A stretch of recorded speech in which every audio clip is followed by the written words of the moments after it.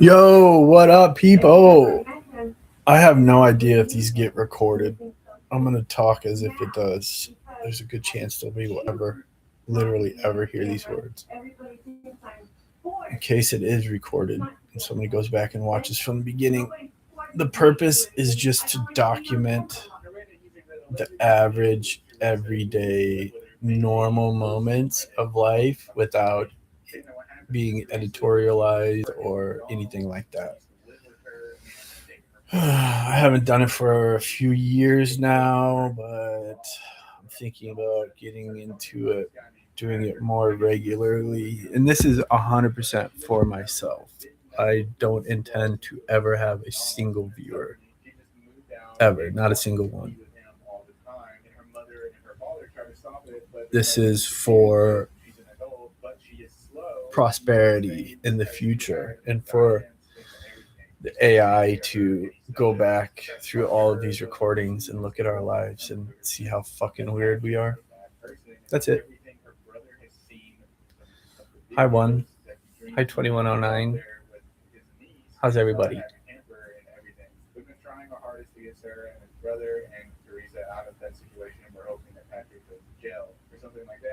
It's a 2026 blizzard. I've been holed up for 3 days and watching YouTube videos about lol cows and van camping and outdoor camping and winter camping and just like existing and living without a house. Very interesting stuff. Hello, my name is Teresa. Something about me everybody should know is I'm not comfortable talking to the camera. You can probably tell by how nervous I sound. I love being in videos with Capsule and I love going live with them. I'm just not comfortable talking to the camera. I'm fine on live, I just don't know why.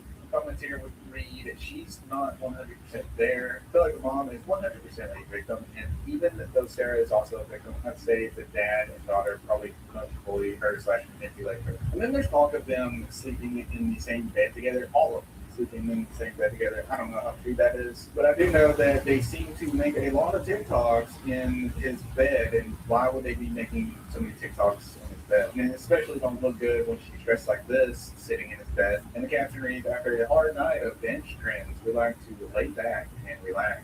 They're laying back and relaxing in his bed. I can see relaxing on the couch and watching TV like a normal family. Don't get me wrong, you can go chill in your parents' This dude bed. is so It's weird. not like it's I don't like him. But what makes this so weird is that they're allegedly all sleeping in the same bed, and then on top of that, she's making all these TikToks in the bed. She's dressing like the way she is in this bed, the way they're so close together and intimate.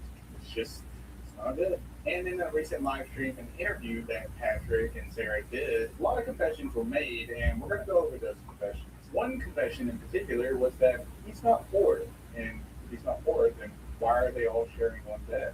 I wouldn't need to create an account for financial means. See, that's the part that really is disconnecting everybody from this whole situation. We are not struggling financially. No, we're not. We live where we live because we want to, because it's easier. And for the first 2 years, we couldn't find an apartment because we had an eviction on our record. And then things get even crazier when Patrick admits that his brothers are offenders. My brothers were that's offenders.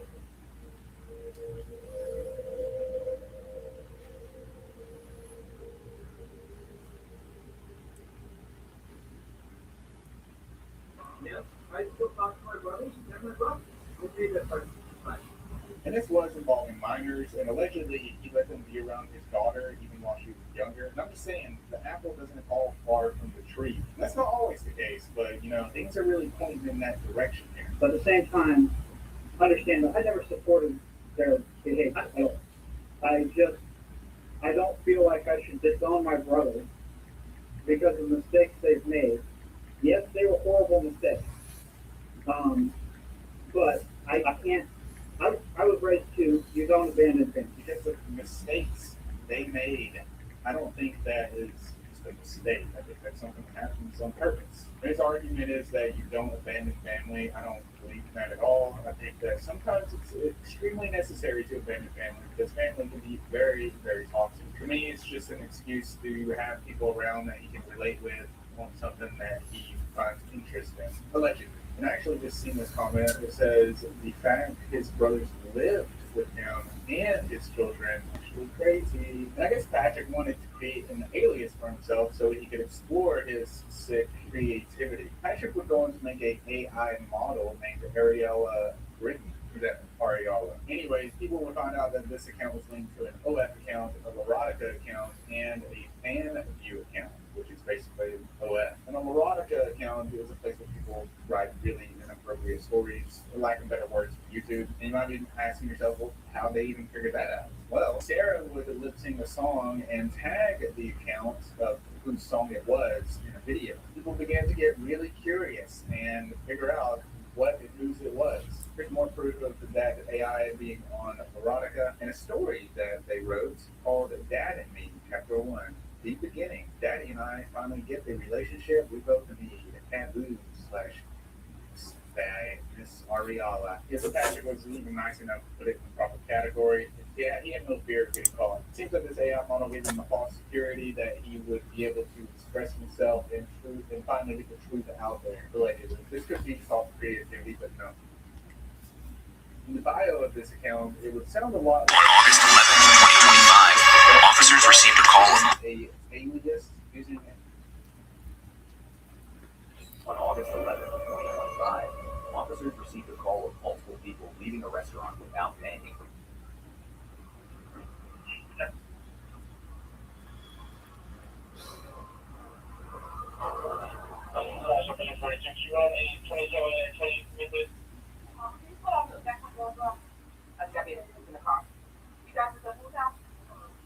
No, they say he did. So I have to get them all over here, confirm, and I don't see everything in the car and all that. Just tell me what happened in y'all was. Okay. I guess they thought I was asleep. They screwed in all this, they were trying to put somebody else. They're going here on Sunday 8. Okay. So I go there all the time. Like, real. I know how much they get from the state. Right. Okay. So did you try to talk to them beforehand? I did, but that's what it was. It was the other people that just walked out. It was a man and a lady. They was with each other. And they probably told me y'all together. Exactly. They could have scored that too. I hope they got some type of food.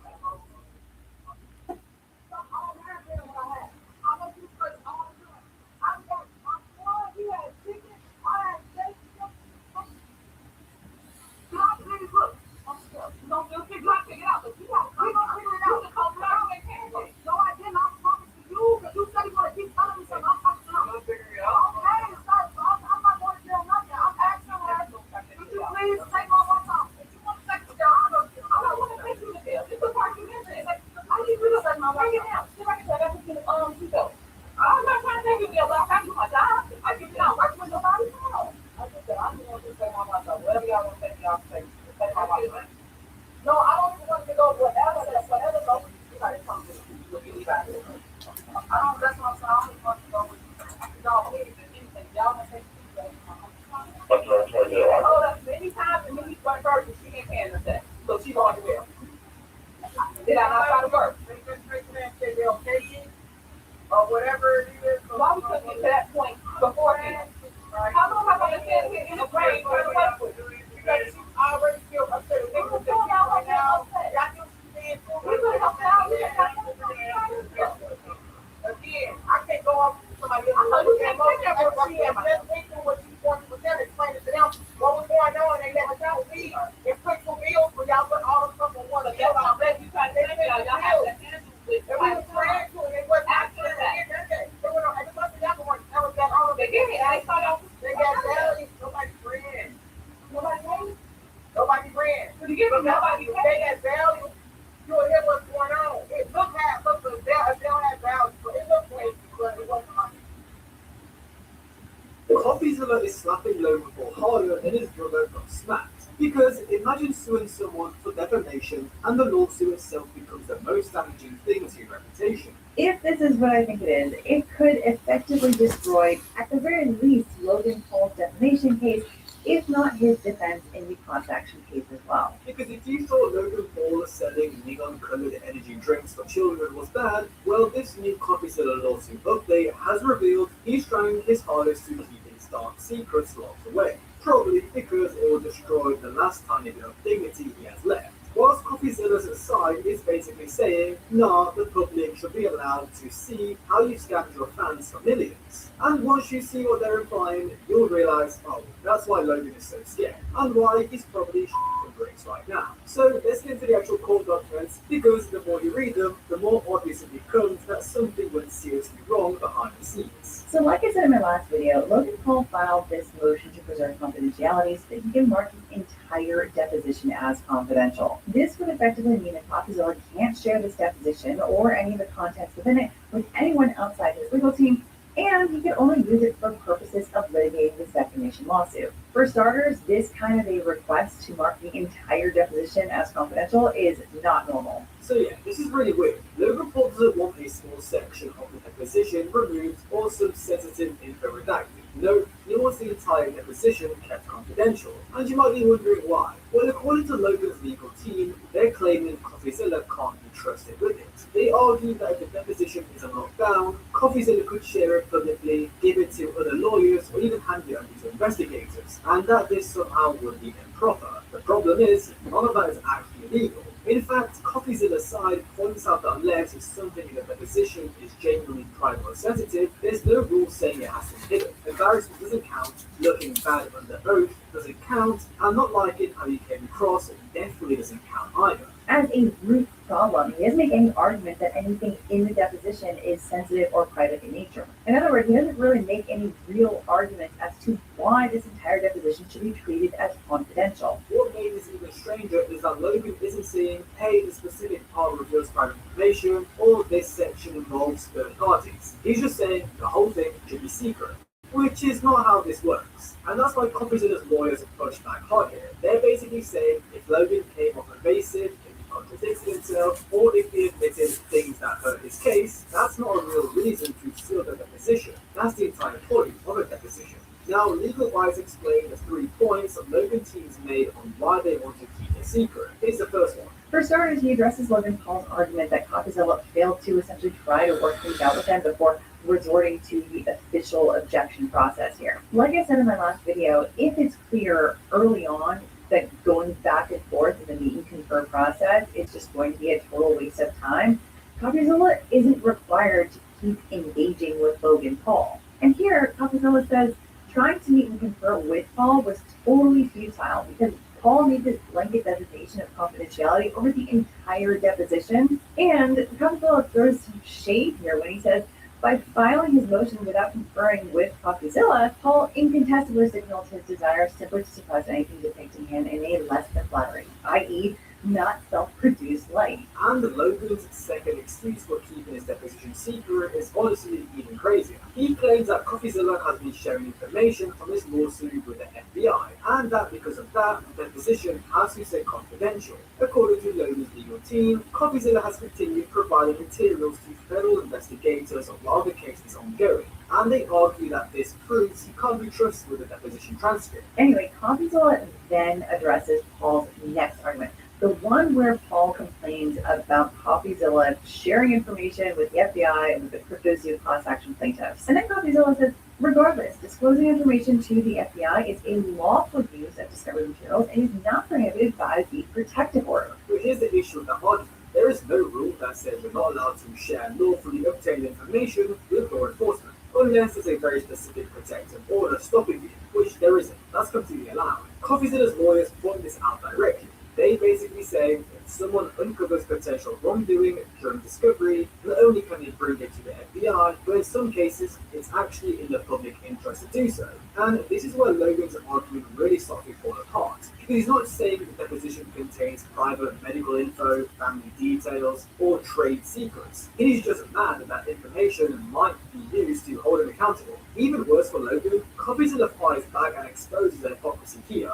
Logan's own lawyers have contacted the FBI during this case and used discovery materials for themselves, while now trying to argue that Coffeezilla doing the same thing is somehow wrong. For starters, Coffeezilla essentially says, hey, pot calling the kettle black much? Logan Paul's lawyer sent a detailed letter on December 1st, 2025 to the FBI making his own accusations against CopyZilla and explicitly referring to material he obtained in discovery in the case, including emails and phone calls. So Logan's position is basically, I can talk to the FBI, but you can't. And yeah, that's not how the legal system works. If anything, this argument makes it sound like Logan is less worried about fairness and more worried about where this information could lead if the wrong people start reading it. And the most wonderful part about this is, CopyZilla is using Logan Paul's deposition to feed the FBI more information. Isn't that just hilarious? Rome is gathering in court to CopyZilla's legal team, and they're just forwarding it all to the FBI. Yeah, Logan is cooked. Now, Logan's next argument is that there's already a protective order in place, and that CopyZilla is violating the spirit of it by sharing information outside the lawsuit. There's nothing in the protective order that restricts the use or disclosure of non-confidential information. And so here's where I think CopyZilla lays down some strong hints as to what it is that Logan Paul is so afraid of getting out from his deposition. Here, CopyZilla says, the mere fact that Paul comes off poorly in his deposition is no basis to keep the entire transcript confidential. If, for example, Paul was evasive during his deposition or admitted to making misrepresentations, which would support CopyZilla's defense of truth, of course, that is no basis to keep his deposition hidden from the public. And if Paul's testimony contains evidence that a crime has been committed, not only would that testimony not be confidential under either the protective order or any common law definition of confidential, but it would be contrary to the public interest to shield it from law enforcement. On paper, that sounds serious, but once you actually read what the protective order says... The reason there are so many atheists nowadays is because public schools are brainwashing children at a young age into... It exists to protect specific information, things that are genuinely private, sensitive, or confidential, not just whatever one side decides looks bad. And that's a key issue here. Logan isn't pointing to any particular section of the deposition and saying this reveals private information. He's just saying the entire thing should be off limits because it might be used in ways he doesn't like. CopyZilla's lawyers call it out directly. They explain that the protective order does not say all discovered materials can only be used for this case and nothing else. It only restricts material that actually qualifies as confidential. In other words, if something isn't private or sensitive, there's no rule stopping it from being shared, discussed, or even given to law enforcement. Logan's team tried to stretch the language out of the protective order to make it sound more restrictive than it actually is, but courts don't work off the wording. They actually work off what's written. Logan also claims that CopyZilla has been sharing information from this case with lawyers involved in the separate crypto class action lawsuit, and he's absolutely furious about it. And he also responds to Paul's argument about sharing information with the crypto class action plaintiffs as well. Specifically, he says, Paul also suggests CopyZilla is improperly sharing confidential information with counsel in the class action, citing a YouTube video in which class action plaintiffs counsel claims Paul's defamation case was helpful to the class action case. Paul admitted during his motion what class action counsel found so helpful. According to Logan's finding, CopyZilla acting as an expert witness and providing information to the victim's legal team is somehow improper because that information came from discovery in this lawsuit. But once again, that's not actually how this works. CopyZilla's lawyers explain that there's nothing illegal about sharing non-confidential discovery material with another legal case, especially when both cases involve the same subject, the same project, and the same alleged harm. Logan also conveniently leaves out important details. The information is except about what was in the secret action leak. Parts of it were already part of the public court record. Anyone could have accessed it. So the idea that CopyZilla weaponized private material doesn't really hold up when the material wasn't private in the first place. And that's where this gets uncomfortable for Logan. Because if the deposition and discovery materials are damaging enough to strengthen a class action lawsuit, that kind of answers why someone would go public. At this point, Logan's argument stops sounding like legal protections and starts sounding like someone trying to plug every possible leak before the ship fully goes under. And this is where all of Logan's excuses start sounding a little desperate. Because let's be real, if this deposition went great, none of this would be happening. Nobody tries this hard to hide something that makes them look good. If Logan cooked in that deposition, he'd be begging for it to go public. He'd be uploading himself with full-on timestamps. Instead, he's in court like, okay, but can we make sure nobody ever sees this? And that tells you everything you need No, CoffeeZilla's lawyers don't even have to spell it out. The way they talk about this makes it sound like Logan either contradicted himself, dodged questions, or said something that immediately made everyone in the room look uncomfortable. A deposition isn't a podcast. You can't charm your way through it. You can't change the subject, and you definitely can't edit out the awkward parts. So if this ever goes public, it wouldn't just be bad optics. It would be the kind of transcript people post screenshots, highlights, and use it in every lawsuit Logan has tied to cryptos. And the funniest part, if Logan hadn't tried this hard to lock it away, nobody would really be this curious. But now, yeah, whatever happened in that room clearly did not go according to plan. Because if you forgot, or Logan's hoping you did, he actually thanks CoffeeZilla at one point. Logan Paul has released his third response.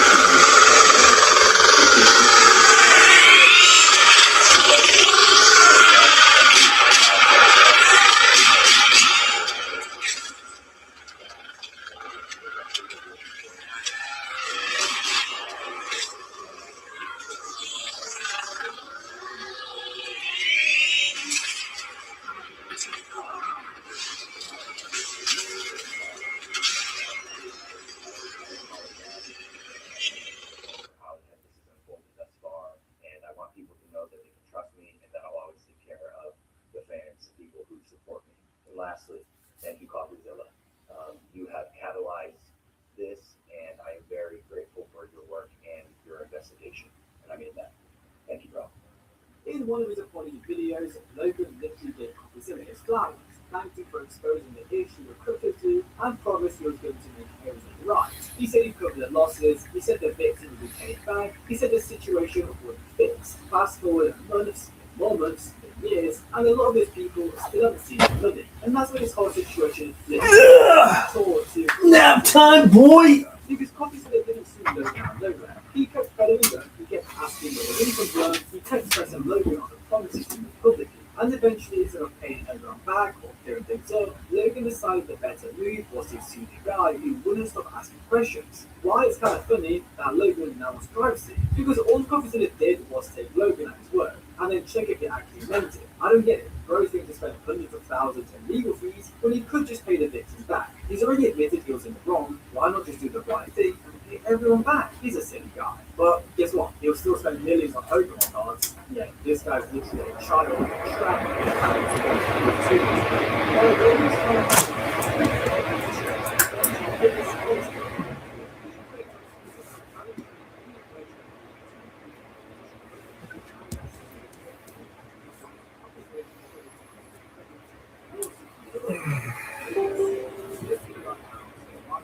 No, I do not.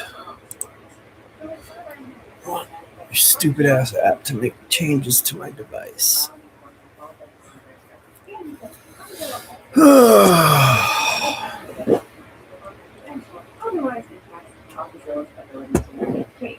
But that's not a reason to mark evidence as confidential. CoffeeZilla's lawyers respond by basically saying, we don't need permission to justify public access, Logan needs to justify why it should be hidden in the first place. Courts don't sit on records just because one side is comfortable. There has to be a real reason, and it makes it look like it's not a legal scandal. Logan also never explains why part of the position is supposedly confidential. Not a name, not a sentence, not a page, just the whole thing.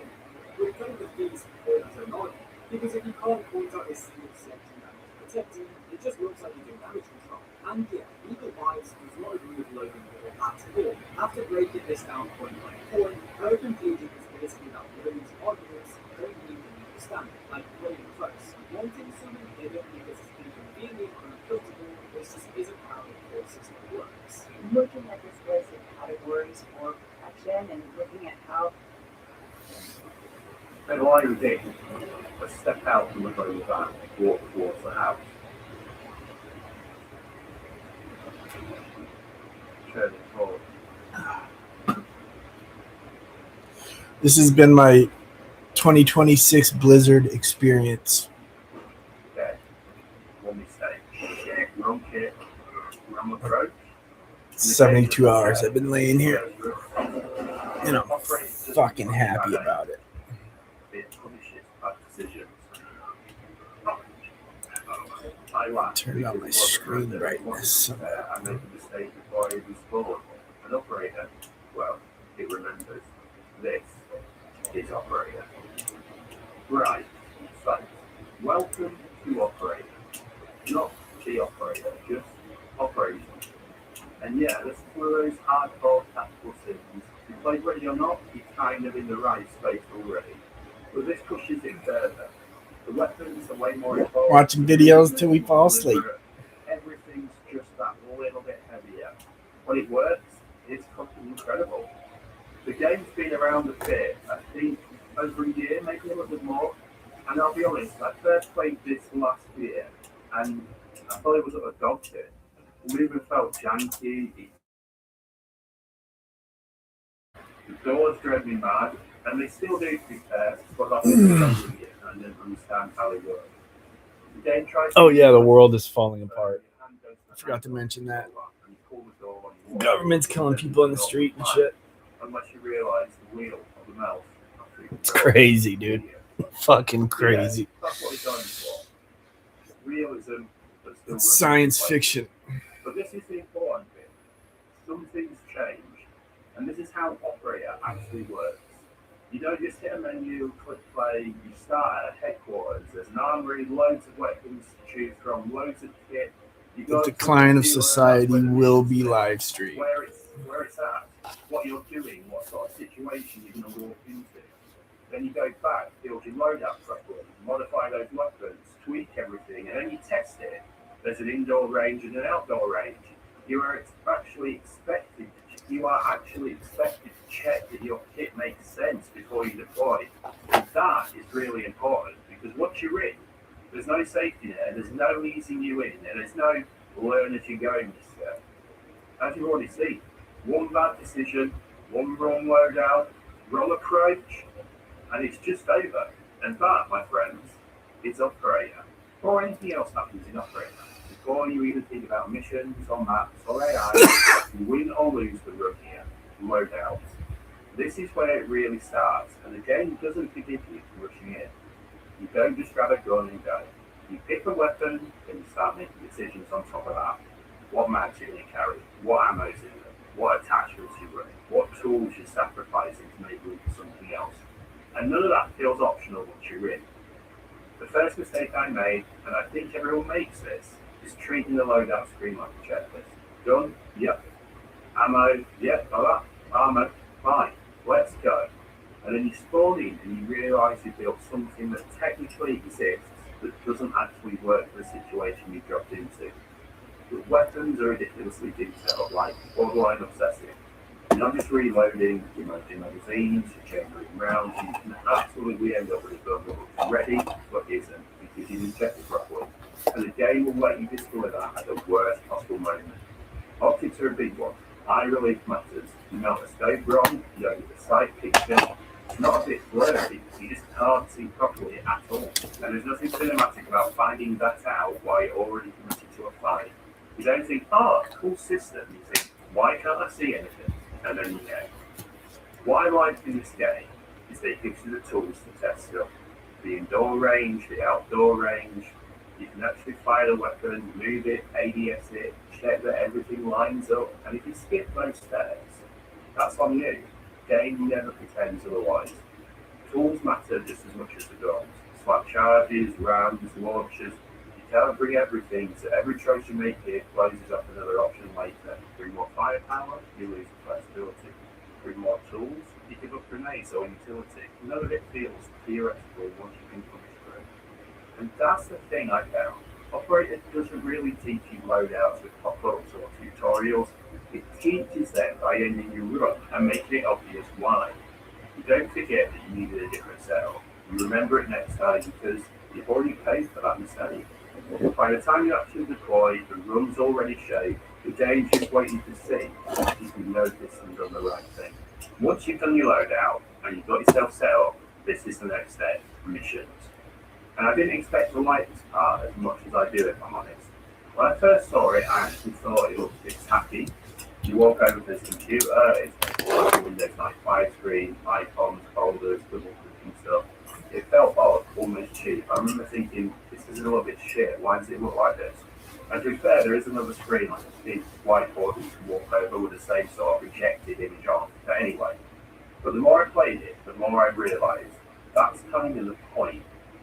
You're not being handed a story. There's no big cinematic intro, no voiceover telling you why the world's on fire. You're just there reading the mission brief, opening the files, backing out, opening another one, and then slowly, without really noticing it, you're getting pulled into it. Some missions are a lot behind others, so you can't just do whatever you want straight away. You've got to complete certain jobs for the new ones.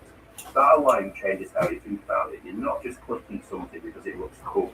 You're deciding what you're going to commit to. You read one mission, you back out, you read another. Do I do this one first? Do I leave that one for later? Do I go in light? Do I go in heavy? Do I hit this at night or do I hit it during the day? Which LC do I pick? All of this starts happening before you even deploy. And that's where it gets me. Because by this point, you've already geared up, picked your clothes, your armor, your kit. You're not jumping between menus anymore. You're sort of inhabiting the space, if you know what I mean. You're walking around the HQ and you're making decisions. You're going back and forth between things like you would do if it was actually your job. It's subtle, really subtle, but it works. In single player especially, this really shines. A lot of my footage is solo. And that's not because co-op isn't good. It's because solo let me slow things right down. I can read everything, think about it, mess up, reload, go again. I'm not being dragged forward by anyone. I'm able to learn the game at my own pace. But in co-op, it changes again. Now you're not just reading the mission, you're talking about it. You're on Discord with your mates going, right, this is what we're going to do. This is where we're landing. This is the route we're going to take. Who's bringing what? Who's going to watch what angle? It starts before you even load in. And then you do deploy, and suddenly all that planning becomes real. And that's the thing Operator does better than most of the tactical shooters I've played. A lot of games are immersive when you're actually shooting. Operator starts pulling you in before that. It's not telling you a story, it's letting you build one in your head through the decisions that you're going to make. I don't know exactly why it works as well as it does, but it does. The combination of the loadouts, the missions, the selection, the timing, the LZ, it all stacks. And by the time the boots hit the ground, you're already invested in the mission. You're not just playing a mission, you're carrying a plan into it. Once you're actually in, this is where Operator feels completely different to how it used to. And I say that as someone who bounced off it hard the first time I played it. Back then the movement felt wrong. Floating in places, awkward in others, like the game wanted to be realistic, but I hadn't quite figured out how to make that feel good yet. Playing it now, the movement makes sense. You don't sprint everywhere, even though there is a sprint. Most of the time you're just moving forward at a controlled pace, weapon up, weight shifting, stopping without really thinking about it. There's sway, there's stagger, there's this constant sense that your character has mass. You're not bunny hopping, you're not vaulting all over everything, you're not gaming the movement system, you're just basically moving. And that movement matters because the spaces you're moving through actually dictate how you play. Take Canada, example, it's tight streets, houses, back gardens, alleyways. Feels a lot like 6 Days of Fallujah or the old Rainbow Six Vegas. You're clearing a room, moving in out, watching a sightline, crossing a street, and then straight back into another building. Front room, backward, garden, fence line. Every choice is directional. Do I go left? Do I go right? Do I push? Or do I hold and clear properly? You're not reacting to the enemies, you're reacting to the layout. The map is constantly asking you questions. And then you've got somewhere like the Mexico mission, and it's the opposite. Wide open spaces, hills, gullies, long sight lines. You're approaching a cartel factory from the outside, dealing with the outer AI first, trying to work your way in. And because it's open, the AI uses that. They'll fall back, they'll wrap around, they'll try and hit your flank, which is crazy. Solo, it's absolutely brutal. You're trying to attack, defend, and watch your sides at the same time.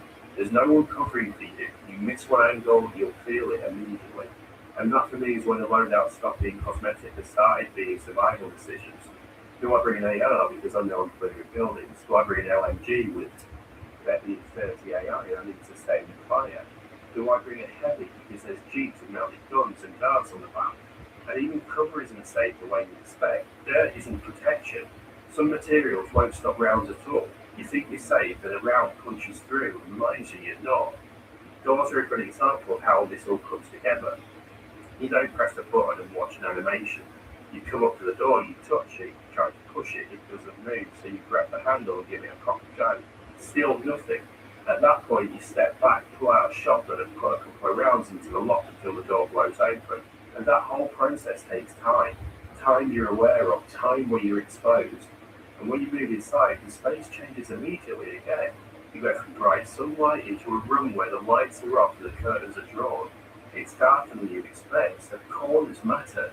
You switch your torch on because you have to, not because it looks cool, and suddenly you're checking places you'd normally ignore in other games. Because you know someone could just be laid on the floor beside the bed waiting for you to step in. And then you go downstairs into the cellar and it's pitch black, no ambient light at all. So now the torch isn't enough and you have to put the MVGs on. And again, that's not a button you hit for effect, it's a response to the space you're in. The game keeps forcing those decisions on you without ever stopping to explain them. One of the moments that really struck me was on a ship.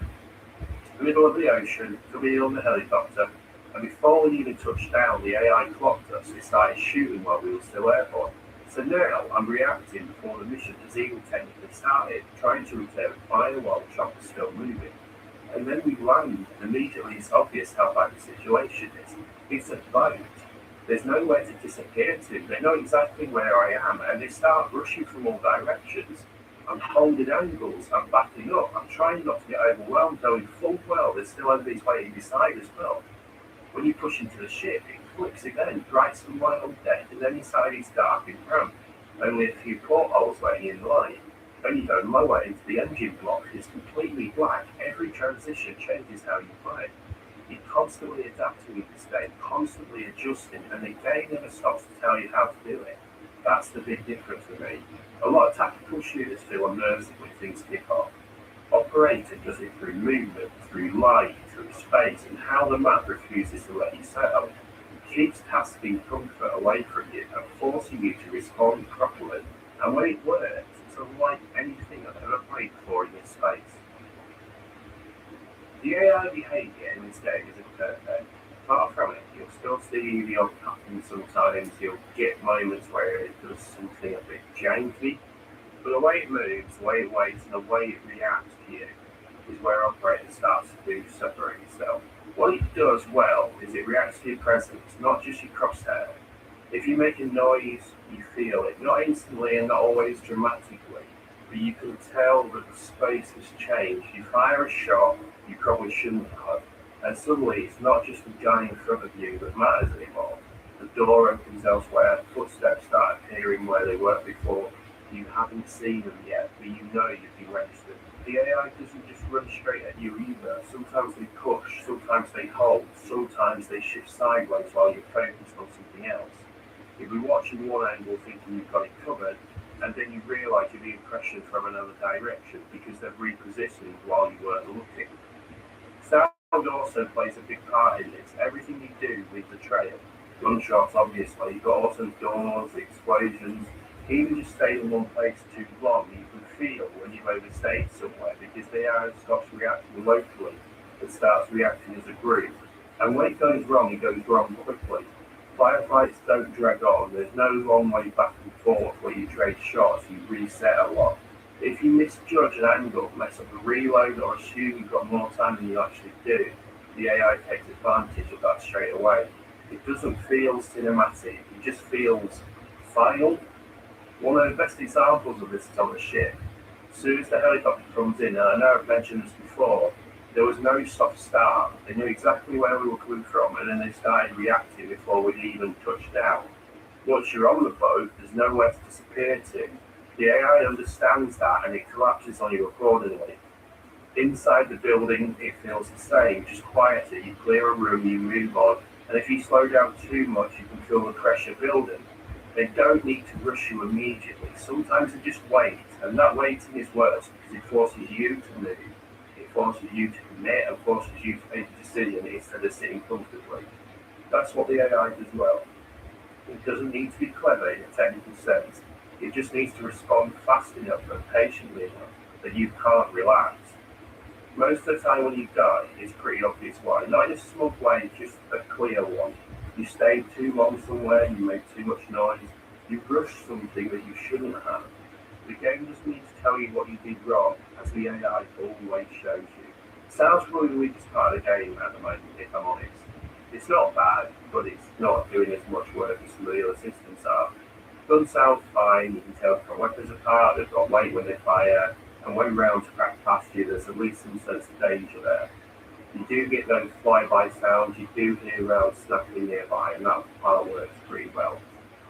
Where it falls down for me is the spatial awareness stuff. Most of the time I can tell something's in front of me or if it's behind me, which is kind of the baseline you'd expect. But beyond that, it sort of gets fuzzy. I can't always tell if someone's in the next room or if they're below me in a cellar or further down a corridor. That's the vertical separation that isn't very clear just yet. You don't get that surface feedback either. Footsteps don't really tell you much.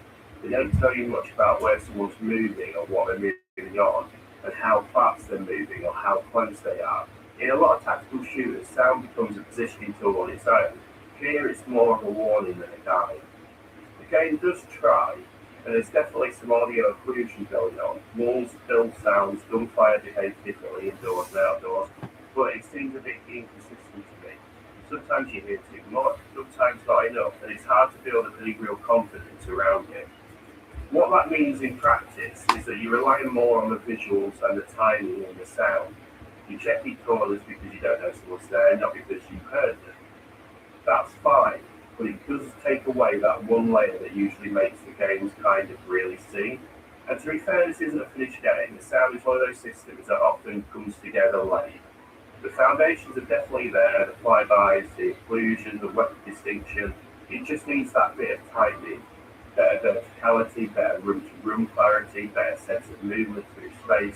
Right now, sound for me supports the experience, but it doesn't really drive it. And in a game focused on realism and consequence, that's a problem. And it's the one area I'd really like to see pushed a little bit further.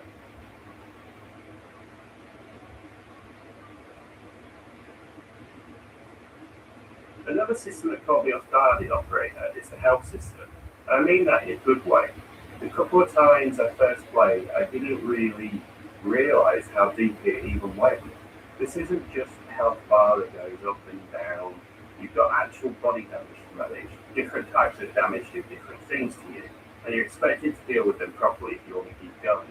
If you get shot and you're in pain, that affects you. Your movement changes, your aim changes, everything feels rougher. Part of your loadout ends up being your medical gear, things like morphine for pain relief, because pain isn't just cosmetic here. It's actively interfering with how your character behaves. You can break limbs. If that happens, you don't just limp it off. You can split. You can start bleeding, which means you can turn your head to stop it. And bandages deal with the wound properly. And you don't just hit a heal button and carry on. You've got to open the health menu, look at what part of your body is damaged, and apply the right treatment to that specific area. I genuinely can't think of many tactical shooters that do this. This kind of system is what I'm used to seeing in extraction games like Tarkov, Arena Breakout, Zone Warfare, that sort of thing. Seeing it here, in what is otherwise a straight tactical shooter, is unexpected, but it works. The closest comparison I could probably make is Zone Warfare. That same idea of injuries compounding of damage not being something you can just shrug off, Operator feels like it's pulling on some of that thinking into a Milsim framework. It's not perfect yet. Right now the demon's sort of pretty abstract. You get a progress bar, apply the bandage, apply the split, that sort of thing. Rather than the full animation, you're not just seeing the character inject the morphine or wrap the bandage around an arm. I'd be shocked if that can change over time, because everything else in this game is pushing towards physical interaction and realism. But even as it is, the system changes how you play. If you're on a ship or pushing into a base under heavy fire and you get hit, you don't just keep moving. You have to make space. You have to decide whether it's safe enough to stop and treat yourself. Because pushing on is a risk in itself. And that pause, that moment when you're hurt, exposed, and trying to stabilise, adds a completely different kind of tension. Damaging Operator. God, my fucking brain. It's about how compromised you are while you're still alive. Co-op in this is good, like genuinely good, and I think it's probably where the game has the most potential long term. There is a PvP mode, and I'll be straight about that. I haven't really touched it yet, because I'm not a massive PvP guy, especially when it drifts into that battle royale style team shooter. From what I can tell, it's more about separate maps and finding each other, rather than anything tied to what's in the PvE.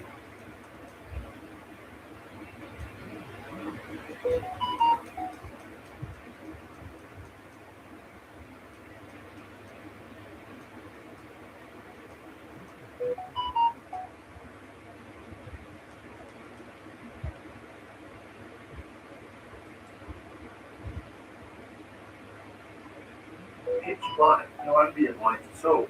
So now the torch isn't enough, and you have to put the NVGs on. And again, that's not a button you hit for effect, it's a response to the space you're in. The game keeps forcing those decisions on you without ever stopping to explain them. One of the moments that really struck me was on a ship. In the middle of the ocean, coming in on the helicopter, and before we even touched down, the AI clocked us. It started shooting while we were still airborne. So now I'm reacting before the mission has even technically started, trying to return a final while the chopper's still moving. And then we land, and immediately it's obvious how bad the situation is. It's a boat. There's nowhere to disappear to. They know exactly where I am, and they start rushing from all directions. I'm holding angles, I'm backing up, I'm trying not to get overwhelmed, knowing full well there's still enemies waiting beside as well. When you push into the ship, it flips again, bright sunlight on deck, and then inside it's dark and cramped. Only a few portholes letting in light. Then you go lower into the engine block, and it's completely black. Every transition changes how you play. You're constantly adapting in this game, constantly adjusting, and the game never stops to tell you how to do it. That's the big difference for me. A lot of tactical shooters feel immersive when things kick off. Operator does it through movement, through light, through space, and how the map refuses to let you settle.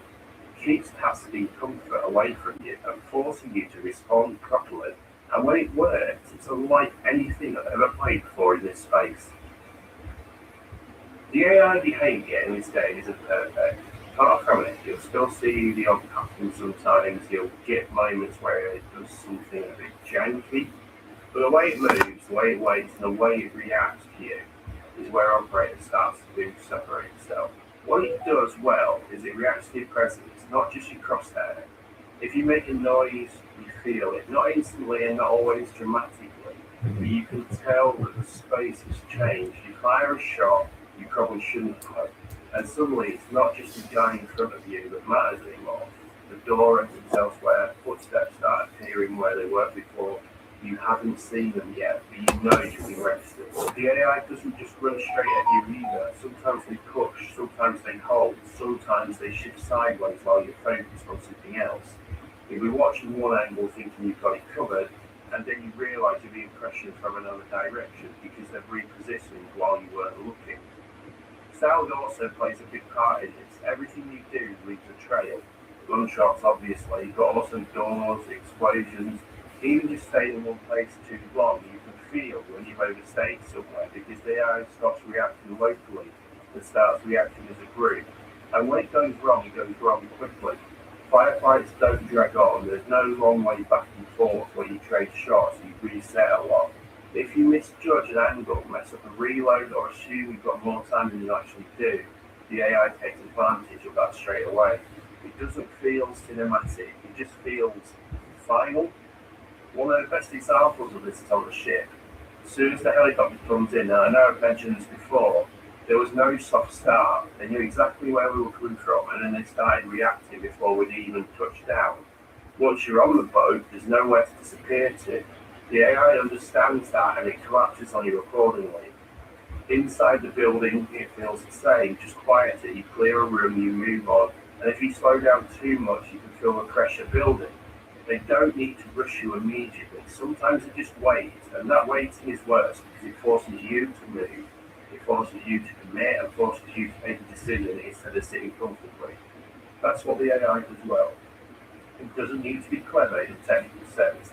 It just needs to respond fast enough and patiently enough that you can't relax. Most of the time when you die, it's pretty obvious why. Not in a smug way, just a clear one.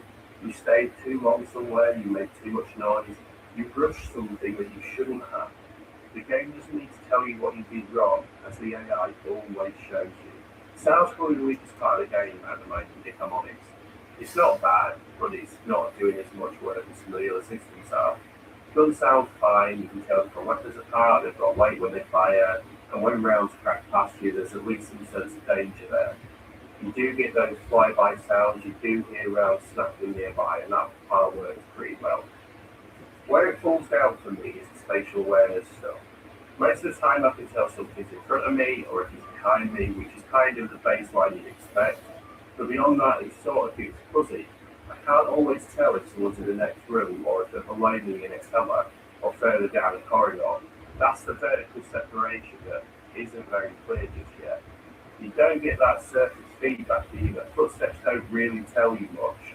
They don't tell you much about where someone's moving or what they're moving on, and how fast they're moving or how close they are.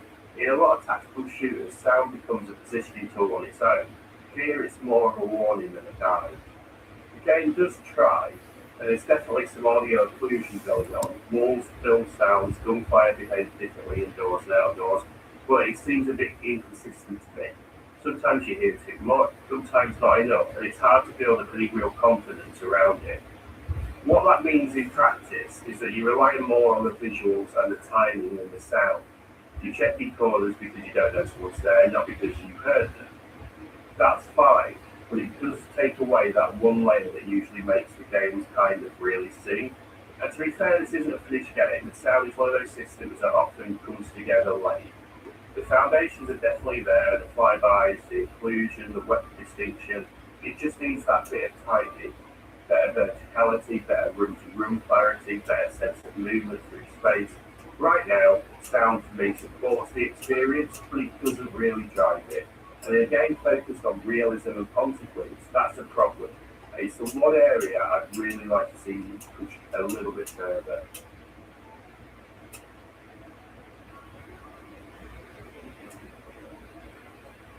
Another system that caught me off guard in Operator is the health system.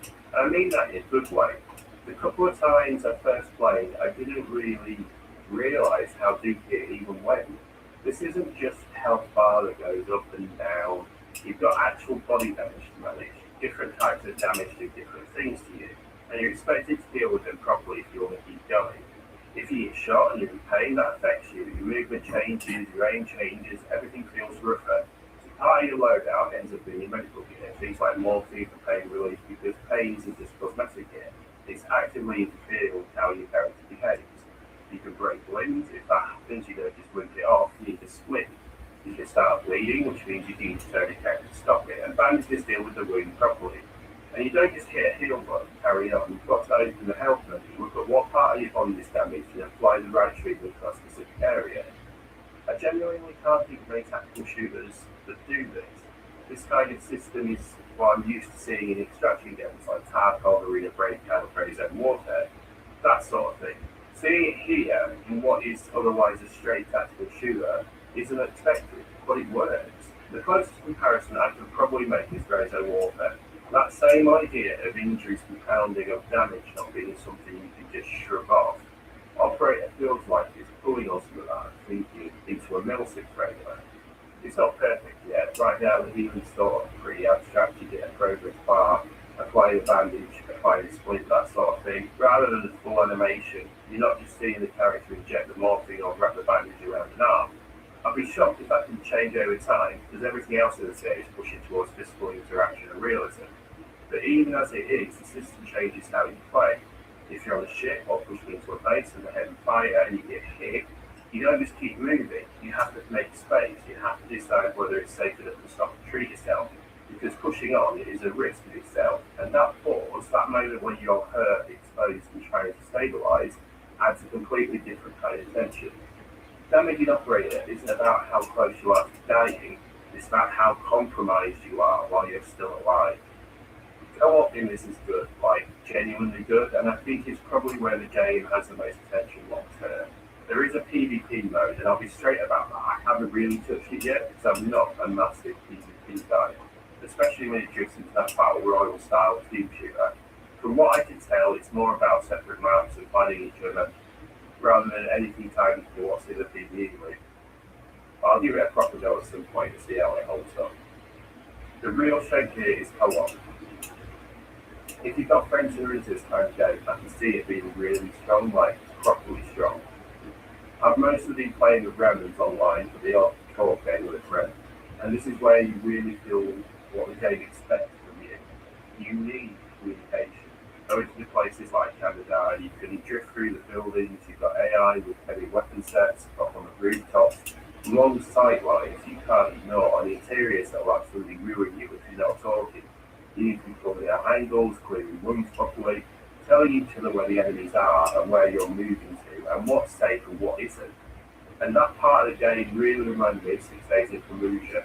That same slow, methodical talk, everything through style of play. And honestly, I think it does it better than ground grab. It feels more grounded, more pressured. Ready or not, possibly the closest comparison, but even then, Operator feels harsher and less forgiving. It's definitely not an upgraded kind of game where you've got those automated things and voice prompts you can use that are doing half the work for you. There's no safety net here, no UI helping you communicate. If you're not talking, you're guessing, and guessing gets you killed. That's why I think you need a certain type of player for this, someone who's actually willing to use a mic, pull things out, and play properly.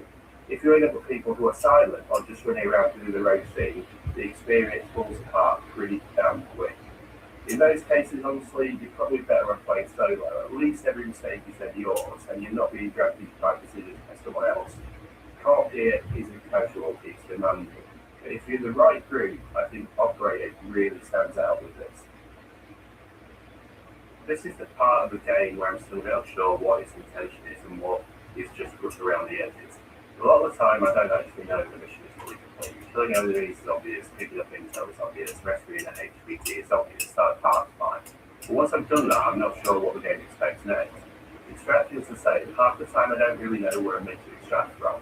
I'm not following a big marker or a clear prompt. I usually just wander into an area and suddenly realise, oh right, we've got to extract from here. And then you get a countdown, 10 seconds, 9, 8, the familiar extraction timer. I don't fully understand what it's doing mechanically, other than adding pressure, but I'll admit it does work in the moment, especially if there's AI around you and you're trying to hold your ground while the clock runs down. If you've got HPT or you're under fire, those last few seconds feel tense in a practical way. You're not just waiting, you're defending the space and you're hoping you clear enough, hoping nothing really rushes you at that last second. Once you're out, there's an after-action report. It shows your kills, your health, how you perform. It's fine, it does the job. It's nothing revolutionary, so some games do this better. Capsule, for example, comes to mind. Some do it worse. Operates sort of middle of the road. What is interesting, though, is that you're encouraged to replay the missions. You're not just ticking them off and moving on. From what I can tell, you've got to complete certain mission types and they have the harder versions. Save space, higher pressure, more demand on you as a player. I'll double check exactly how that escalation works. The important thing is here, the game clearly expects you to come back, refine your approach, and do better next time. It's not about finishing content, it's about mastering it. And that fits everything else Operator's doing. You're not rushing from one mission to the next. You're looping, load out, plan, execute, extract, adjust. Even if the extraction cycle is clearer, the intent is obvious. Learn, repeat, and then improve. And honestly, that's probably why I don't mind the rough edges here as much. The loop works, even if the signposting doesn't always. Operator is still in early access, and you can feel that in a few places. Sound, we've already talked about how these work. After reports will definitely be clearer and more useful. Right now they're fine, but they don't really teach you much beyond the basics. And some of the movement is janky, like door opening, etc. It could do with more missions. Once they're worked, you can feel where the content edges are, especially once you start replaying things, pushing into harder variants. There's also some animation stuff that needs improving. Healing is still very abstract, some weapon interactions feel a bit janky, and every now and then you've got those little glitches with the thumbs that remind you this isn't quite finished yet. But honestly, for an early access game, I'm pretty comfortable with where it's at. None of it feels like a deal breaker. It feels like the kind of stuff you fix before tagging the systems. You're not going to redesign the whole game. So yeah, I really like this game. More than I expected, if I'm honest. I don't know if it's just them getting more of a taste of this kind of thing, or if Operator's just doing something a bit different. But I enjoyed this a lot. Tougher, it doesn't feel formulaic, as a lot of the tactical shooters do. You're not just running the same playbook over and over again. The AI feels more believable, the movement feels more grounded, the visuals are realistic without being flashy. Everything feels like it's built around consequence rather than spectacle. If you're into Milsims, you're probably going to love this. If you like co-op games where communication actually matters, where you have to talk, coordinate, and move properly, this is very much aimed at you. It's not a casual experience, it's not something you jump into half-focused. This is for people who like armor, like planning, like things going wrong before they did something wrong. If you're into games like Tarkov or Greater Warfare, this is right in that space, even though it's doing its own thing. If you've never tried Operator, I genuinely think it's worth giving it a go, especially if you bounced up early like I did. It's in a much better place now. It's still in early access, there's still some rough edges, doors will annoy you, sound needs work, some systems aren't full there yet, but the foundation is super solid. And more importantly, the core loop works. And that's why I'm still playing. Not because it's perfect, because it respects your decisions and it makes you learn your progress. If you're that kind of player that wants that, Operator is definitely worth your time. But yeah, it's definitely warmed my key playing title. I didn't expect that going in, and I enjoyed playing it. I enjoyed making the video. I enjoyed talking about it, and that doesn't always happen, especially with games that bounce off the floor. And I think that's partly why I wanted to make this video in the first place. There are creators I watch who have made me go back and give games another chance. Games I've written off completely, and Operator ended up being there for those for me. If you like this video, give it a like. It helps more than you actually think or realise. Please let me know what you think of the game. Give it a comment. If you played Operator yourself, let me know how your experience compares to mine, and if you bounce off early like I did. I'm genuinely curious whether you feel the same thing as actually now. Cheers for watching, guys. See you later. Bye.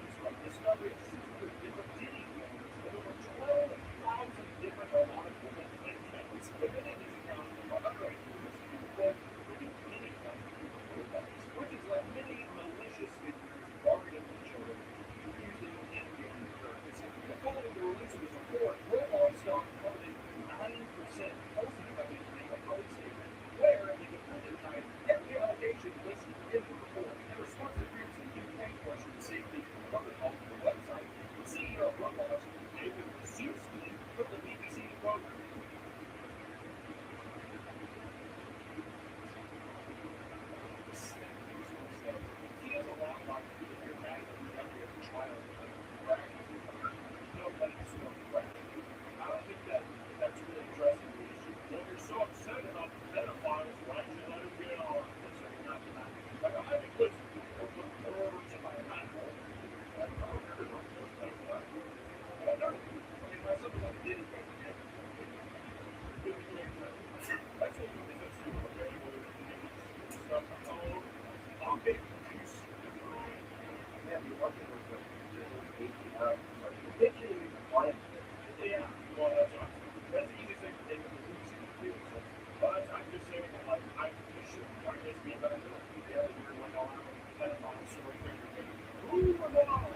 You discriminate against people. I don't explain this. Also, again, like, I would say, hey, there's this guy, I quote unquote, which that's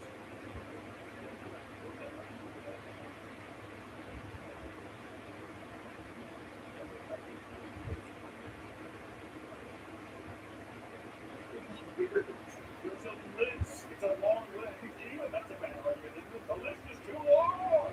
You just snap on fingers. I guess I'm recalling. It even seems that Roblox wants to start making it with a figure to the video. During a podcast here, David Capsule stated that he planned to add a gaming service to the platform to help those who are playing the long real good content. There already exist tons of dating role playing games that have major problems with grooming and other inappropriate behavior. They could just use this as a opportunity. If you're going to pay like an actual thing, this is the way they proceed. You can pay for it. People will be like, if they're going to squeeze the fuck out of it, you know, this is people already. She's looking for two or three. Oh. Well, yeah, and also, I'm 29. Right? How do you trust anyone? Like, it's starting to Lego game. It's Minecraft. Is that just weird? I don't know. Go back and think of it. Is that if you start like if Roblox used to be, let's just say you buy like this, you go like this, and just create one. You just start like another Roblox plus whatever you do with like this one. We're going to so words. There's no escaping that. But now that we've got to speak about Roblox, we understand that our recent actions are so controversial. Just 2 days ago, this whole was the top start. Roblox put out an article condemning video that would switch over to all networks. This came at the same time that they introduced the AI system that companies like Then, country struck on August 9th when the Roblox vigilante content creator known as Capsule announced that Roblox sent and this is where this is retaining forms and supports of listenership. Trump has a long history of Roblox on some of the biggest projects being ugly pedophile. I mean, right? And Trump really pushing higher only really overly explicit things, right? Like the call and chatting with the Discord, really eventually step away from other creators meet them in person, sometimes while live streaming, where they think what they've done ultimately get the rest of the country. See, so there's a lot of this kind of stuff. It's just like a fellow kind of like catching up with the topic. I said, a big thing, it's I think it's fairly normal, but the thing that makes it so different is that it's all through Roblox, and then it becomes Shrek. Yeah, these videos were made with Shrek chastising Roblox for criminal home operation efforts, which led to its recognition. Despite being the region for 6 predators arrested, Roblox threatened Shrek with legal action that his work was simulating sexually explicit conversations. So you're even there.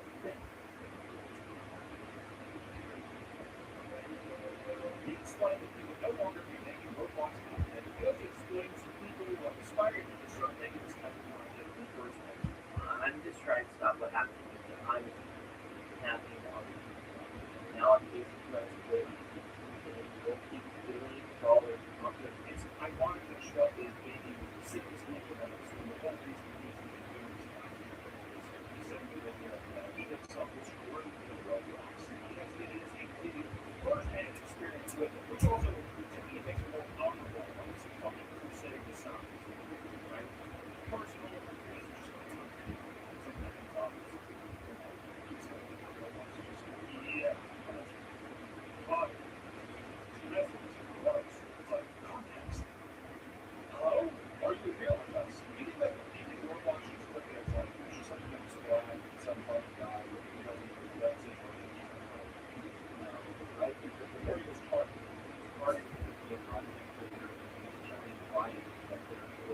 people are doing this on the web on the program. So instead of like dealing with it, they're just like when this did happen, Schlepp's unbutler contacted Roblox when that happened, only for them to insist that their moderation teams were working behind the scenes. It took years for the River to be banned from Roblox, and not when it was actually protected several public people. And it was like, our stuff works, bitch! Leave us alone! And they were still taken for years. My God. After seeing an endless string of Roblox predators, he decided to devote the entire channel to expose them and complete eligibility. And Roblox put out an official statement regarding these rules, saying that while Schlepp and others are active intentions, there are some predators who identify as vigilantes and get closer to things. I guess we should shut down his entire process. If you're a player man, well, the predator is saying that he's a fighter. Don't go with the other fighters. When you go with kind of wrong, this thing needs to be responsible for this issue against the word and support it. Which those predators and the content creators that they're working towards a new process, not just that, but amateurs will usually botch the case and make it harder to incident with the phone and that kind of stuff. Which a lot of other content creators know this. It's like 20 but it's hard sometimes to hear that gray area where you feel like nothing's being done, so you get your own hand, then you move it on in the background. But the thing is, I'm not sure. The problem is I don't even know what happened. So everyone just like trying to, I don't think there's a master called the action screen. With robots, however, they've done a horrible job at tackling the random predatory behavior on their own thus far. More people have begun supporting more vigilantes like Schlepp. The majority seem to stand with Schlepp, believing he was doing the right thing for the right reasons. In response, people started showing their support by joining the Free Schlepp movement. Shortly after all this went down, officials started to get the CEO of Roblox fired. In a few days, he had reached over 50,000 signatures showing how federal country had to go. Beyond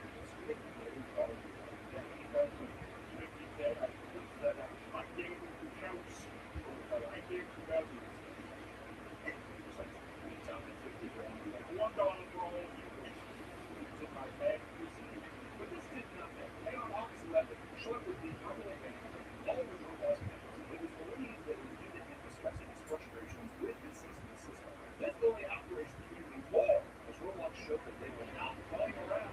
Later that day, Schlepp would share screenshots of a lawsuit from an anonymous user who was sexually exploited on the platform, which showed actual testimony of former Roblox employees choosing shareholder interests over children's safety. And when asked about their approach to child safety, he said, "Bro, you have to make a decision. You can go to safety, you're going to be less of them in the car. Or you just let them do what they want. And then they'll never know what they're doing. That's just the reality." That is what we call just downright evil behavior. Like some sick man and levels of shit. That was a really like I want to see it seems too good to be true. Fucking peeking into the mouth and like, I don't know, you have the pedophiles run the numbers with a grade. If that thing you like are they in a war room? Is there like a round table like and they're like torture them? That's what I know, that's the Roblox headquarters, because that's what it feels like. It's only reinforced people's beliefs that Roblox is extremely negligent, like you would protect your young players. Yeah. 2 days later, Roblox has put out another statement regarding the vigilante experiment, which one is it famous? Even worse.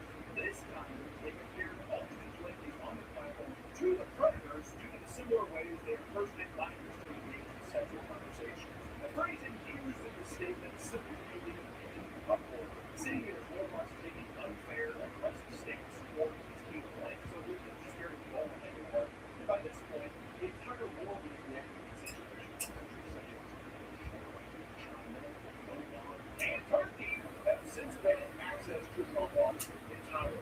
Turkey's just like, China, yeah, China, but I don't know why China to do it.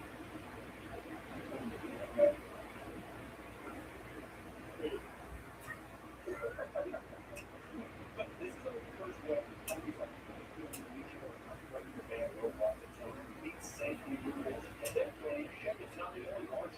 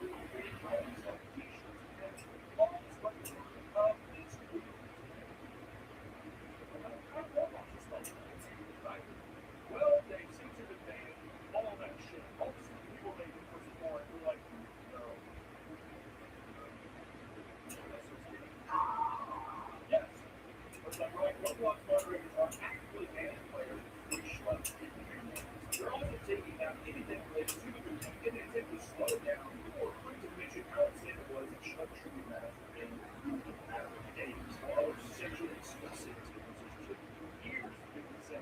Remember earlier the idea of like, hey, this person's harassing my child? We'll get to it. Hey, another free something or something. It's like it's funny with maps, but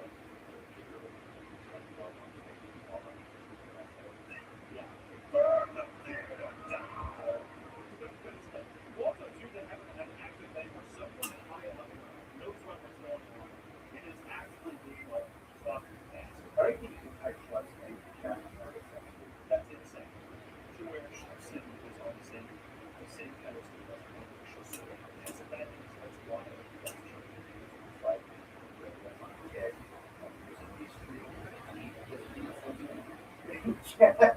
Dude, sometimes, listen, can a man not have a nice big pair of big teeth? I need it. But I mean, I'll get you the years. Everybody has to look at my teeth. I'm glad you can look at it. Nice, really white teeth. I mean, what a data. Nice 3D printed 20 years. It's insane how young people are.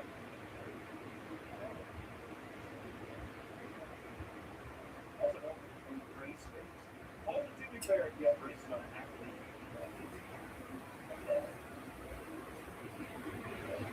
This is like kind of feeling of robots, but the years are cool.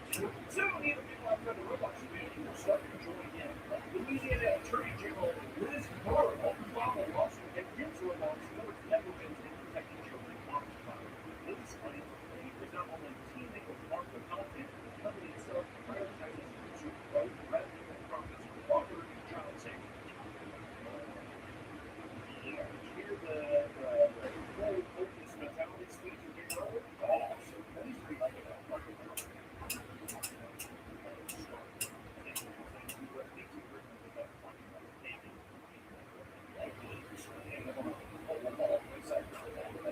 Roblox child empire is now showing practice financial. With stock prices beginning 9% is that's pretty rough. Like in terms of like actual investment for publishing. The company we care. What do they care? Not that they see the money driven, all the way to their attention. I'm not too surprised with all this spending a lot of your toes. If you can believe it, see you in the lost. David Rogers, David Bruce is lazy, but David Rich Lazy, who's on people, who's on too much money. Go to your head, then. Go to your head. You know, the people.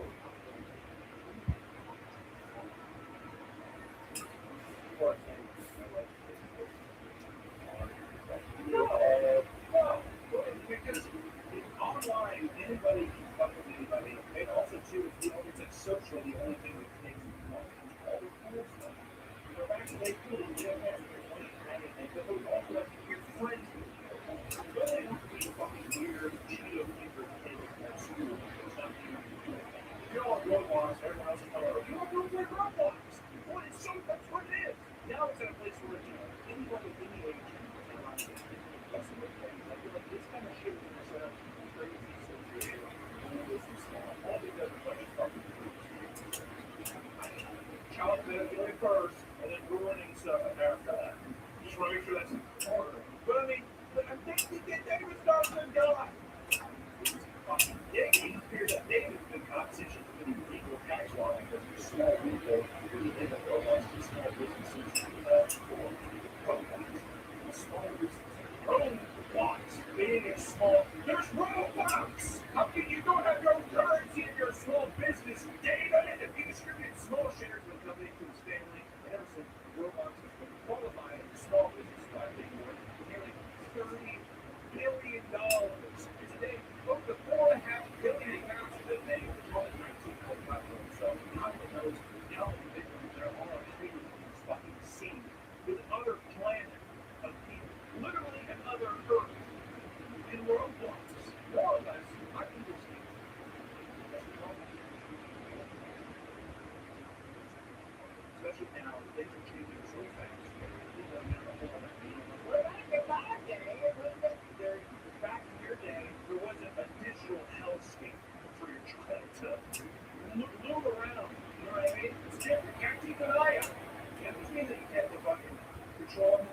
kids, man, they're just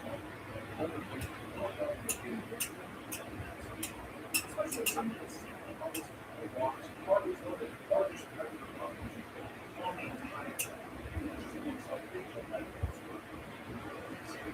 I don't know. Something that happened recently is insane that countries are banning, and I'm curious to see what kind of stuff happens. It's one of those things where it feels like it's too big for fail. It's such a massive money-making thing, but I'd be curious to see what kind of regulations that relate to. Council service, like we're in Stan was having ATR. Yeah, I did that kind of thing when we started out. I think that should be there are children around pedophiles who are 5 years old. That's the unfortunate thing. Death, accidents, pedophiles who are 5 years old. Those are the only truths in life. I don't know. I guess one story is fun, more on to one more we talk to people. And that's pretty sure. We'll see you next time.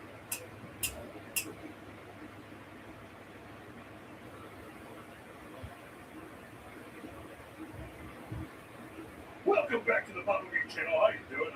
Coming on set now because today we're talking about Roblox.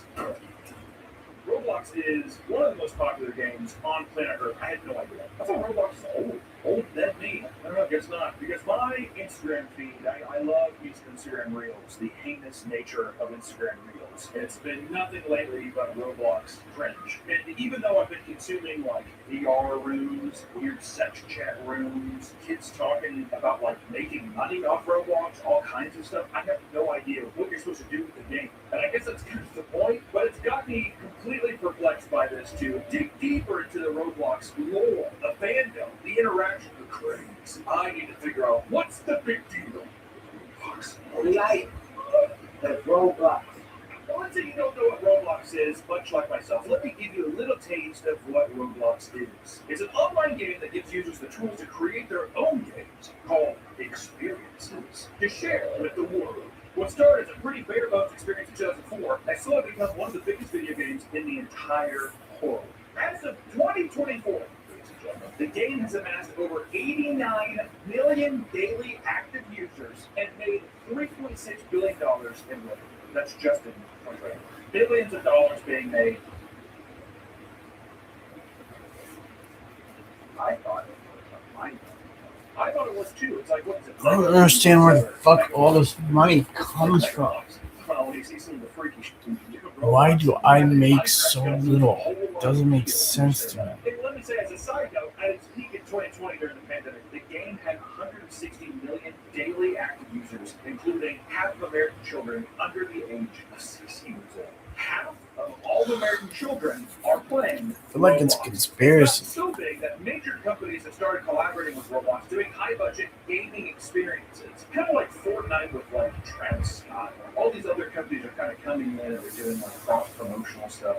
It skins or experiences, but these are some of the ones that Roblox is going to pick up. The Gucci dog.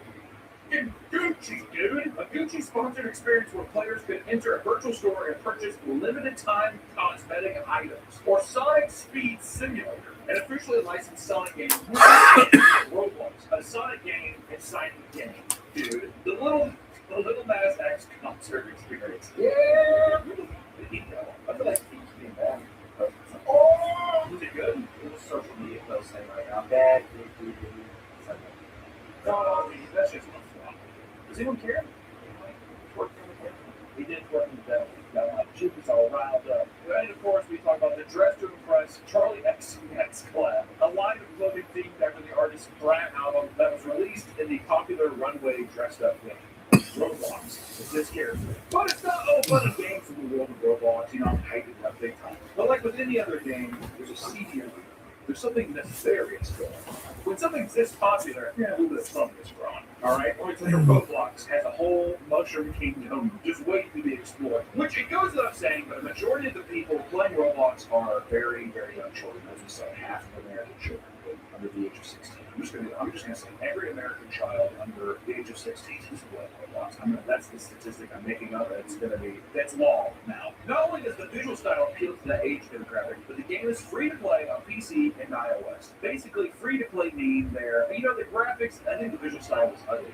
It's too old, it's outdated. But I think with meme culture and how wonky everything looks, I think it's very appealing. We'll have that meme content. However, there are loads of different things to spend Robux on, which is their premium currency that costs real money, baby. With it, people can buy cosmetics as well as in-game perks. What a deck of character out. Because let me tell you, you gotta look good in game. If you're not looking good, are you even playing? I doubt it. With its user base being as young as it is, this is where it starts to see players being exploited. A problem that has persisted for a long time in Roblox's lifespan. One common method is through phishing links that are sent to users promising free Robux, which takes people to a website that looks similar to Roblox's, and from there, the scammers are able to steal the user's login and vague credentials. Basically, they're taking children. Doesn't this look like Roblox? Like, yeah. They have their mom's credit card information, probably swipe, didn't even know it was on there. Now you have all these people coming in and just stealing probably millions of dollars worth of stuff. Other scams include tricking kids with valuable items only to trade them for far more inferior ones. Essentially, just taking advantage of children's lack of knowledge. Everyone's done that. That's even, what? I'm not negative. That's in every game. So does this look cool? Yeah. If you trade them, that's one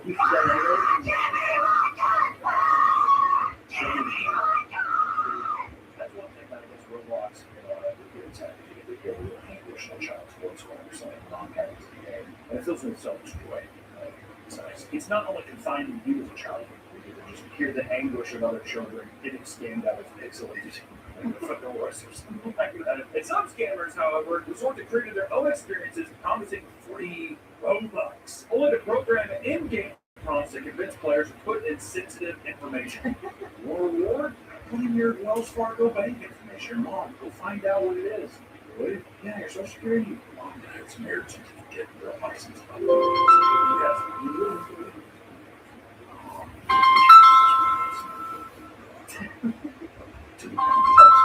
And in some cases, people are convinced to purchase items off of Roblox platform using third-party sites, resulting in major financial losses. Which leads us into Roblox's shady business practices. Yeah, we're talking about scammers, but what about the main human themselves? Roblox, Mr. Roblox, how he's scamming its users, right? Roblox really gets its rocks off, manipulating children into spending obscene amounts of money on the game. Right, I think that they giggle, they chortle, they rub their bellies, and they're just like, they're still spending. It's got to the point where it does feel malicious. It feels targeted. There are plenty of ways the game pushes people to spend money in Roblox, which is easy to do for children who aren't spending their own money in the game. Right? You have mom and dad's credit card. Roblox is a good topic. And what a funny topic. He's like, dude, I was on the phone with you. I heard you on the phone. He's like, begging you. Please, I love this game. First, like, he told me to buy it. But you can buy it. No. Dude, it's every child's right to be able to beg and bitch and complain to the relatives. I remember what that's why I'm 14 at the time. So they just came out with mom and notes at the door. Dear mom, if you find this Nintendo, I will literally never ask for anything ever again in my fucking life. Please, mom, please. I think everyone's had that one experience before in their life. Because you're too much of a coward to face a new person. Many limited time cosmetics and items will be released that rush kids to purchase things before they miss out. FOMO, baby. Roblox is inducing FOMO. For those that miss out, they can purchase the item in the secondary market from those willing to sell them for an absurd amount of money. Upcharge. In this way, items in Roblox become a sort of stock market, complete with a price chart that shows the rise and fall of valuable items over time. You're getting a social economic stack. You're getting Wall Street in Roblox, which is for those tanks and that kind of stuff, to see if things are appreciating or not, if you got in at a good time. There are children that are 8 years old on Roblox that are talking the same way 65-year-old men do on Wall Street. When was that, guys? My God, well, the kid was good. You know that. The Bolivian ones? That's of course it's DLC 4s. It's like $5. I'm pretty sure. Fact check them. Who's the guy who runs Todd what? By Howard, the little rat. It's Snake. And I said, I'm going to ride a horse. He just upload it. Good. Right? The belt. I got you. Oblivion's one of the ugliest games I've ever seen in my life. Looking at some of these people and make me swear up that they're like this. NPCs. Go up and press a talk and they go. In my opinion, I'm like, there's a charm to that, but when I look at it, I'm like, this is a sick. Yeah, the textures are very nice. Only a sick can play this game. Of course you play it. I think I tried playing Morrow on that original Xbox. This is one of the lamest things I've ever seen. I was too busy playing Well, yes. It's the one, it was the Oddworld where it was like a Crazy Crab. Yes. The first person shooter with talking ammunition and stuff. It's cool. Yeah, I do love it. It's probably true. How many kids do you think log into this? This is really good. But all photos are really good. Some items have amassed an absurd value. Well, first off, do we know how much a one robot is? It's one robot, $1. No, they never do that. It's like League of Legends. The skin will be like 1,000, right? But they don't offer 1,000 options. So it's 800 or 1,500. Why do I feel like I'm with the Todd Howard? You Todd, I'm coming for you. I'll shoot yours. Here's two items that are very, very pricey, I think. They sound pricey. The first one, and ladies and gentlemen, this doesn't do that. Midnight Blue Sparkle Time Fedora for a crisp 40 million Robux. Bruh, that's how much it is in real life with real money. Well, in real money. Robux is the true currency. And then we step it up even further. We go to the big dogs with the Dominus Frigidus, which is 400 million Robux. If somebody saw that and they knew, you think people would get, Oh, in Roblox, you get tons of. No, I'm saying like, yes, obviously in Roblox people are like fake suckish in the game. Sure, I'm saying like someone just like, oh, this guy's like Roblox. Like, you think that there's little money chasers in the game? Like, hey, oh, we're flying me out. Oh, some Discords, people are showing off their. People are swapping stinkhole pictures for all kinds of stuff. So it seems it is almost a 1-to-1. $4.99 you get 500. For $200 you get 24,000. Wait, what? So how much is 40 million? That's what the fedora was. The Midnight Blue Sparkle Time Fedora. So the Dominus Frigidus is millions of dollars in real life currency? What? Well, no wonder. Well, no wonder then, because of course Roblox makes sure to take 30% cut of all transaction users make in game. That's like some Steam shit. How much does Steam take? Like, you upload your, oh yeah, it's 30. That's crazy. It's the platform. It's the biggest PC. Okay, so we're gonna take half. Well, it's almost half of your fucking revenue. Every time we sell a game, almost half of that goes to Steam. How is that? And then yeah, I just sold my fedora, my nighttime fedora, for like let's just say $200,000. We're gonna take 30% of that. Fucking Roblox. But to avoid this, some users utilize black market sites in order to carry out the sale for higher profits. That's what I like that users are just like, send me the money, I'll send you a flash drive to file on it. Often, this leads to previously mentioned phishing scams and delivering of hidden files containing malware. And in 2021, Roblox was hit with a federal class action lawsuit for deleting items belonging to Roblox users with no warning or refund, despite Roblox already collecting their 30% cut. This is due to items supposedly breaking their content policy when users spend absurd amounts of money for certain cosmetics they were surprised to see that they weren't compensated. That's pretty funny though. Roblox is just like, we gotta get rid of it. Well, I gotta go with my 30% back in you. I like to think too that the Roblox people only interact with its community through Roblox characters, but it's not just in-game items. Even big companies are pushing real-life brands in-game to its users.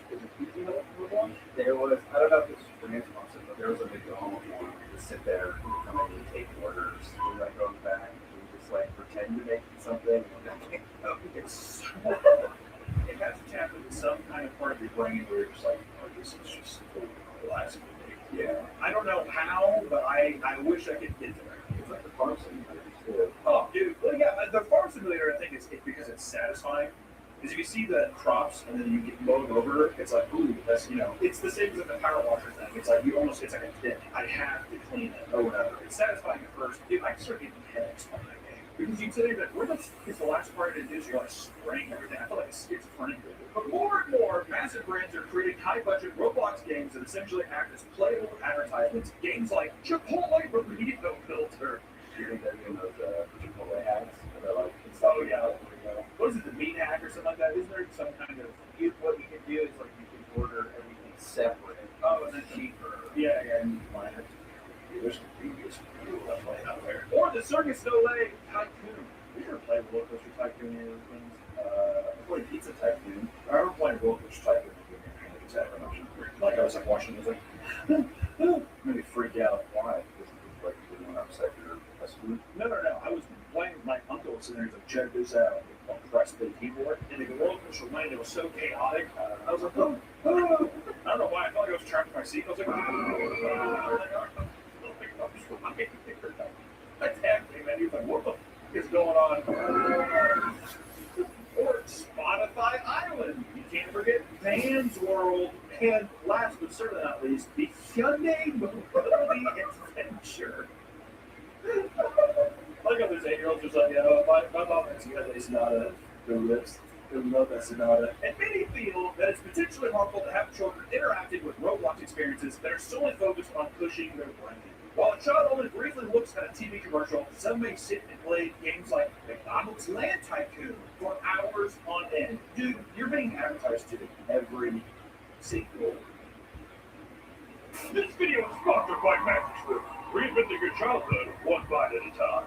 Magic Spoon is a perfect fit for a variety of diets because it is high protein and has no sugar. And while you're feeling good about what you're eating, Magic Spoon also has the flavors you loved growing up, like fruity, cocoa, peanut butter, and all these tasty flavors are loaded with 13 to 14 grams of protein and are completely gluten-free.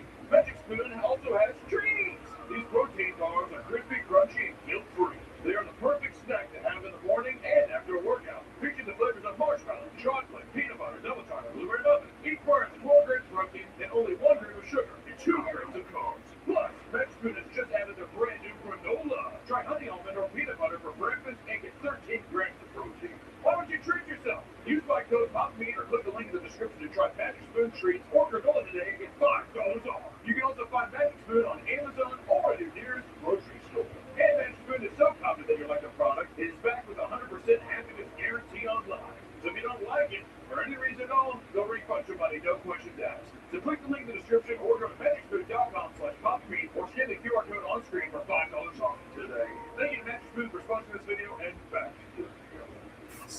According to a postdoctoral research associate in psychology at the University of Liverpool, quote, exposure to unhealthy food marketing and traditional advert games is associated with greater preferences for and more positive attitudes towards marketed unhealthy foods and brands, and also greater subsequent consumption of these foods. Fuck off. So if he watches McDonald's, he's probably going to want McDonald's. That's weird. A kid wants cheeseburgers and fries. He was a celery man before. He loved baby spinach, but now he just wants chocolate milk. Ultimately, Roblox was pushed to update their advertising guidelines as a result, but many still take issue with the fact that there are so many advertisements-based Roblox experiences. Which right now, ladies and gentlemen, there's over 500. Listen, I think it's part of the meme too, though. I don't think people are going in and doing the McDonald's thing because they're just like, I just love McDonald's. It's kind of part of the meme. Also, it's something you know. Yeah, they know what a McDonald's is, they want to participate in it, or you have to see videos of it. Yeah, it's all part of like the cultural stuff. Like there's probably some TikTok that we're better than McDonald's. It's gonna pop off. But goddamn, that's not the only exploitation, right? It doesn't stop there. Roblox advertises that young game developers on the platform are able to make a living creating Roblox experiences by joining the developer exchange program, provided that they are at least 13 years old. In Roblox. How old are you? 12. Yeah, you need to be 13 to get paid out by us, actually. Essentially, people create experiences and enable in-game perks that cost Robux. If players purchase them, they can receive a smaller portion of the sale in Robux that can be converted to real dollars. This is essentially the pyramid scheme that's up in here. And there are many high-quality Roblox experiences that feel refined enough to be their own video game outside of the platform. Games like Roblox Frontlines, a shooter game that looks straight out of a modern Call of Duty style game. I will say this, it's pretty impressive. Actually. It looks sick. I've seen clips of it, and I was always like, what is this? But never played it yet, but it looks good. Roblox Doors, a multiplayer horror game inspired by Spooky's Jump Scare Mansion. Oh yeah, hey, that's all I know news games. Don't they do Spookies? Sheena? Am I high? I think that's Spooky. Yeah. Yeah, shout out Sheena. I'll line up this game to Spookies. Rainbow Friends, a massively popular multiplayer horror game where players are trapped in an amusement park and have to complete tasks while avoiding monsters. AKA probably playtime Friday Night Freddy's.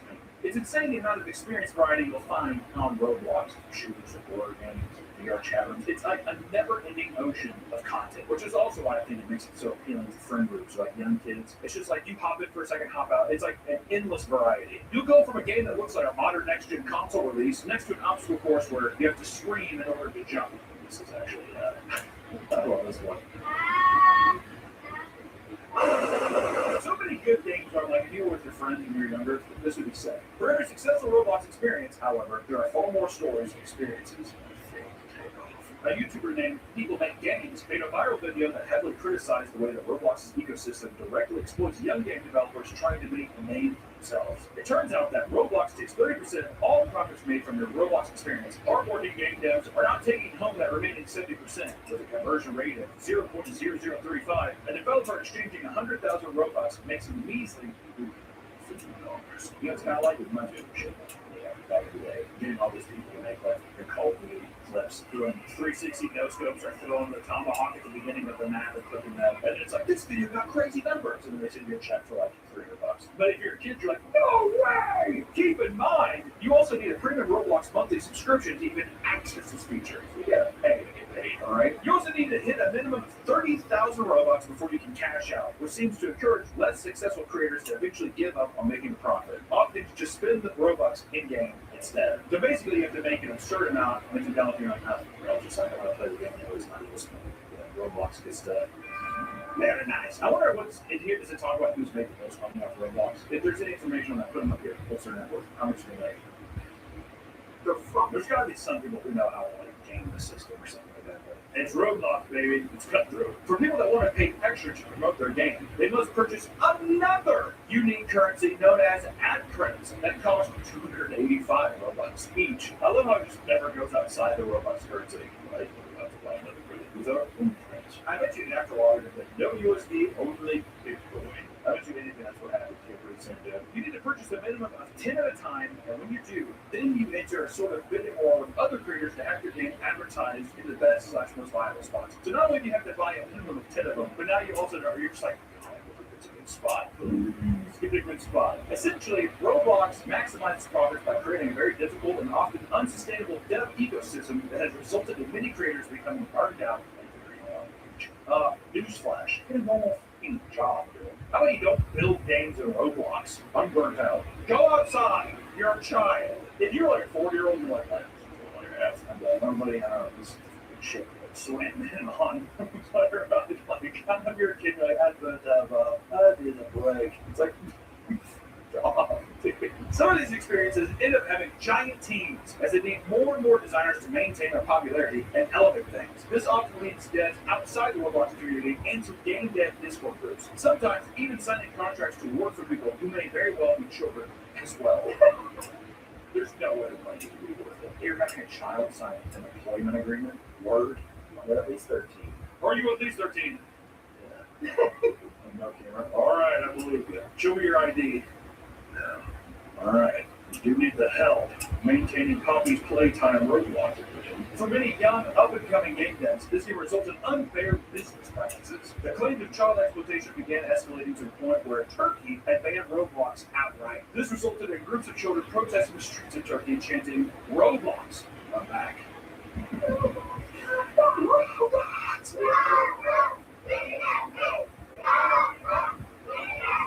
You think like a 16-year-old or like a 17-year-old that's there, I think he's just a or is he just a guardian? I don't know, he's chanting with them. I mean, listen, it's an unruly group of children, but it's nothing like, yeah, I mean, if it was like, Mardi Gras, like the French quarters, like that pack, I would be like, holy shit, this is crazy. Well, let's get outside of the money-making stuff. Let's talk about more of the clear, creative experiences where some of the juicy, explicit, weird shit starts to happen.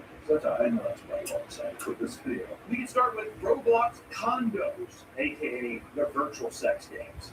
Roblox, these characters. You're going to see a lot of that. As exciting as it is that children have an outlet to create whatever they want, user-generated content in Roblox sometimes delves into something much darker, like Roblox condo servers. condos. Condos are essentially inappropriate games that find ways around Roblox's moderation filters. This results in the creation of games focused on dating, talking about, and engaging in sexual activities through the use of uniquely coded animations. Granted, they're pretty funny. There's a lot of them that are very, very funny, but you have to remember that, once again, don't forget that half the world's children are playing this game, which makes it, I would say, pretty creepy. I would say all in all pretty creepy. Some maps in this genre include digital strip clubs and red light districts. Often, these games are created and banned incredibly fast, sometimes in under an hour. While Roblox had moderation tools set to catch things like this, they are constantly re-emerging in new locations under different accounts. People are just like, we need to fix. Think about like people fleeing and they're like, we need to make a new one. We gotta get back in there. Just go to a real strip club, dude. Take Roblox. Do you think that even in these things, they probably can't moderate how old a person is to let in, right? Now that's why they just ban them. It's against TOS. I see. As you would expect, not all users in these servers are children. It seems that many try to move their conversations onto different apps outside of Roblox. People use Roblox as a connecting tool. Do some board, but do it if they can, man. People are horn dogs. People are horny. Primal human evolutionary trait, man. People just try and get that dog out. I think it is mostly children. It's gotta definitely be. Because I remember I played StarCraft 2, and there's a very infamous map where 10 people can join to see a nude of Britney Spears. And all it was, you join in the lobby, the game would start, like a little animation, and when the map ends, it would like show like a nude over, and you just click that, get in the lobby. Get back in. An exciting time for the early days of the internet. But not all of these extreme servers are just by nature, right? Inappropriate robot servers like this have existed in the past, sometimes taking a turn towards the extreme roleplay side. Some people were able to get away with creating third-rank roleplay servers in inappropriate PC settings. People were literally creating World War II Germany and Roblox. It's very we can't show. I'm just saying. Some servers gave the ability to roleplay as members of the KKK and enact vicious hate crimes as a Roblox character. In another experience, players can dress up and reenact terrorist attacks. I mean, God. According to a Hindenburg research report, Roblox was found to be an X-rated head of hellscape, exposing children to grooming, pornography, violent content, and extremely abusive speech.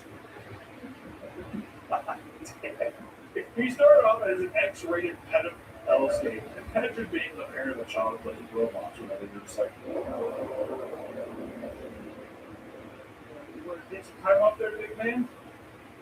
You're not afraid to do experience right now. It details a list of alarming examples of people abusing games to do harm to children. Like a case in 2018 where a 29-year-old man groomed and engaged in inappropriate behavior with 150 minors.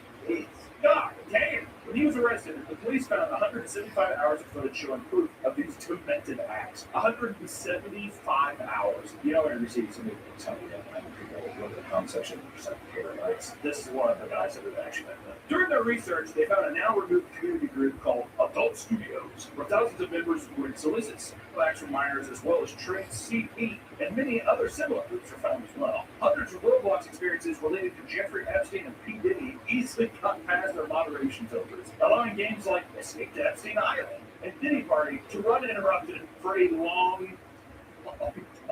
They're just trolls, though. It's just a funny game. I mean, it is, but it's still, whenever there's so much other actual thing going on the site, it's just one of those things where it's like, really? That's just not a filter. So you can have a game called Escape to and also Escape to Epstein's Island.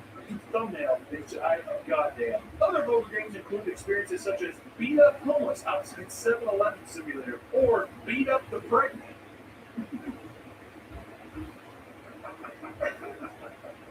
Children are the most cruel, just unbelievably evil people on the planet. They just have no filters, so they're just like, yeah, I'm beating up the homeless outside of 7-Eleven. Me and my friends are going to log on to Beat Up the Pregnant Women server. Your mom's just like, okay, just shuts the door. But unfortunately, many play Roblox with much more sinister intentions. Did we just get done talking about also, many play Roblox not just to talk with people online. It seems to be all kind of weird stuff that we just talked about. But some people want to take it a step further and take people from the Roblox experience. Like a 38-year-old man who was given a child's address over Roblox, so he comes over with his fly down, only to get confronted by their mother. And according to him, he just wanted to do some Minecraft stuff together. You come in my house and play with my 12-year-old? It looks like a To Catch a Predator episode. It's haunting. It's like a 5-year-old. It's like, you know this man? Yeah. Why is it that these grown men are acting? This is your friend. How old are you? 38. Do you know? You know, 38. What were you gonna do with a 12-year-old? I don't know. What's crazy is when I was 8, 10, 12 years old, I wanted to talk to older people because I thought they were cool. But now as an adult, I see that's wildly inappropriate. Yeah, I'm trying to think if I was 10, 11, 12, whatever. I don't think I've ever been like, how old are you? And I'm like, ooh, you're cool. I'm usually just like a prehistoric bitch. You don't know shit about this. You're not young, you're old. You're gonna die soon. That's the hardest thing. So you were somebody around or something. Come hang out with me. Come on. My door doing this. Beep. My mom and dad go to bed at 10 o'clock. My mom and dad are going to be in Cape Town for 3 weeks. You're here all alone. You call me Kevin McAllister. This is the rest of it's just final shit. There's one sad story in the Yeah, of course. You know, in some instances, not everything's. Sometimes something as cool as a woman convincing a child to kill another infant. You know, Roblox is awesome, such as 36-year-old Tara Alexa Sykes, who was arrested in 2024 for aggravated child abuse. This began on Roblox, where the woman had been conversating with her 10-year-old daughter. It seems that the daughter was no longer living with Sykes, instead staying with 2 temporary guardians. Sykes began giving her instructions on how to kill both of her guardians, quote, by cutting their throats with a knife while they slept and burning their house by dosing bed sheets in aerosol spray and setting them on fire. Now imagine that. But it's 2 Roblox characters standing in front of each other, okay? This extended to her 2-month-old infant as well, where she requested that she kill him by either drowning, burning, or dropping him. Well, it's sadistic you have to be to tell like a child this. The young girl was terrified of her mother and felt that disobeying her would somehow lead to her being killed. Because of this, she exited the room to pick up her 2-month-old infant before dropping her to the floor. The baby was rushed to the hospital and found to have a skull fracture. Sykes was arrested. I'm hoping the child is fine, besides the brain damage. You know, we were going to do this video. I thought that we were just going to be looking at funny clips of voice chats and stuff, but Roblox is a very scary place, and you should stay away from Roblox. If you're a child, get off Roblox, please. I'm sure that there's good spots on Roblox. It's not the whole thing. It's going to be terrible, of course, but Me and my buddies, we played Roblox. We were on the server. We all met on Roblox, the McDonald's experience. I don't know what you did in your free time. All I know is I feel like Roblox has become too big for its own good. Too many kids on. I think it's right. I think if what? I think get rid of it. Sure. No. I think get rid of it, dude. You have Minecraft. I feel like Minecraft exists. You don't need all that other stuff. It's different.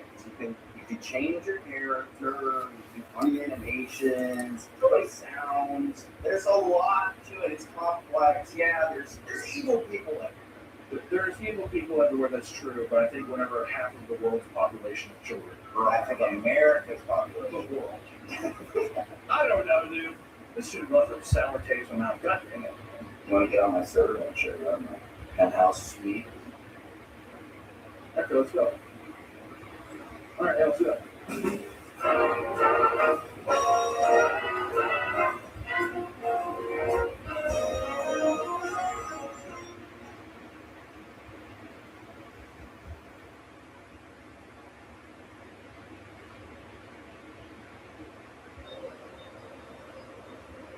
We're good?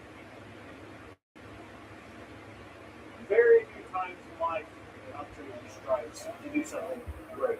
When you think of the 80s, what rock star do you think of? Castle Road. Vince Neil. I think Brett Michaels. The band with 3 hits, 3 Titan songs, a 2-year span. That's carried the band's entire life. Poison. Brett Michaels comes to the band. Poison. Today we're going to be talking about a love show. Dare I say, the greatest love show on time. We don't talk about the Bachelor. We'll talk about the Bachelor. Now we got shows that are fun. Good stage shows. Boo! Or the early 2000s gave us amazing shows. One being Rock Up Love.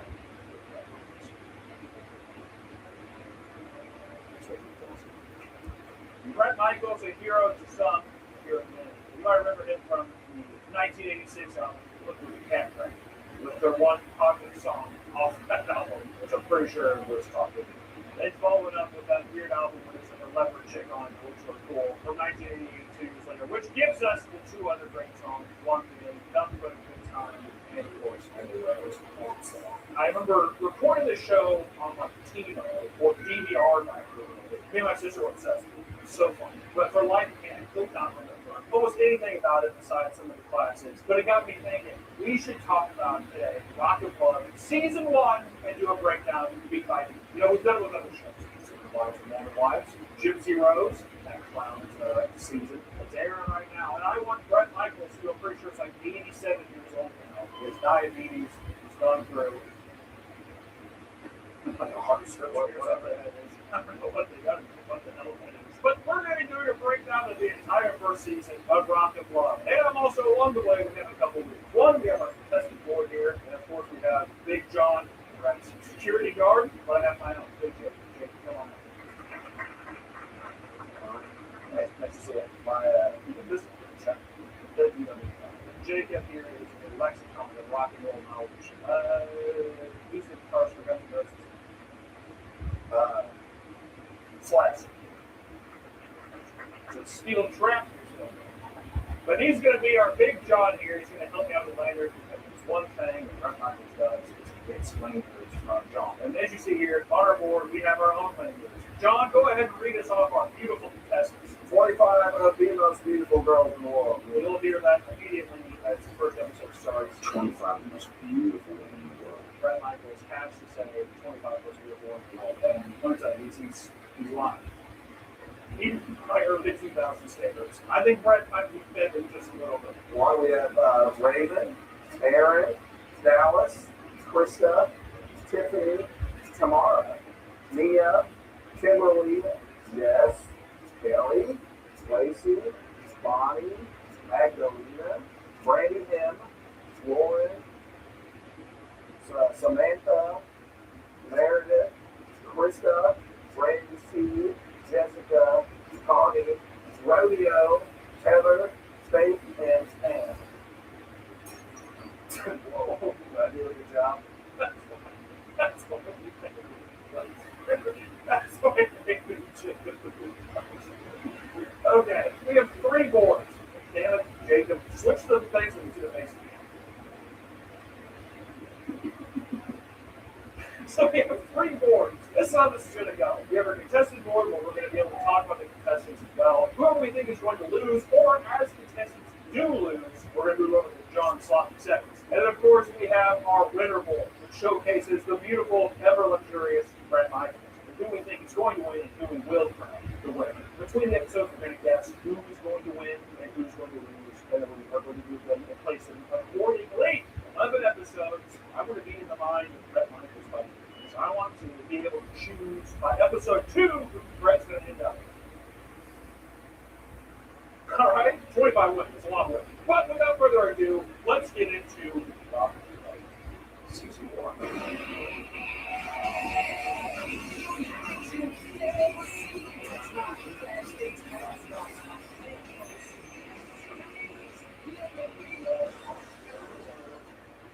It's the early 2000s, so it's all about books.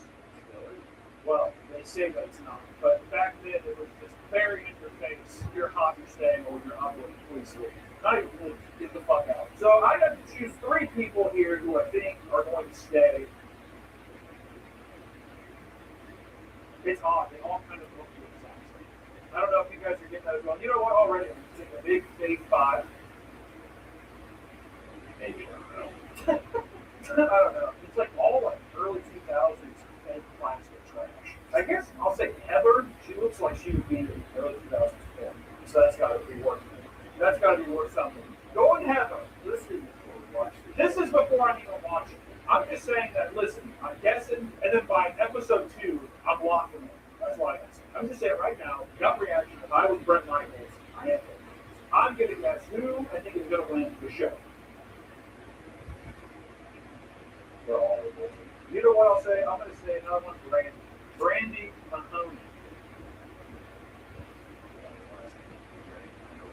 kind of looks like she has like that early 2000s like. It's kind of once again, I feel like in the early 2000s it was like something you would want to look like you're going out. She also kind of has like a weird like Avril Lavigne like white trash and like maybe Brett Michaels would like that. So we're doing that. And last I got I'm gonna take her now. You know what? Tomorrow, because she looks crazy as shit here, but she's also super hot.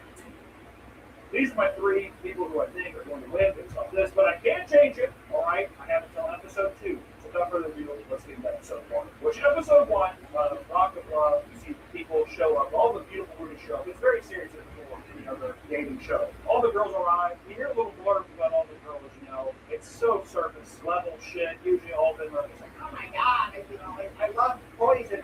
Bret Michaels. I'm so in love with Bret Michaels. I used to like kiss the album and spoon it all the time.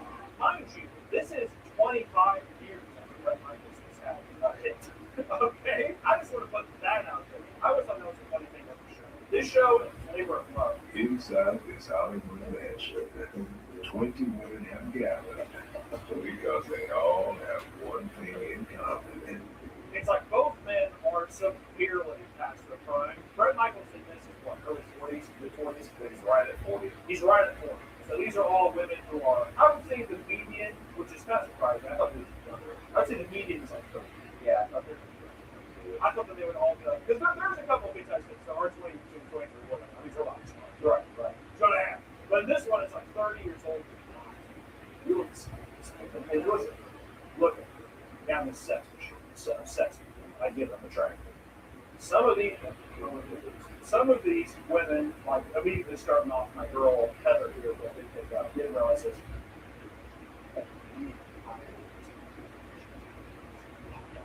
Back when tanning, you hear a bunch about people tanning. You can answer.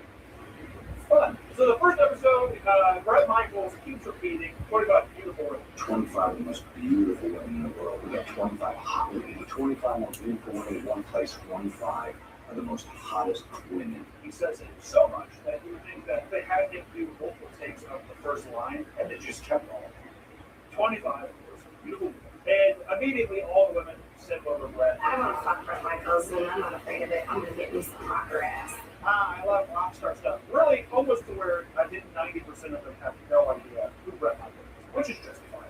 I didn't know who Bret Michaels was until the show came out when I was younger, if I'm being honest. I mean, everybody's heard that. Everyone's heard the Thorn song. One of my favorite songs was Every Thorn Has Its Rose. Yeah, I never heard of Poison. Yeah, I mean, you couldn't tell me that. Like, you do Bret Michaels? Who the fuck are you talking about? But before they even meet Bret fully, they are all lined up outside, which also they rent this very stereotypical LA house. It's definitely not Bret's house. Let's just get that out of the way. Because sometimes the thing makes it seem like this is where I live. They would have right outside. It's just like, this is where we're doing the show. And they're like, okay, he's a rock star. Let's put light gaffing like all over, but just like pipes where you can hang lights like a stage. It's where it's like a very mediocre LA house that's just covered in scaffolding. And they have a little stage outside for them all sitting there, and that's where we get to meet probably the best character of the series, John, who is Bret's security guard since the Poison days, I think. I don't know. It's a large man. So my first impression of Big John was, wow, this guy is big. He basically gathers everyone outside. It's 25 women outside. Granted, this is what y'all know so far. No woman has even met Bret Michaels yet. We have gone through the trials, signing papers to be on the show, done all this stuff, packed a suitcase, come out of it. And then now John takes out 5 women. And I'll have my own. And my own Big J can come out and play. He picks out 5 women. Meredith, Kimberly, Kelly, and Do you think he was like the other way to go? I think that the people on the show definitely brought in a stunt for people to come in. And I think that they were making a bit of a fool of it.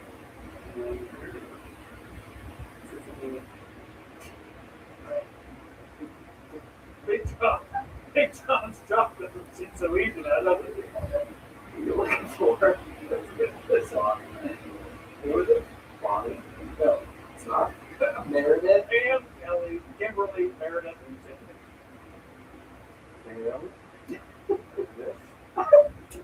And then he tells them immediately to pack their bags and go. Actually, their luggage is at the end of the fucking driveway. They couldn't even give it to them. Go ahead and put them up on Big John's sloppy settings. Ruthless! We'll have Unbelievably ruthless tactics here. 5 people immediately before even meeting Brett. And look, they're also, I'm sure this because this is based in LA. Not all of them live in LA. One month, guy flush from Chicago. Imagine flying out to LA and then basically being like, you're the ugliest person here, go home. That's what happens. That's also why Rock and Love and Brett Michaels is really nuts. What other show does? No, right. All the shows not. They're better. Emotions.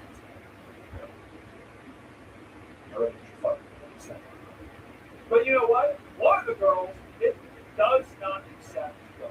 She refuses, and she bangs on the door so much that it's up.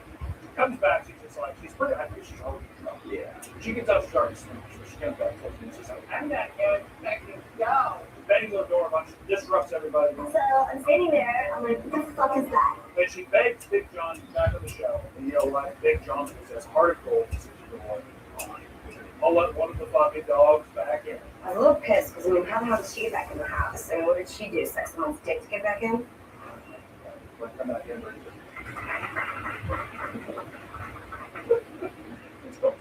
I'm the talent. You can't touch me. Tiffany's back. Which I'll be honest, there was, out of all women, I would have kept it. But all the drama. She's not a drunk, she's a drunk.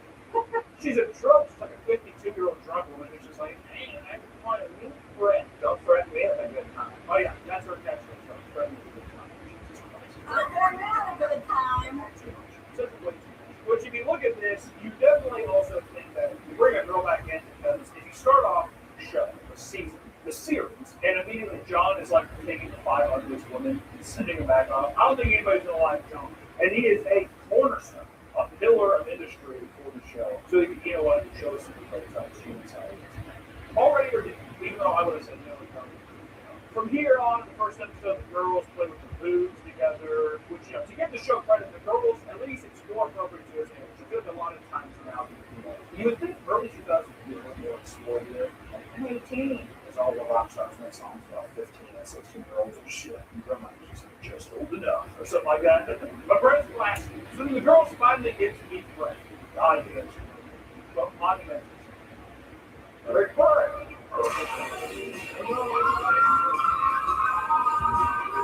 I don't think any person, I'm wondering if any person is no shit. Like, I don't think it would have that visceral reaction with Brett Michaels. They take it. Like, I feel like Brett Michaels could have pretty strong ones. The world. I don't think any chaos would happen. But people are losing their minds. They're very excited. The first thing that Brett does in the show is he's not amazing. And I take pictures of him. Or they're land use.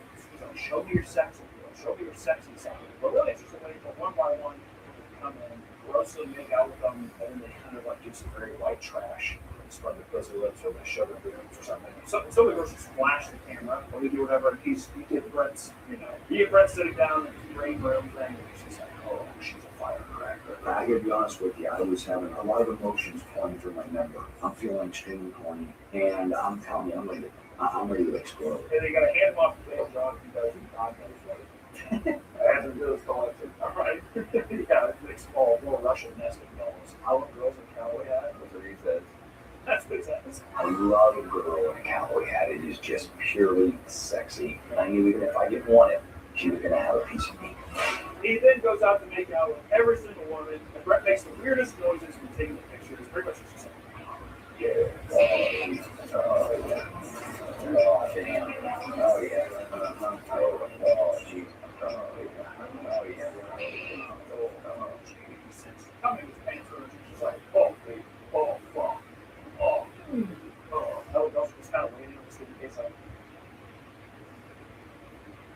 Yeah, wow, I wouldn't have done that. I'm not that trashy and desperate. I hope Brett notices it when they go out and see what's fucking asshole. But I'm one of the classy girls. But one of the girls, Heather, fucking through already. Heather, who I have beaten already. She tries to impress Brett by flashing her tits. It's what it tells them. Don't wonder back to the show. Why it's also weird is watch the show and it's on Prime, which it is on Prime. It's all totally censored. So you can see the face, which is really weird because people want to cover middle fingers and stuff. Stuff that wasn't censored before, maybe the broadcast or something words might be censored, but full on tits, ass, all that stuff. Back then they're kind of like, oh, just do it. It'll be censored. Brett will like you more. That kind of stuff. And that's hard. If you can tell us exactly what the fucking screen is, you know what I mean? But after the pictures, Brett talks to girls to get to know them, right? He's very down to earth. Brett Michaels, episode 1, season 1. He's a Trump. I think Brett is a good man. He's a classy guy. He's very hard. It's scary. That's what diabetes is. He also probably that's one thing on the show. Brett might be friends with his diabetes a lot. Yeah, I've been juvenile diabetic, right? I take 4 shots a day since I've been 6 years old. He said diabetes. He says diabetes. That's obnoxious every time. Yeah, diabetes. Let me go to John. I have to sit down and have diabetes. But one of the girls, while he's talking on people, one of the girls is jealous and she's not getting enough attention. And there's a lot of jealousy between the girls. Obviously, it's a fun show, right? And everyone is trying to impress Brett with bullshit, pole dancing, playing drums, fucking annoying, drilling over his tattoos, stuff like that. It's obnoxious. Dog water, trash TV. It's wonderful. You really brain cells. Lots of dumb bitches. Brandy C and 2 Blondes and team together are extremely, extremely annoying. They say something like, "Where's our baby? Where's our baby boy? Where's our man? Where's our baby boy? Where's our boyfriend? Yeah, where's our boyfriend at? Yeah, we're the blondes. We're friends because we're blondes." Brett is a blonde, has been in a wig for probably 36 years. At this point, I think the motherfucker's been wearing a wig for a long time. But one of the contestants, so I did not let that in, fucking tramp herself, Tiffany, gets extremely drunk and starts arguing with all the girls. And it's obnoxious. All around, slurring the words. And it'd be funny if she was pushed in the pool and all she drank. They had just like an alcoholic drowning session. She got drunk, she's like, "Oh, yeah, she can't swim." She did drop the N-bomb, and no one did. Oh, yeah. Hey, that's not a nice word. That's 2007. All right, Transformers thing like coming out. Charlotte Shire probably should have dropped one of the bombs in. And no one would matter. As long as him and Bumblebee saved the day. I think Shire could have found one too. But, this is where, Tiffany starts grinding on Brett, and it's just gross. She beat my penis to a pulp, and it was a dry beating. I love this show so far because none of it is sexy. It's all supposed to be sex appeal. It's like, living in a rock star status and seeing which girl is going to get Brett's heart, but it's just disgusting. It's a fucking body show. And I think that Big John, even by this point, knows that he made a mistake, letting Tiffany die. But the cuts of Brett are funny. Brett making out with Brandy. It's like a big quiet. Amplify with them. You can see Brett's tongue getting all up in there and stuff. There's something they don't just cut to John. It's just keep it a watchable eye on our boy, alright? I do like how Brett can't say anything negative. He just talks about how horny he is. He doesn't say anything negative about one of the contestants, almost never, very rarely in the show. So he'll be like, "Yeah, Brett, she beat a cat today." He's like, "Yeah, cool. Good man. That's a turn on. That's a turn on. Exactly. That's a turn on. I think that's a turn on." Strange, but it just kind of turned me on. That's a turn on. Then there's a down syndrome looking girl who sits alone and drinks champagne. She doesn't get to sleep. She's like, Give me your sexiest, coolest. Forget anyone's in this house, room, any place, all right? Just has that big crowd, It's like very weird watching somebody being at a party just singing one drinking champagne. It's like a weekend song or something like that. Which actually, by this point here, when I watched this episode, this is when I had my first day. There is an elderly woman named Rodeo on the show who's like super buff, charismatic, and I need to fuck myself like this. So in this first episode, I'm going to change. Tamala, you resonated goddamn last imprint at all for this first deal. And I am going to put Rodeo in my winner circle. Not sure what you played already. But I think already, they're giving her too much screen time. I'm also trying to I'm trying to see who they're investing more time into. And so far, Heather, snarky bitch, body confidence, Rodeo, bombastic, loud, supposed to go and laugh on the show.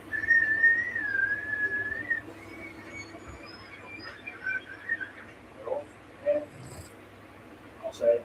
No, I will say it. During the elimination rounds, Brett comes out in the duster. How it works is the whole episode, you get some of the people out, Brett and Big John sitting there. It has to hand out stage pass lanyards to see who's in the stage.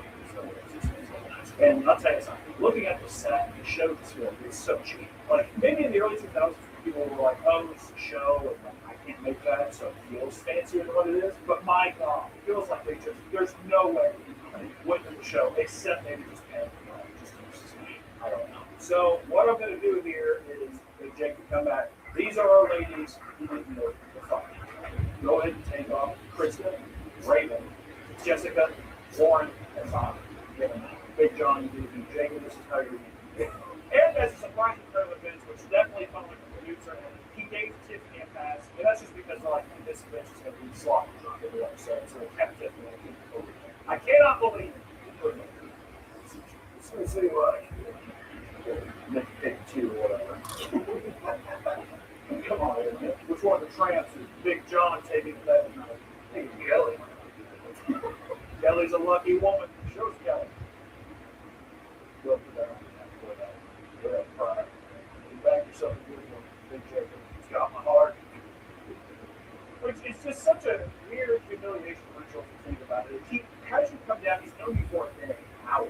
Yeah. And then he gives you a lanyard that he basically has you like, when you come down here, and it gives him a hug, and it's just like, goodbye. It's just say, but it just feels like such a humiliation thing. But we move on to episode 2. But I think I'm still happy with this.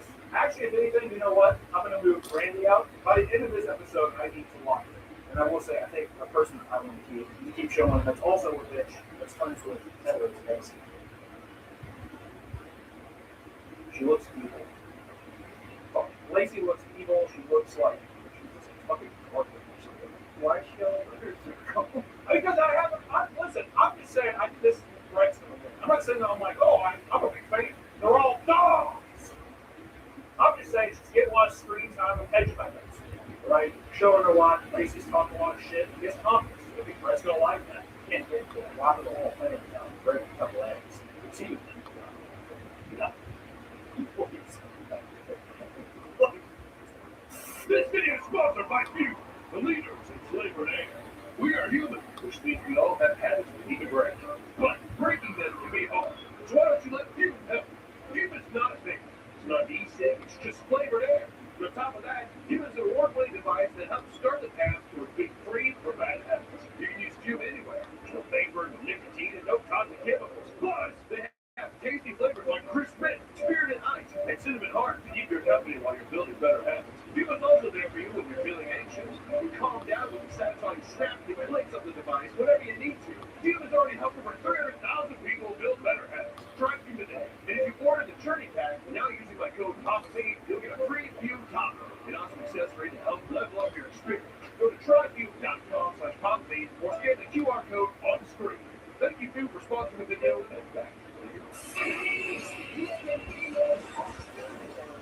Episode 2! All the ladies start waking up at like around 3 p.m. because in every episode they give these people alcohol poisoning. I don't know how they still get over everything. I heard one bad guy now, and I'm like, Tiffany passed out and now she showed this highlights I think it's not virtually playing her. Really, these things should just be like, something right. Heather over here is Aaron talking about her ex. So that's why the fucking we have to get that predator over here. Because I think this is the Stella. We'll say she has ex-fiance, but she doesn't really want to. Yeah, she's with somebody. She's with somebody. You know, and then Aaron's like, hey, it's not really with somebody, and we're broken up. So, hey, and all the girls start drinking immediately when they wake up. My liver hurt watching the show. It's so much fun. Fine. The girls start playing really shitty music on cheap music equipment. Like they basically went to Walmart and they have like I think they have some music sponsors. I think one of them was Fender sponsored this show because they have like Fender guitars and a hand snars, like Jeff's flavor. But Lacey, the drummer, she said, "I know I show Brett, but I'm like a musician." So this is what I'm thinking too. Big brain fun. She's gonna sabotage it because she sees getting Brett, who's sucking Brett off. That's why Lacey thinks she's got that dog in her. Also, Brett Michaels was a song that I hate every bone in your body except mine. Legitimately a song. Check it out. 2000. It's terrible. Anyway, Brett shows up and he's like, oh. He's like, I think I have to make a show.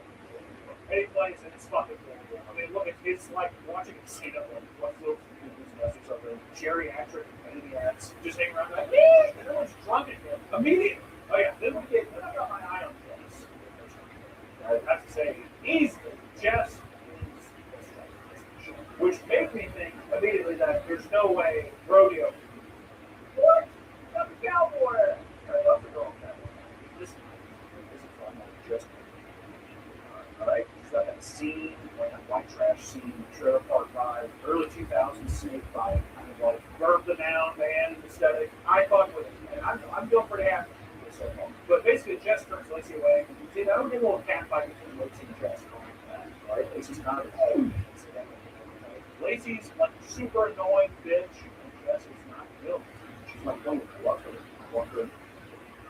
Yeah. Which that's when Lacey basically drags Jess to the pool and has a promise. That's when we're able to do that, or I mean, whatever. But that's when Big John finally delivers a letter to the ladies from Brett talking about this. Every time that he delivers a letter to the girls, it's like a song. What's that poem? But it's all there's like notes. It's a dress shoot.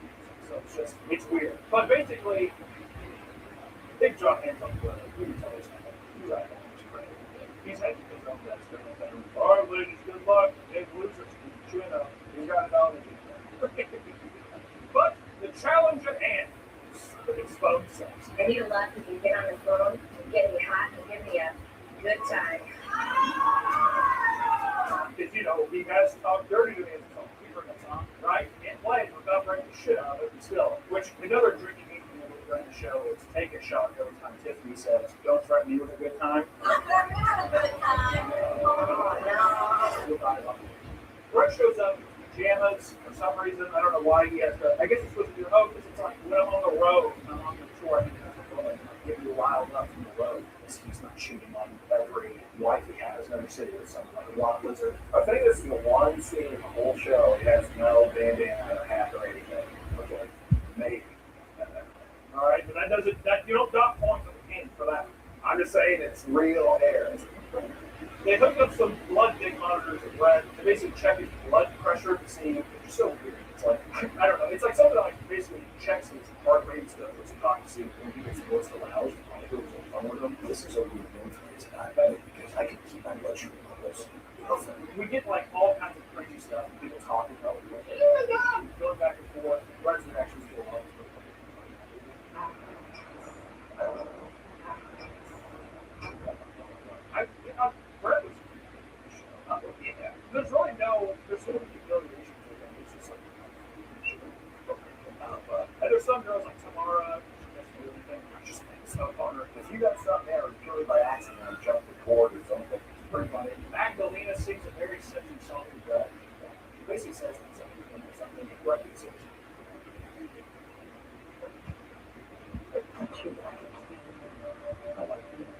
Rodeo knows how to handle a phone. I don't want to say that. Rodeo's making all the right moves, but Lacey's being a bit too aggressive for what I think Brett's the most she's a problem. Rodeo's sitting there basically coming on the phone. It's really, I'm watching the last movie do that. It's just, I don't know, you know, Brett's just like,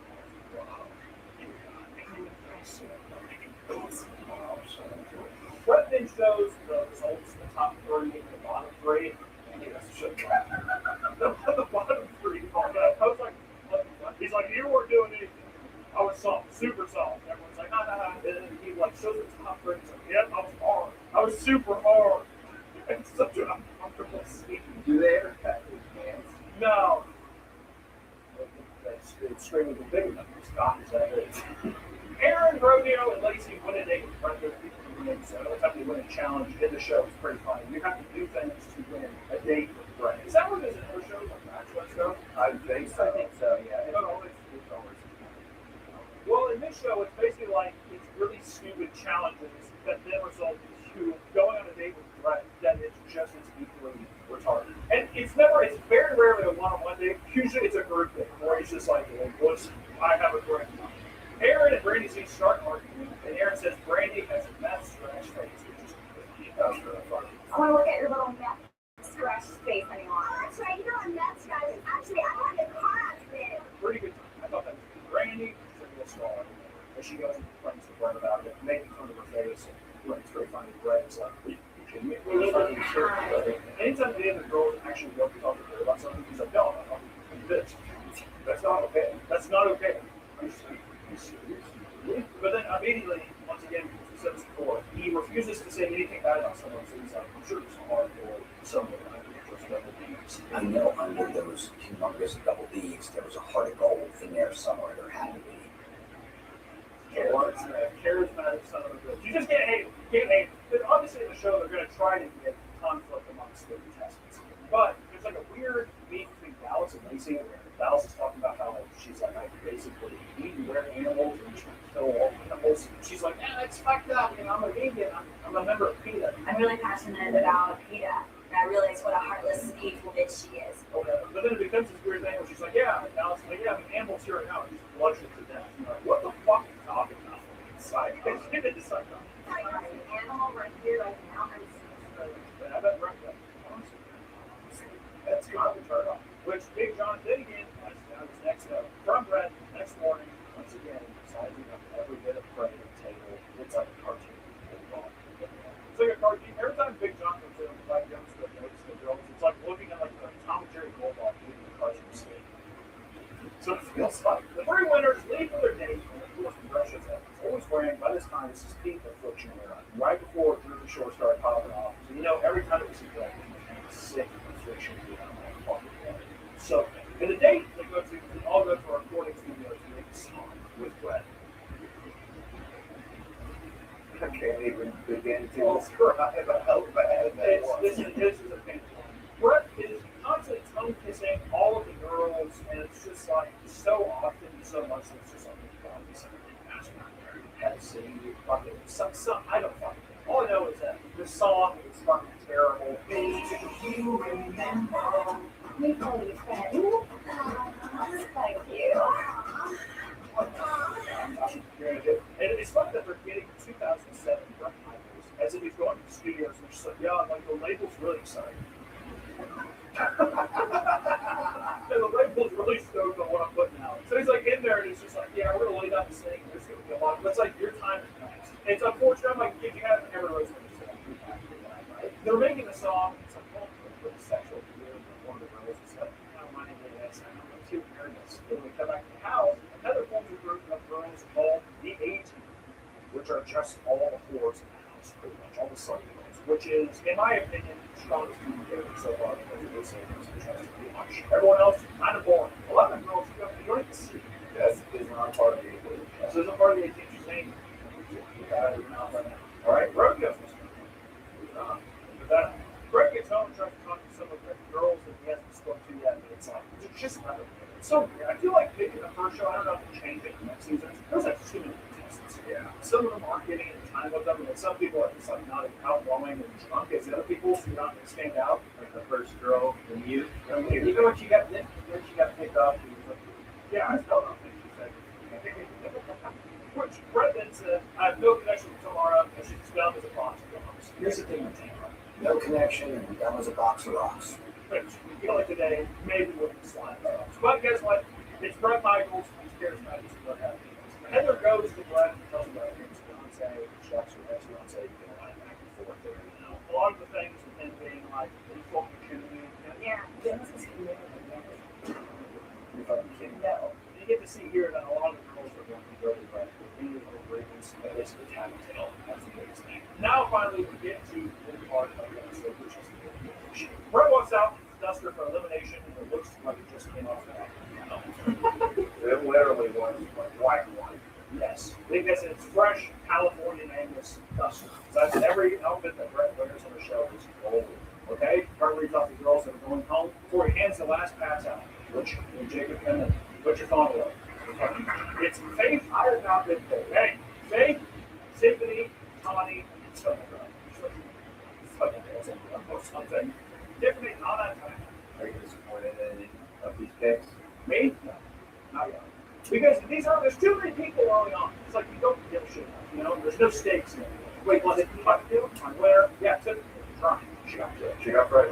Yeah, Big John. I'm pretty sure that also Brett and them said this was pissed off. He's like, where have I heard that? And I was like, oh, it was on the phone sex thing. Really? Don't threaten me with a good time. Don't threaten me with a good time. Don't threaten me with a good time. Don't threaten me with a good time. Tiffany, honestly.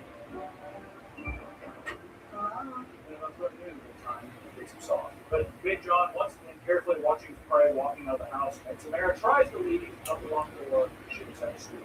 Big Jacob, hold on. Where did you hear?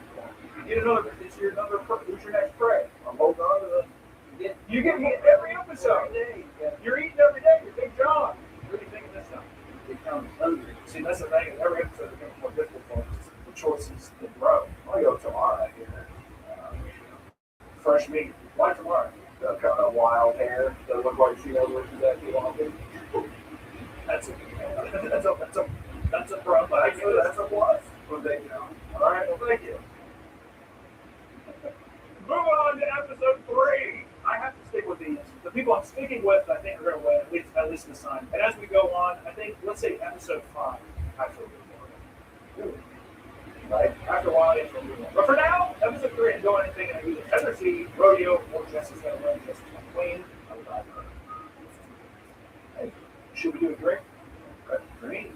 Big Jacob, make me a drink. You got it, Brad.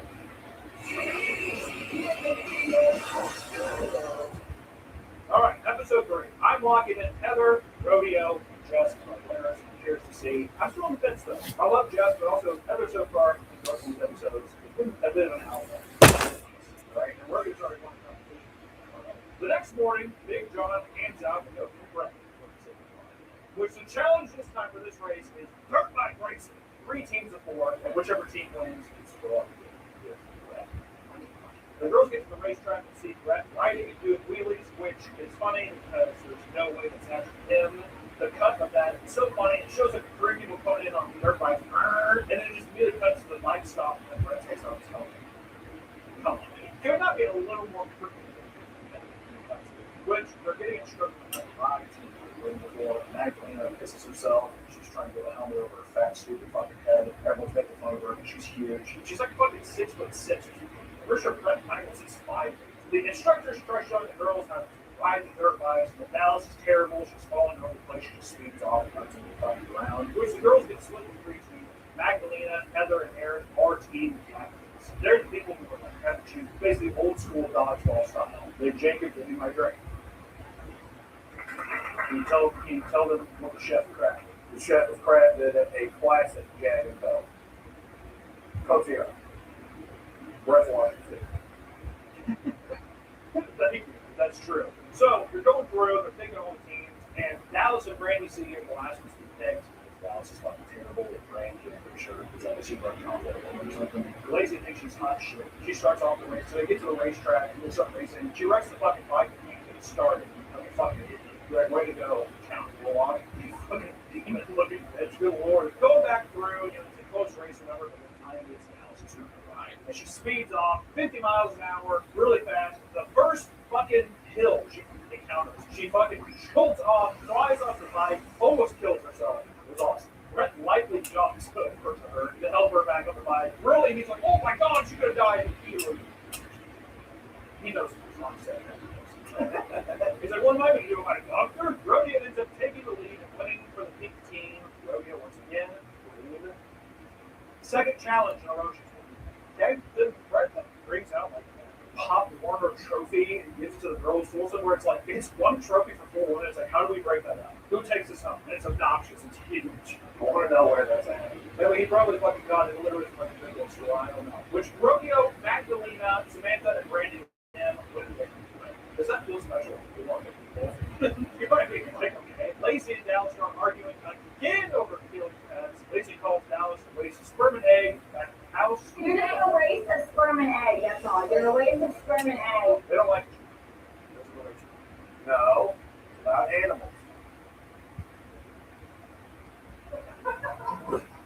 They shove each other and break some of the cheap vodka bottles behind the bar. Producers definitely told Lacey to keep pressing Dallas because she won't leave her alone. And then Rodeo comes out of nowhere and like, I don't fucking know. Chet leaves the fuck out of Rodeo and sends her off. It's like, this is a nerve! Hot-head nerve! Which it is fucking nerve. I was like, making cringe watching that. Lacey like messing Dallas the whole time. I was cringing to the fucking arguments. It's like schoolyard shit. Where it's like, won't leave you alone. It's just, the cringe is fair.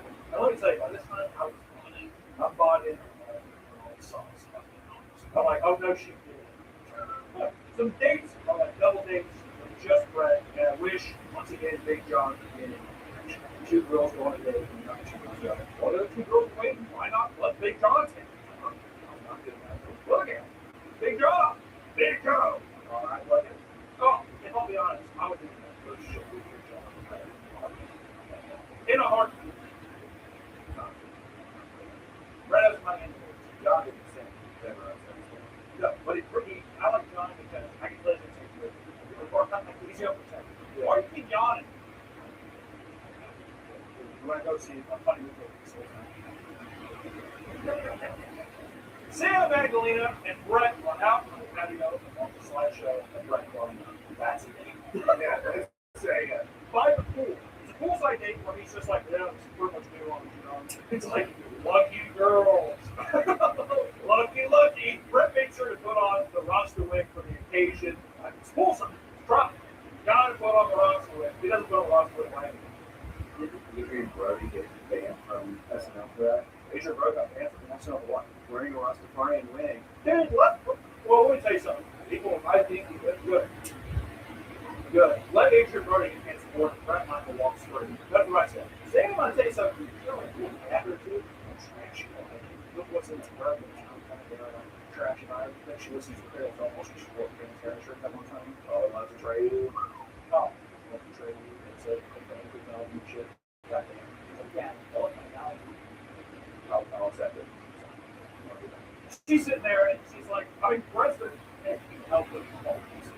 And he's like talking to her. He's trying to kiss her. She's like, no. Like, it's just a kiss. And that becomes a big name. Listen, fuck it all. It's just a fun kiss. Are you going to be this uptight, really? John? Oh, you don't want to use John? It's a kiss. Which, it's weird whenever they kiss her in the edit. And it's in the background. Making out with her. I've never understood the idea of like wanting to keep it or watching TV. But Sam says that she wants to have orgasms and Brett takes the girl out of this room. When Sam said to me she wanted to ask when all my day was over, I just wanted to get on Sam. Hey, I'm willing to do that. I don't think I should have brought the Oreo because now Brett's extremely blonde. Brett's like, I thought it was. Basically has to kick him out. I've been creeped out like that. He's like, I'm Dr. Jekyll, Mr. Hyde. You don't know who's going to come out tonight. John, get my resort! I really feel like I was not connected to that. However, after Sam told me she wanted to orgasm, my belly popped. And the next morning, Big John comes out of his cave. Next morning, Big John comes out once again to the girls, number. This time, Rodeo and Grady and onto it. Hummer lip. I'm pissed on this is so fast. I'm pretty sure I've learned from this video it's like the kid who's like on diet but big performer Rodeo and Grady and on the Hummer limo, Brett get tailor-made bikinis. Tailor-made? Every girl's dream. He's like, every girl's dream is bikini custom. Where the fuck did you come up with that? What do you mean? I'm actually what was positive. He says it's every girl's dream to tailor-made bikini. Just about every girl's dream. I'm going to get them the hottest bikinis ever, tailor-made to fit their body. That's why you love them. Which they have dinner on top of a hotel, and you find out that Rodeo is like swords, and it's had 5 institutions. Shoot a baby. Basically, this is where my favorite Rodeo is sort of just My favorite position is one. Is it? somebody says something, and then Rodeo's just like, yeah, me too. Yeah. I really like bicycles. Yeah, I like bicycles too. This one time it's happened to me with my Yeah, it feels like having people back. go around off to make all that herself. But at the same time, it's kind of got the glory of having she's a nice. Later on, Brett gets Lacey and Dallas to the back that because there's a bunch of drama that's going about that game. Whips and all that shit. And they're talking about like, yeah, I don't know why she's doing that. And Brett's face is just, you can still tell he's like, where's the patient? He's like, I just don't care. I don't care. But for the elimination this round, Brett comes out and all. I told myself I was never super skating shape, not talking, slender. I wear every suit I brought to the casino, and I would seriously find every day out. They're so good. I love it. Yeah, Big Jacob got out. But this time, unfortunately, Brett has to sit home. Dallas, which I'll be honest, I thought Dallas was going to skip it. She had a kind of crazy time on the racetrack. Yeah, Krista, who the fuck you? She said a word, she had one man's trash, am I right? Whenever Dallas is like, she has the only honest response in this whole thing is she pops out and Brett's like, what? No. You're like, hey, fuck off. What are you talking about, man? Make the girl. Hey, I'm gonna get out. Wow! Oh, Dallas got killed? Stop saying kill. She's eliminated. I just was talking about. She was. What the fuck are you talking about? Why don't you take a nap right in a fucking glass of apple juice and get back down to earth, dude? God damn. Damn, I'm a Jack's fighting for it. You really are one of these experts, aren't you? I mean, he's a little vulture. He's like freshly. Yeah. Also, I like how in the end of the episode, he's just like, "Whoa, we got this fucking thing." Because they're all either at the end, he's always like, "No more ladies," and they're all drinking. It's definitely like bush or something, but they have to wrap it in Brent's portal. Oh, I can't wrap it. Dude, if anybody is seriously out there, if anybody is a staff member on Rocket Club and they have a Brent's can, I just send it. I love it, please. I would cherish it. Also, just want to point this out. We're almost halfway through the season. All three of my picks are still good. But anyways, on to the episode.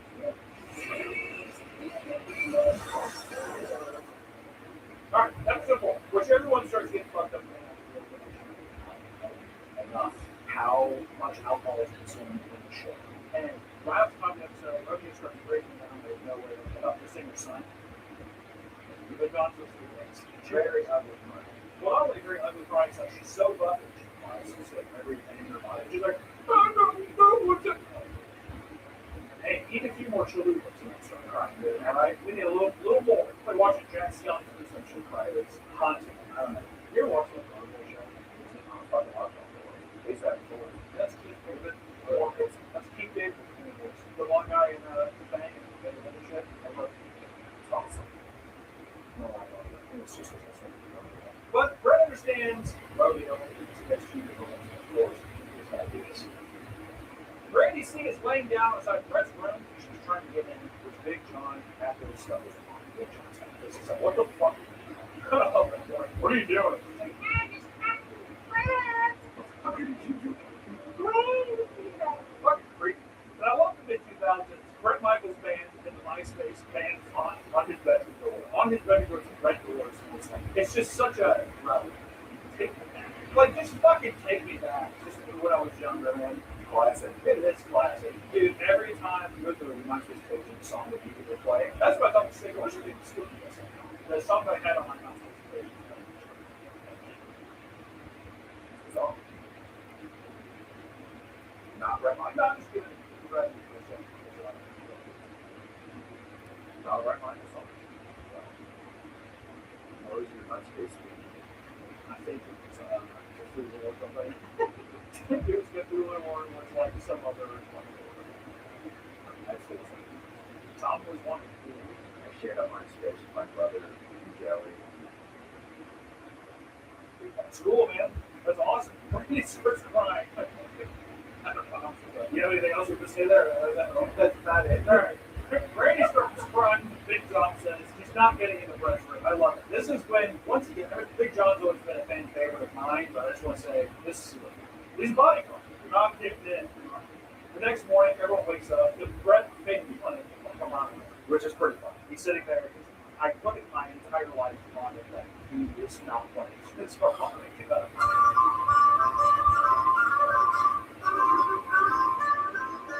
There's music going on upstairs. This comes the girls have to do. They have to make up lyrics for one of the 2 backing tracks on Brett's solo album. Oh, God. It's, first off, I like how this show like, making a song is easy. Once again, it's just like you do visual after another. And there's 5 teams of 2 people. So it's 5 teams of 2. You get through with Rodeo. I want to watch the kids put under a rainbow of never ending one.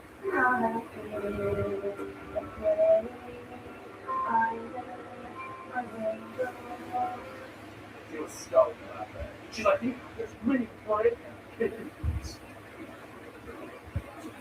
too much. It's too much. Also, too much other stuff. There's too much wild stuff going on. And Brett, yeah, he has kids, never talks about them. Oh, never talks about them, so I think when Rodeo's like, yeah, I love my kids. Cool, dude. Hey, dude. All the songs are just fucking terrible. Like, not even in a funny way. It's like grating.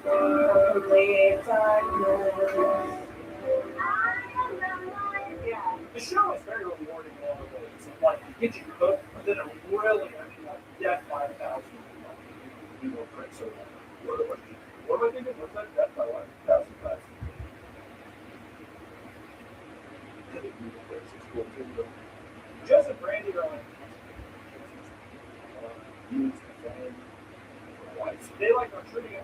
know, because they're just like, we're just gonna have fun with it. And then unironically have the best song.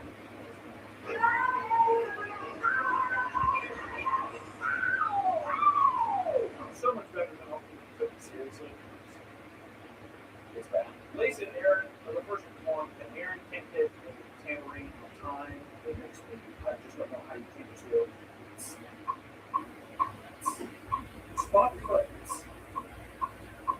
But it's a different fucking time. Like, why would it be guitarists to play? They don't know how to play guitars. So people are just holding guitars and like, what the fuck are you doing? Rodeo won't check the fuck out about kids. It's really annoying. The direct question that Magdalene is a drag queen. Magdalene sounds a little like a drag queen. Right. What the fuck would you catch? She's just like,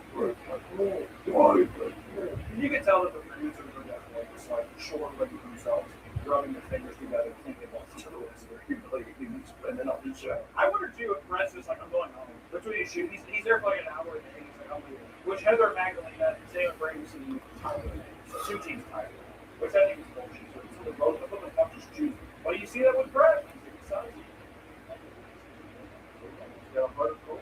He does have a heart of gold. Tell me at least here in front of him.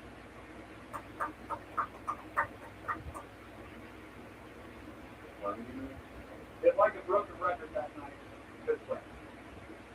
That's what we did. Like a broken record that night, Rodeo's finally getting on the floor. It's like, dude, you've been gone for 3 days. 3 days? What the hell about my dude?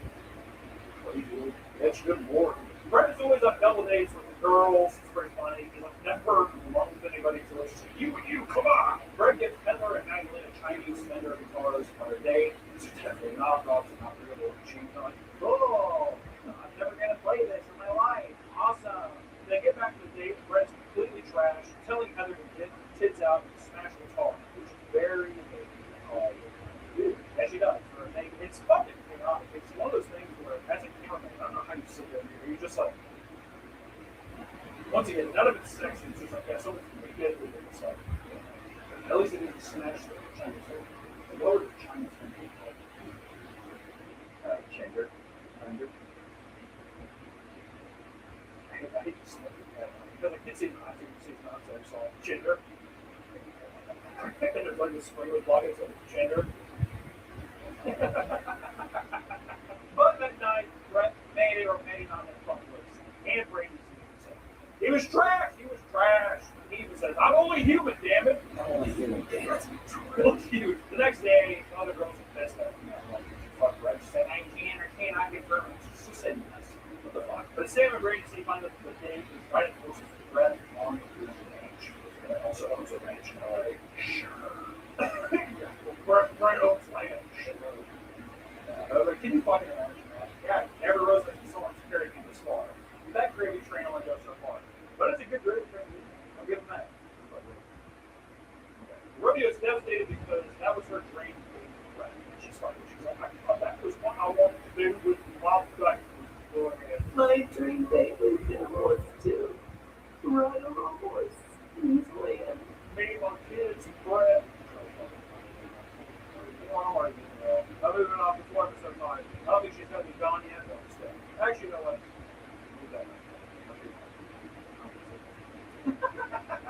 Brady ski, just throw this out. Brady ski's horse, and she's riding with the borderline retarded.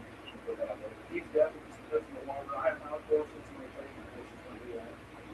There you go. Brett then gets it, it's just picks up more guitars, more Chinese guitars. Slow sense. Every time they're going to turn around, cool! Oh, Chinder! It's awesome. Sam is wearing a really sick Harley Davidson t-shirt. It's a Charlie shirt. They're hard to come by. I need some. Sam confronts Brett on fucking Lacey. You know, why would you do that? I thought we were all here.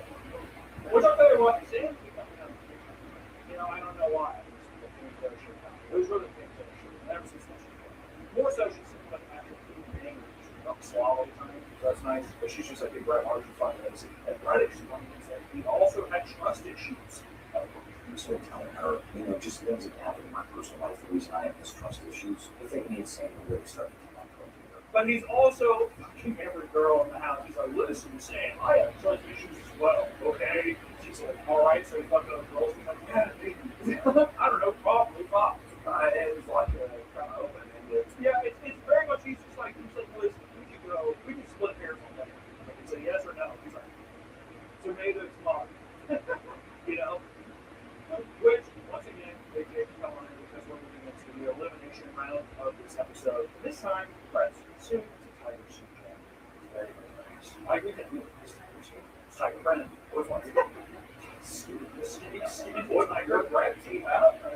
Oh, that's true. If he's already getting defenders in China, fucking Tigers. Yeah. You can get a chinker. You can get a tiger. Okay? That's I agree, yeah. Alright, with a surprise, he has Big John send home rodeo almost instantaneously. Oh, no. You couldn't even eliminate it yourself. Brett sends her home with Big B, basically some receiver. Whatever, he like basically walks around. He doesn't walk in the girl, he walks all around the floor. But up on the set, slap the set. Oh! Even before it's done! Oh, you remember that was being done? Because the next person is Brandy C. He sends Brandy C home. Which I would say, Brandy C. No, rodeo. Brandy C has the worst. That's true. It's like Gypsy Rose. Good for you, and how did this go anywhere? How many people I was there? I don't even know. Are you marrying the girl or fucking? Sometimes, man, because you don't have any ounce of feeling. Like you're just like such a deplorable person. God, Brandy C is at home with every rose had a storm playing background. We got the copyright on that. Go ahead and take her. I guess I'll keep her on the wall. Too bad. Yeah, that's true. Which by this time too, it's funny. At the end of every episode, usually they hand out drinks. This time it's water. And he's like, he's like, I need to bring some of liver my diabetes. Welcome on to episode 5. Now, how many girls is that? 1, 2, 3, 4, 5, 6, 7, 8 girls. This is what I'm saying. This is where you know what I'll do. Because episode 5 here, we were going to go from 3 and 2. I did not know Rosie Girl was going to get hit out. So what we're going to do now is fight. Look, episode 5. I should commit to 1. You are running out of time. I should go so personal. But I feel like the best future plays happen. Also, mind you, we're watching these episodes in between each of these recordings. That's why it's a little progressive. So, on my winner board right now, I have Heather and Jess. My heart says Jess, but I feel like strategy says Heather. Jess really hasn't. We're not giving her all this. She's going to be not next. So now I'm left on my board. You would like to go ahead? No, I can't. From episode 2, I had this. I solidified this where I think it's going to win. So I need to see which one's going to lose. Really. Which one do you guys think? I like this.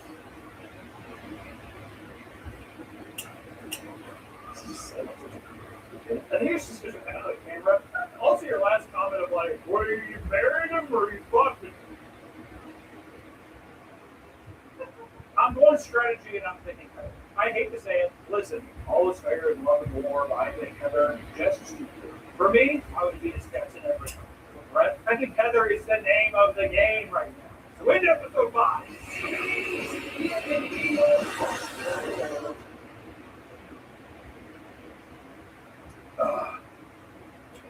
The morning after the elimination of the last one, the girls find a bunch of football uniforms and a note from Brett on the pool table. But one thing I want to say here is that Big John is absent. And it is very noticeable. Where the hell is he? Good boy. I like that one. This is the first annual Brett's Mud Ball game. They're going to do mud football, and Brett is going to be the quarterback. The winning team goes on a date, so the whole thing is like there's 2 teams pitted against each other, teams of 4. Whichever team wins gets to go on the date with Brett. But the MVP of the team is a private date with Brett, which will be the first single date of the show, which is more important. The episode doesn't even reveal itself. We find out that Big John is the referee. Thank God. I don't know why. But have them drop off the rules and then have them put on the referee out there. This is 20 years ago. I'm not going to rush. Isn't that cool? But let me get you until none of them know what the fuck's going on. You can tell Big John is just having a great time. I feel like Big John's the only person where they're just like, I don't think anybody told him, like, hey, play into it. He's just like watching these girls be completely fucking stupid, and he's just like laughing his ass off. It's a good time. But I never understood why old dudes always want chicks to mud the rest of the world. But there's one thing I don't understand. You see that a lot of covered in mud. Yeah, being covered in mud. I don't know what the deal is there. I remember when I was 14, when the Stripes came out with Bill Murray, John Candy had that scene with his mud lotion was on it. I remember my dad was like, "This is awesome." Who cares? And even like their 90s, early 2000s, like old school, you know, I don't know what the obsession is, but they love it. I think it's just something wet. It looks like poop. Yeah, it looks like shit. But one thing here is Jess pretty much takes out Lacey. I'm pretty sure she fucking breaks this point. It's awesome. Because Lacey's a dog. I'm not ashamed that I didn't do this. She pushed Jess before, right? She pushed it. It's retribution. Then honestly, so far in this episode, I'm like, she's my girl. I love her. Right? Still think strategically that was the right move. Heather and Jess are impressing Brett to know. Everyone else just needs to get the fuck out. But since Lacey's taken out, the Sweethearts have to sit one of their players, but whoever they pick isn't eligible to play. Brandy chooses to sit out because she's too hungover. Brandy should have she's fucking worthless. Once again, I can't believe I feel like she's gonna make her in the winner's circle. That's not winner's mentality. You have to rally. Brett's the quarterback for this play, so goddamn, none of these positions can catch football in the Super Bowl. It's funny. But to be fair, though, too, if I'm being honest, Brett throws it is absolutely fun. I mean, he has diabetes, though, so we can't, that's true. We can't fault him too much. He has diabetes. Hard to throw. But Heather scores a tying touchdown for the Fallen Angels while her pants get ripped off in the process. Not gonna lie, early 2000s stuff. If I would have died, if I would have seen this in time, I would have at the time, yeah, not 10 minutes ago, yeah.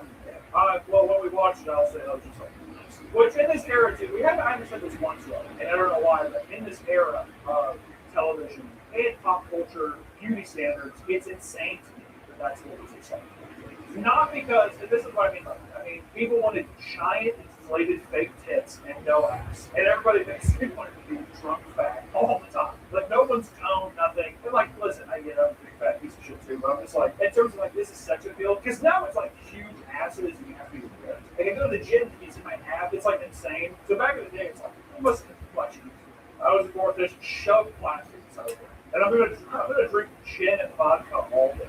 That's what the body's doing. Very impressive. But Brett loves seeing mud on Heather's ass and cheeks. It's all hard. And once again, that's in the word again. Like, that's a turn on. That's a turn on. There she was crawling around butt naked in the mud. It's a good sight to see. From there, Jess gets the winning touchdown for the Sweetheart, and Brett throws an absolute dive. A bomb! And Jess, perfect. I mean, it looked like fucking. It looked like, Larry Fitzgerald. Just looked like Larry Fitzgerald, except not 6'8" and black. I share one of my fucking. I will say he played a good game. He got robbed, but Jess does fucking. And she's the first person to get the solo date. I do think that psychologically that has to happen. Does that not? Would that happen? It would. But Big John escorts Jess to her date with Brett, finally getting close to a potential date. John is walking along. Hey, this doesn't work out no more. There's another fish in the sea. There's another fish in the sea.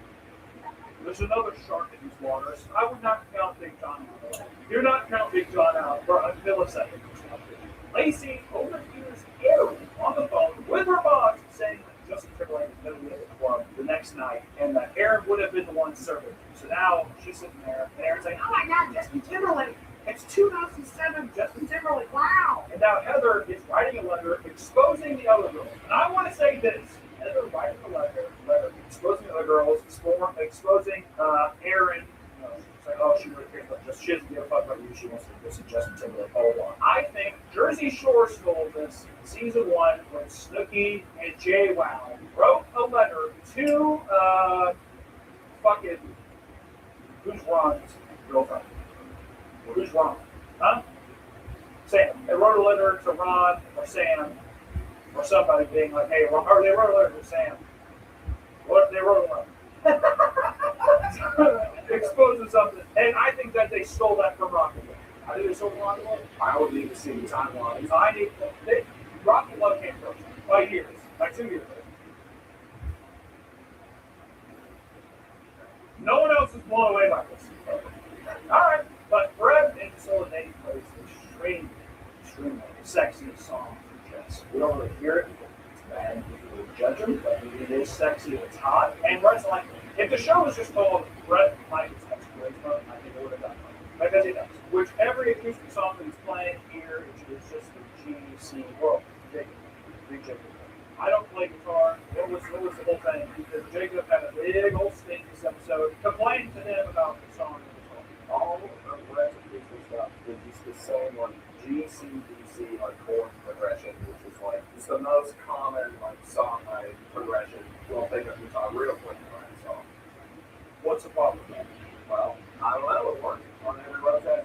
This is the problem with when you have a big Jacob kind of character. Because he's sitting there, he expects everybody to be fucking Alessio Leo. I'm not ever write the songs. He's like, this is something that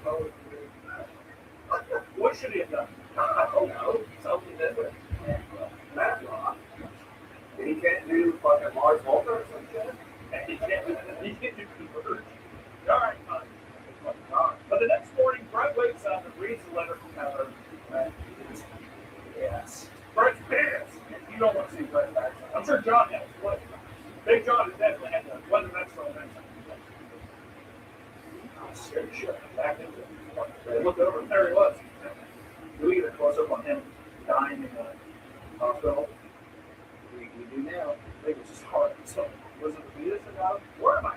Later on, Big John is back delivering a letter from Brett, scurrying back to his. Okay, whoever keeps writing these fucking data comments, you're fucking. Is this you, Nick? No. Who is it? Oh, Jacob. Big Jacob. Well, see, he's jealous, that's why. Later on, Big John is back delivering a letter from Brett and scurries back to whatever fucking den he lives in. I don't know. This ain't gonna fuck up. We can't just show Big John broken like one time. But the rest of the team goes on a date with Brett. The rest of the football team, they have their NBA it's the regular team. And they go to a shooting range with their Magdalena, the fucking Polish spy. He doesn't miss a single target. They shoot good. Shoot good. Yeah, where they shoot pictures of them. I shoot pictures.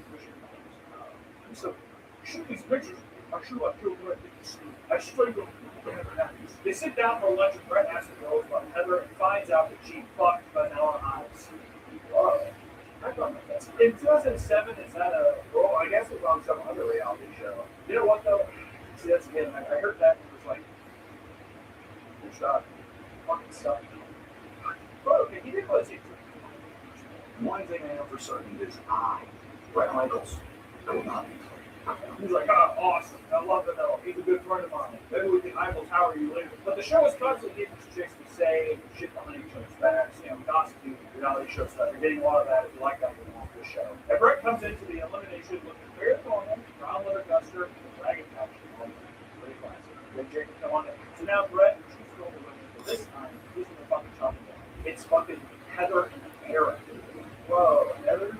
Yeah, it's on the chopping block. I think it's because she's being too scoundrelly, a little too gossipy, all that kind of shit, right? But luckily, Brett tells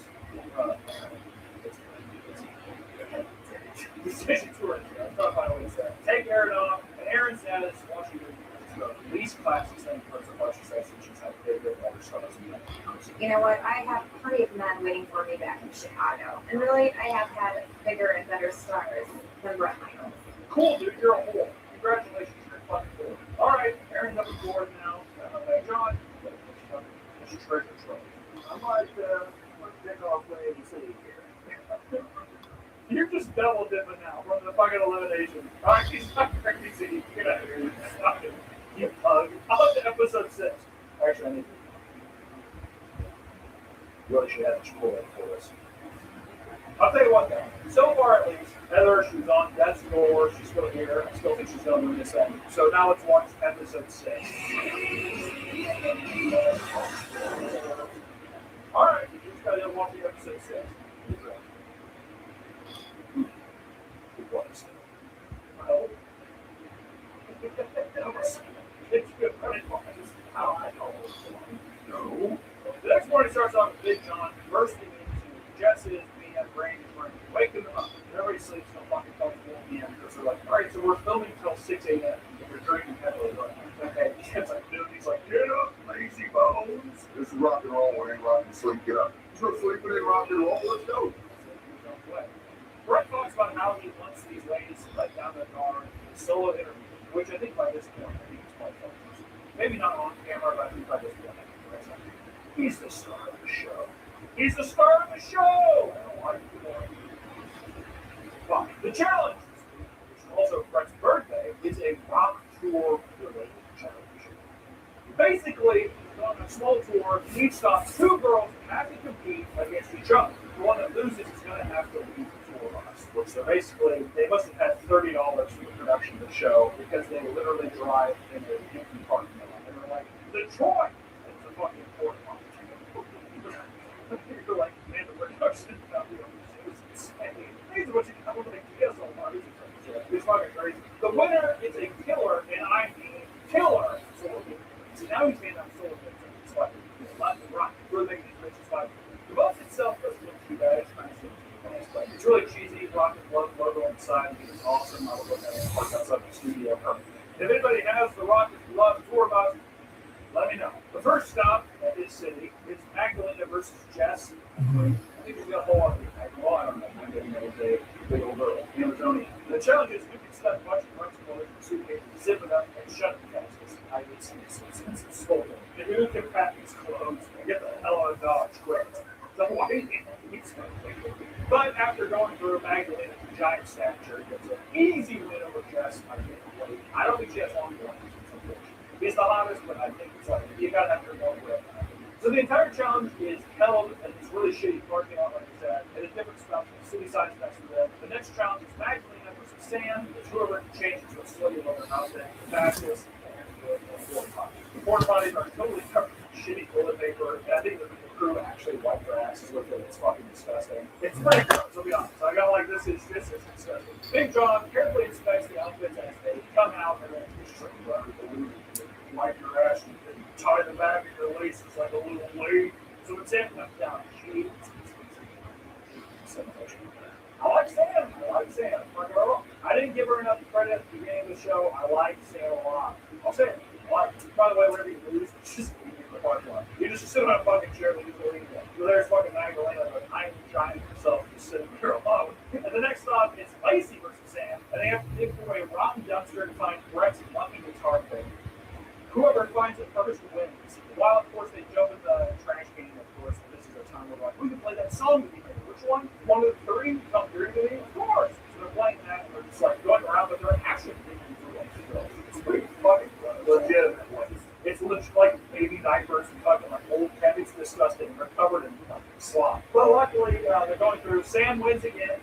She finds a lucky guitar pick that Brett has definitely never used once in his life. But it's funny when they cut back into the tour bus. It's like Sam, they make her stand, or they're going to have her sit on a towel. Because like, oh, I didn't notice that. yeah, you look at it, she's like standing, and like you smell like shit. You cannot sit. At the next stop, it's Heather versus Mia. There's two amps, two guitars. It's basically a real close guitar that we would like make the guitar one. When they they both look fucking stupid because they're setting it up and they're acting all crazy, and Big John's just sitting there like, because they're both fucking idiots because they're plug it, so of course it's not gonna work. You know, the guitars are it's just it's like you have to like some sick commercial static. Right. And everyone said that Brett Michaels was rich, but like I know for a fact Brett Michaels, who has been touring with Poison since 1980s. Yeah. Because then they people like, you know how expensive, you know what I mean? Like, just a little something. Big John makes your mind looking at plugging the phone. And Mia eventually is the little bit of a challenge. The next stop is Mia versus Brandy, and sometimes on tour, Brett gets drunk and forgets the lyrics to the song. So, all right, ladies, out of the world, sometimes Brett gets drunk and forgets the words even in the biggest songs. I really don't believe that so much, but basically they have to rearrange the words there, or as storms, I'm pretty sure. So then it's basically just like, do you even know the music? So that you can tell Mia's like, oh, shit. Brandy's the winner, and finally in our final, it's Sam versus Brandy. So much. The final challenge is whoever three double get to the security, which are just tackle sluts in the fucking college football team, and get to back to the bus first wins. The tackle sluts are giant, big jump space, and then like that. It's literally just a photocopy of the space. But after the triathlon, Sam is very small. Brandy wins, which Sam number one. It is what it is. Afterwards, the girls make this happy birthday sign for Brett, who looked like a third grader, or not even a third grader, like maybe a fucking 2-year-old. And Heather and Lacey form alliance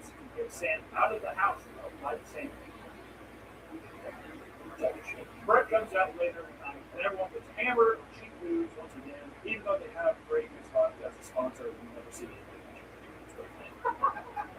They're like, I want the cheap stuff.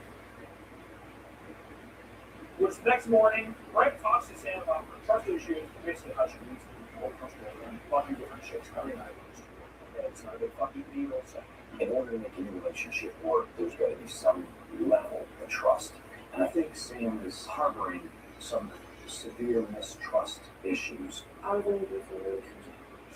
Yes. Hello? Never have anal sex with other women. That happens. You can't get pregnant in the butt. Sorry, Sam. That's just like, that's rock and roll lifestyle. Brett and Brandon's date is in a VIP lounge at the Mighty Ducks Stadium. That was like how it actually was. In Anaheim, California, well, the Mighty Ducks can come on in. Brett leaves a note on the table asking Billy who's back in the house and there's reasons why each one of them should go. Which is great. That's great reverse psychology. Alright, which of course, naturally, this gets every girl to basically start talking shit about every person and why they should go home, etc., etc. Chaos ensues. Lacey's confident she's making the other girls off. She's like, I thought she's some kind of like These girls can't take me down. That's a no-brainer. Nice try, girls. If I'm gonna get back after my D, you better watch your back. I thought you were she's about to make certain character on the show. Yeah. That night before elimination, Brett talks to Sam. I really like Sam, but she's kind of bipolar. It's basically like, are you gonna be a quick fuck loser? Like I fuck other girls in that. They have a little conversation. But Brett shows up at elimination with a very loud red leather jacket, but it's looking sure it looks very good. Big chicken come on up.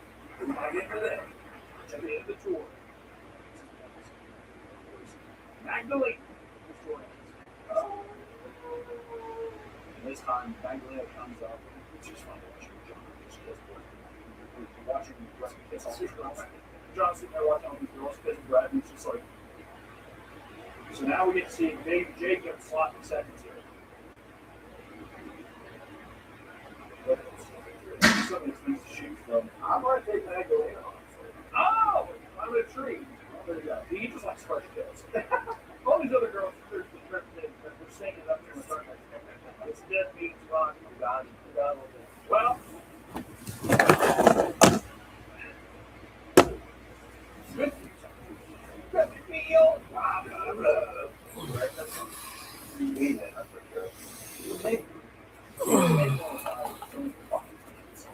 Unbelievable. Did Brett Michaels walk right to us? Yeah, dude. Yes. Let me be your rock of love. Rock of love. Rock of love. Rock of love. 1, 2, 3. Rock of love. I like buttons. You know, maybe.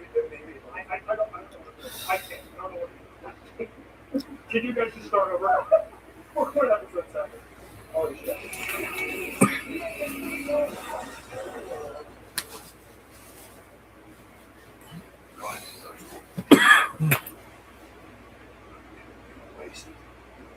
Alright, episode 7. Luckily, my winner pick here, Heather, is still in the race. She's doing great. Granted, Sam kind of growing on me. She's kind of become my favorite right now. Jess is still, I think, the hottest, best person. Lacey will hope she's not really Jacob, just kidding.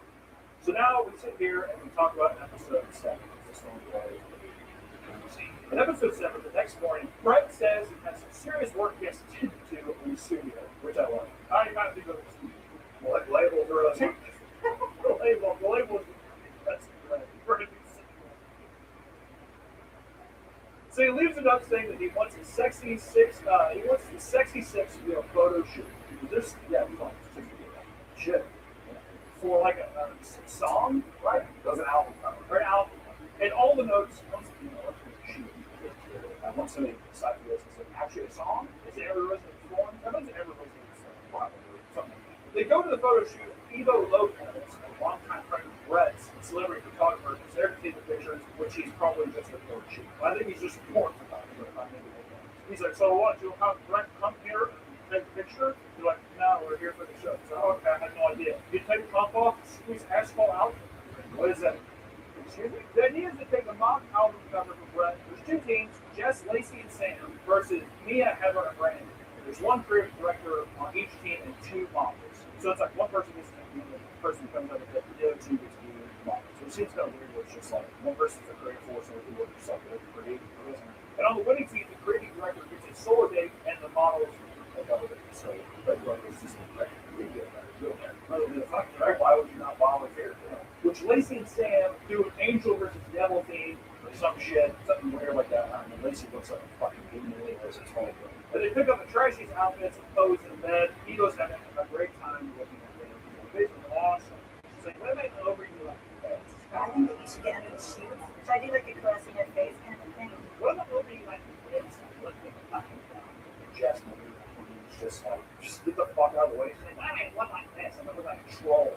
The theme for the next team is like Heather is dressed like a stripper and Brandy is dressed up as a man. It's like a mechanic posing on the car. And I have like no idea really what the fuck is supposed to be going on. And we're trying to be clever and cute, but it's just retarded. And back at the house, the girls get prints from their photo shoots and Elo leaves some notes. What are you saying here? Basically, the Lacey and the devil thing like this, I'm going to reach holes like this. But then with Heather, What's that because she dresses in like a great way. What is going on?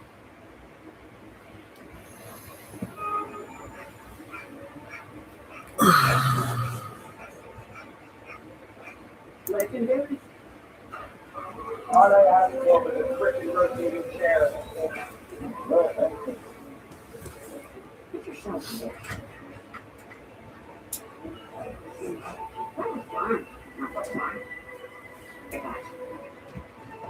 Okay.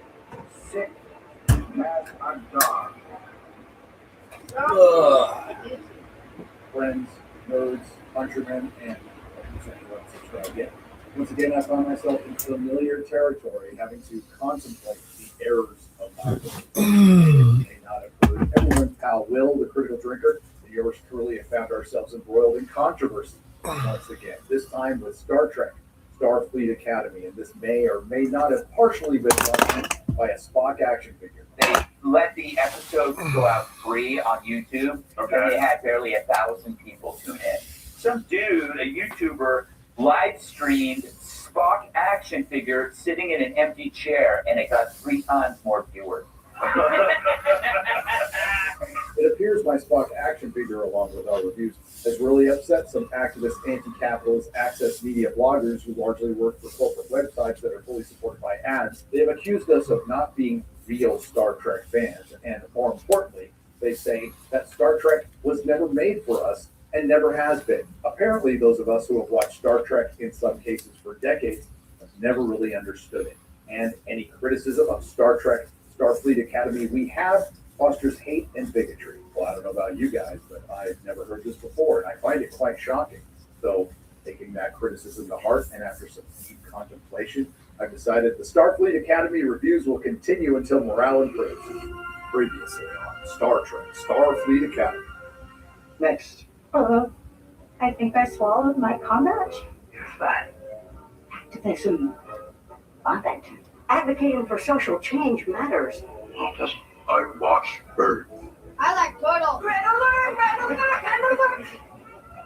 Stupid. Origami chicken.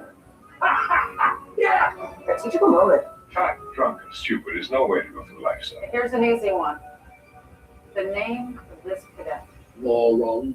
Before we get started, let's keep in mind that Star Trek Starfleet Academy is a darling of the critics on Rotten Tomatoes anyway, where it sits at 88%, which is 4 points higher than Star Trek VI, The Undiscovered Country, and 1 point higher than Star Trek II, The Wrath of Khan. Yet it's a show that is largely made by the same people who made Section 31, which just recently received 5 Razzie nominations, including Worst Picture, Worst Actress, Michelle Yeoh, Worst Screenplay, Greg Sweeney, Worst Director, I can't pronounce his name, and Worst Supporting Actress, Casey Roll. I'm really not sure what's more embarrassing, a Spock action figure getting more live concurrent viewers than a $10 million episode of Star Trek on YouTube, or a company that continues to pay someone to be a critic who said they like this show. Admittedly, that is the minority, because the vast majority of critics on Rotten Tomatoes who are brought in to pad the system are from websites you've never heard of. And I know Rotten Tomatoes sucks for precisely the reasons I just gave you. Now, if you were thinking that Starfleet Leering Academy just needed to get its legs under it and in future episodes it would improve,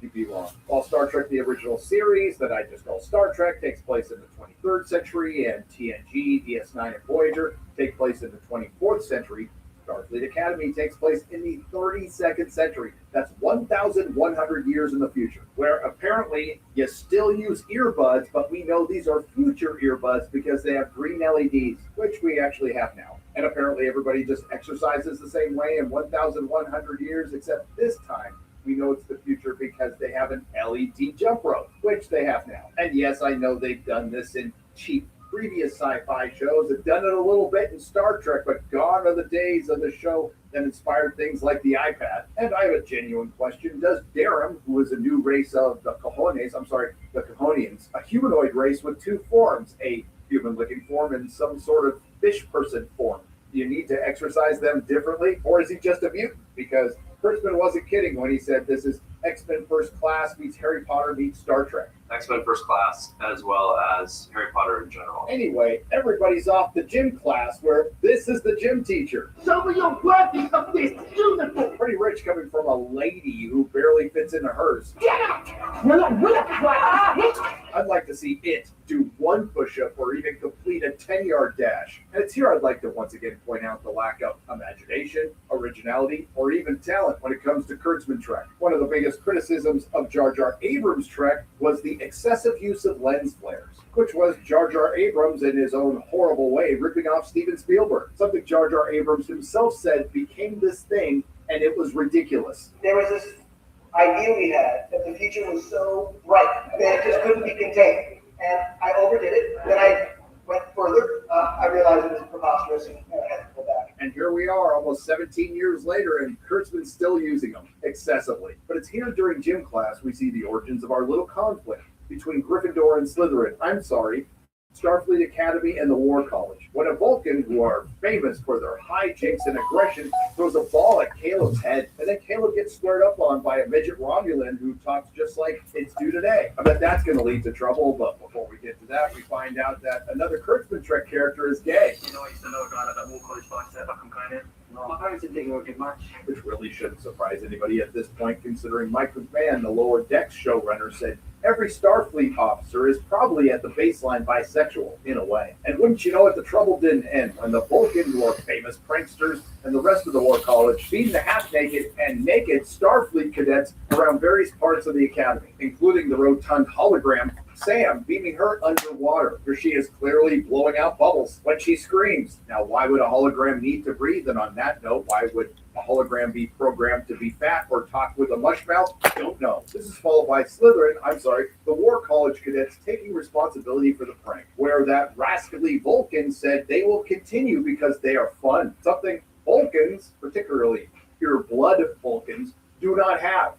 You must learn to exercise control over your own imagination. Sure, they take satisfaction in things, but no Vulcan would use the word fun. They'd be fascinating.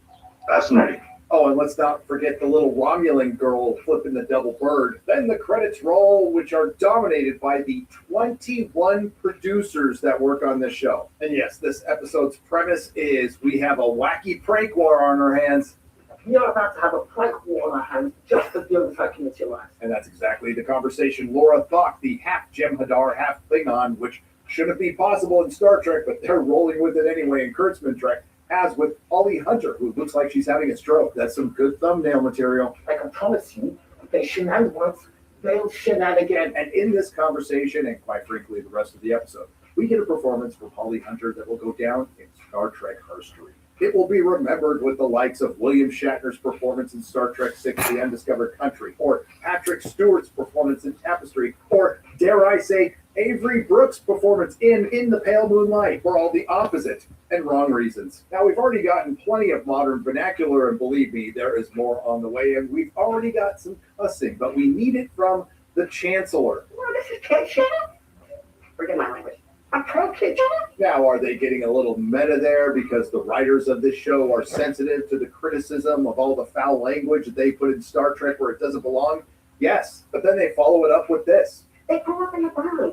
I'm not going to crush the life out of them anymore to the universe already. Now, if you want to know what the burn is, please see my last Starfleet Academy video. But if Kurtzman Trek is trying to make an analogy of kids growing up during a crisis of, say, extenuating circumstances beyond their control like COVID. That's pretty rich coming from a show that has this guy in it. The vaccine.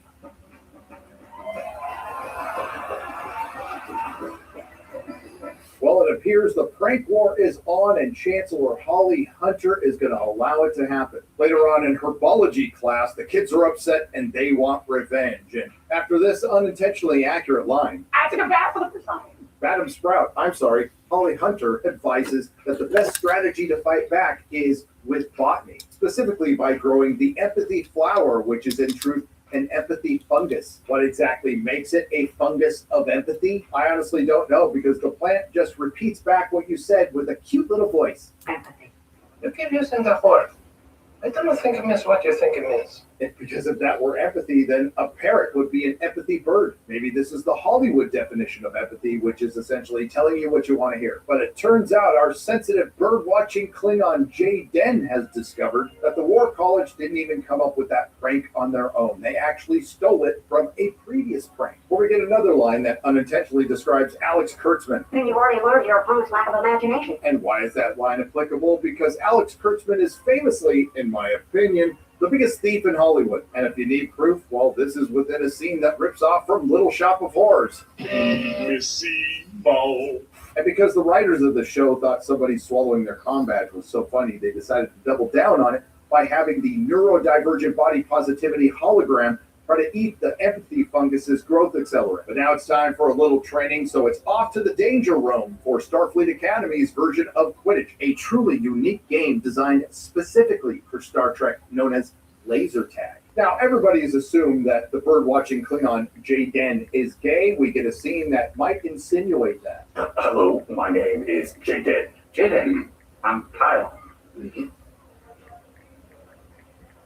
I'm rooting for you, shippers. No, actually, I'm not. Speaking of shipping, we get a little romantic scene between Caleb and Brett Cooper, where he is able to easily accomplish something that's really difficult for any woman or man in the WNBA. Hit easy layup. There's another laser tag competition to find out who will be the captain of the Starfleet Academy team between Darum and Genesis, and in a shocker for Kurtzman Trek, the dude won. Following that, Holly Hunter supposedly tries to talk the Chancellor of the War College out of this prank war. But I think it's time we have a serious conversation about this creative choice to have Holly Hunter spasm all over chairs, davenports, and couches. Now, apparently, this was Holly Hunter's creative decision. Her character in the show is over 400 years old, and she believes this is how a over 400-year-old person would sit. It's supposed to show that she is a free spirit. She marches to the beat of her own drum, and her matriarchal power is not bound by the misogynistic, jingoistic, militaristic, patriarchal, and fascist constructs of the old Starfleet and the War College. What it ends up looking like is somebody who spun out on a cocktail of SSRIs and Adderall. But now it's time for a secret game of laser tag between Slytherin and Gryffindor, after the new Captain Darum challenged Johnny Spocksville, and in a scene set to music that sounded like Daft Punk with Alzheimer's, Slytherin hands Gryffindor an ass whooping, and the only time they win a match is when Genesis takes over, because there's no shortage of girl bossing in Kurtzman Trek, and doing what he should have done from the beginning, Darum, our toxic bisexual male, quits being captain and hands it over to Genesis. Specifically in these laser tag scenes,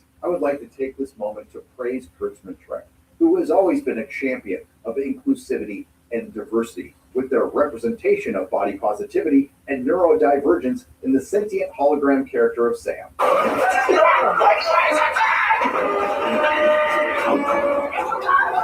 I can make myself permeable, bitches.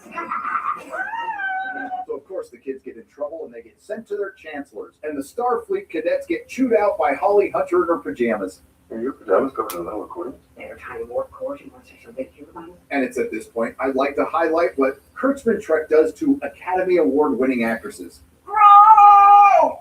Is anybody listening? Listen. I'm sure Chancellor Kelrigan is peel an eyeball. Ouch! I guess Michelle Yeoh should have warned her. So throughout the entire episode, Holly Hunter has been trying to spell out specifically what the cadets need to do to get back at the War College by preaching patience and empathy as a strategy. And after randomly walking by some empathy fungus, they finally figure it out. But before we get to that, we get the least surprising revelation of all. Tig Notaro and Laura Thok are a couple, at least until the USS U-Haul shows up. And that was preceded by Tig Notaro giving parental advice, because anybody in this show that has a dad has daddy issues. Though once again, through Holly Hunter's speech where she was contorting on a chair, she essentially laid down the plan to get back at the War College, and it was pretty simple. Just make sure the kids randomly walk by an empathy fungus and then figure out you need to be patient and grow them quickly, which would be the opposite of patience, by juicing up the growth accelerant, and then find some space snot to replicate the eyeball of the War College chancellor. And I know what you're asking now, dear viewer. If you can replicate an eyeball, why are people wearing glasses? And on that note, if you could transfer a consciousness into a robot body, why are people in wheelchairs or deaf? Anyway, they replicate the eyeball so they can get past the biometric security of the War College and plant the empathy fungus, where it grows uncontrollably and probably kills 9 or 10 students. And the Starfleet Academy cadets are really proud of themselves in a shot that looks like it's straight out of a Pfizer commercial. I think the writers wanted to get across that they were teaching the kids to strategize through the matriarchal lens of patience and empathy over the patriarchal aggressiveness and dominance, when in truth she just taught the kids through the very matriarchal lens to cheat with subtlety. But your guess is as good as mine, because this just ended up being yet another episode with all of the Kurtzman Trek hallmarks. The aforementioned men, the few of them that they are, yielding to women, women correcting men. Look, kid, any message that you have to chase down does not deserve to be read. Genesis. You know what kind of captain sends his team into a slaughter? Worry about that by 30. I call you naive, but you've got 300 years on it. 350. Kindness has multiple things, huh? Oh, wow. Under Starfleet Regulation 286.3. 286.4, actually. Constant over-affirmation, modern vernacular. I can make myself permeable because This is kid shit. Forget my language. I'm pro kid. I would love to just have one shower without having to hear about Darren's multiple polycule underwater hookups. Do you find it challenging to be a War College douchebag? Welcome to the Calicut Suite. It's an honor. They shenanigans once, they'll shenanigan again. Well done, number one. Feelings in hallways, feelings in corridors, feelings on basketball courts. It's shot like a commercial. The writing is absurd and the acting is awful, and not a shred of masculinity to be found. But it is unintentionally hilarious, and it's absolutely the Acolyte of Star Trek. Just as the Acolyte was Kathleen Kennedy's Disney Star Wars in its final form, Star Trek Starfleet Academy is Kurtzman Trek in its final form. And tell me if you haven't heard this one before. You take a beloved intellectual property that used to be made for everyone, dumbed it down, vandalized it beyond all recognition, alienating your longtime fans, all in the search for the mythical modern audience, which they found. Unfortunately, that's the other commonality with the Acolyte, who did find a very passionate audience with numbers big enough to get it canceled. And while the new head of Paramount, David Ellison, is desperately trying to buy Warner Brothers, I don't think letting Starfleet Academy see the light of day is helping his cause. And let's not forget, there wouldn't have been Jar Jar Trek, which spawned Kurtzman Trek, without David Ellison's Skydance. But ultimately, the two biggest problems with Kurtzman Trek are the algorithmic product placement of the message and continuing to make Star Trek something it isn't. It isn't the X-Men, it's not Harry Potter, it's not the OC or 90210, and it's not Buffy. What Star Trek needs to be is something Alex Kurtzman and his team of repurposers are completely incapable of making. Star Trek. Watching Kurtzman Trek may cause a range of side effects, including but not limited to some bouts of nostalgia overload, leading to uncontrollable urges to rewatch the original series while muttering, "This is my Trek," miles of severe plot hole-induced headaches, excessive eye-rolling from over-the-top emotional monologues, potentially resulting in strained ocular muscles, unslurred sensitivity, making everyday sunlight feel like a directorial assault, detractors whiplash, which may result in decapitation, increased sarcasm levels, turning casual viewers into full-time YouTube critics. In not-so-rare cases, it causes vomiting, diarrhea, and thoughts of suicide. If you experience persistent disillusionment lasting more than 4 episodes, discontinue viewing. You can consult a classic Trek marathon immediately. Ask your doctor if Kurtzman Trek is right for you. Spoiler, it isn't. Nerdrotic.com. If you like what you heard, please like, share, and subscribe. If you didn't like what you heard, I thank you for listening this long. I will see you in the next video. Ow!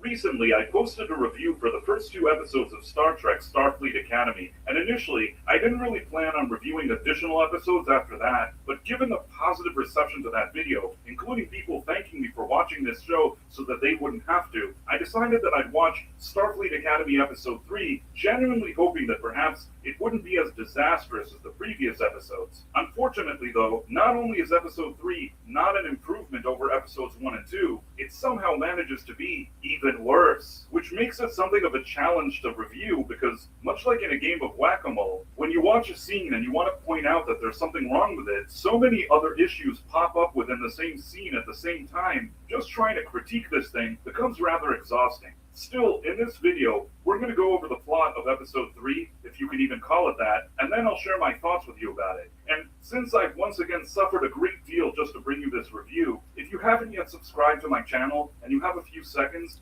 please do that now, as it would really support an independent reviewer like myself.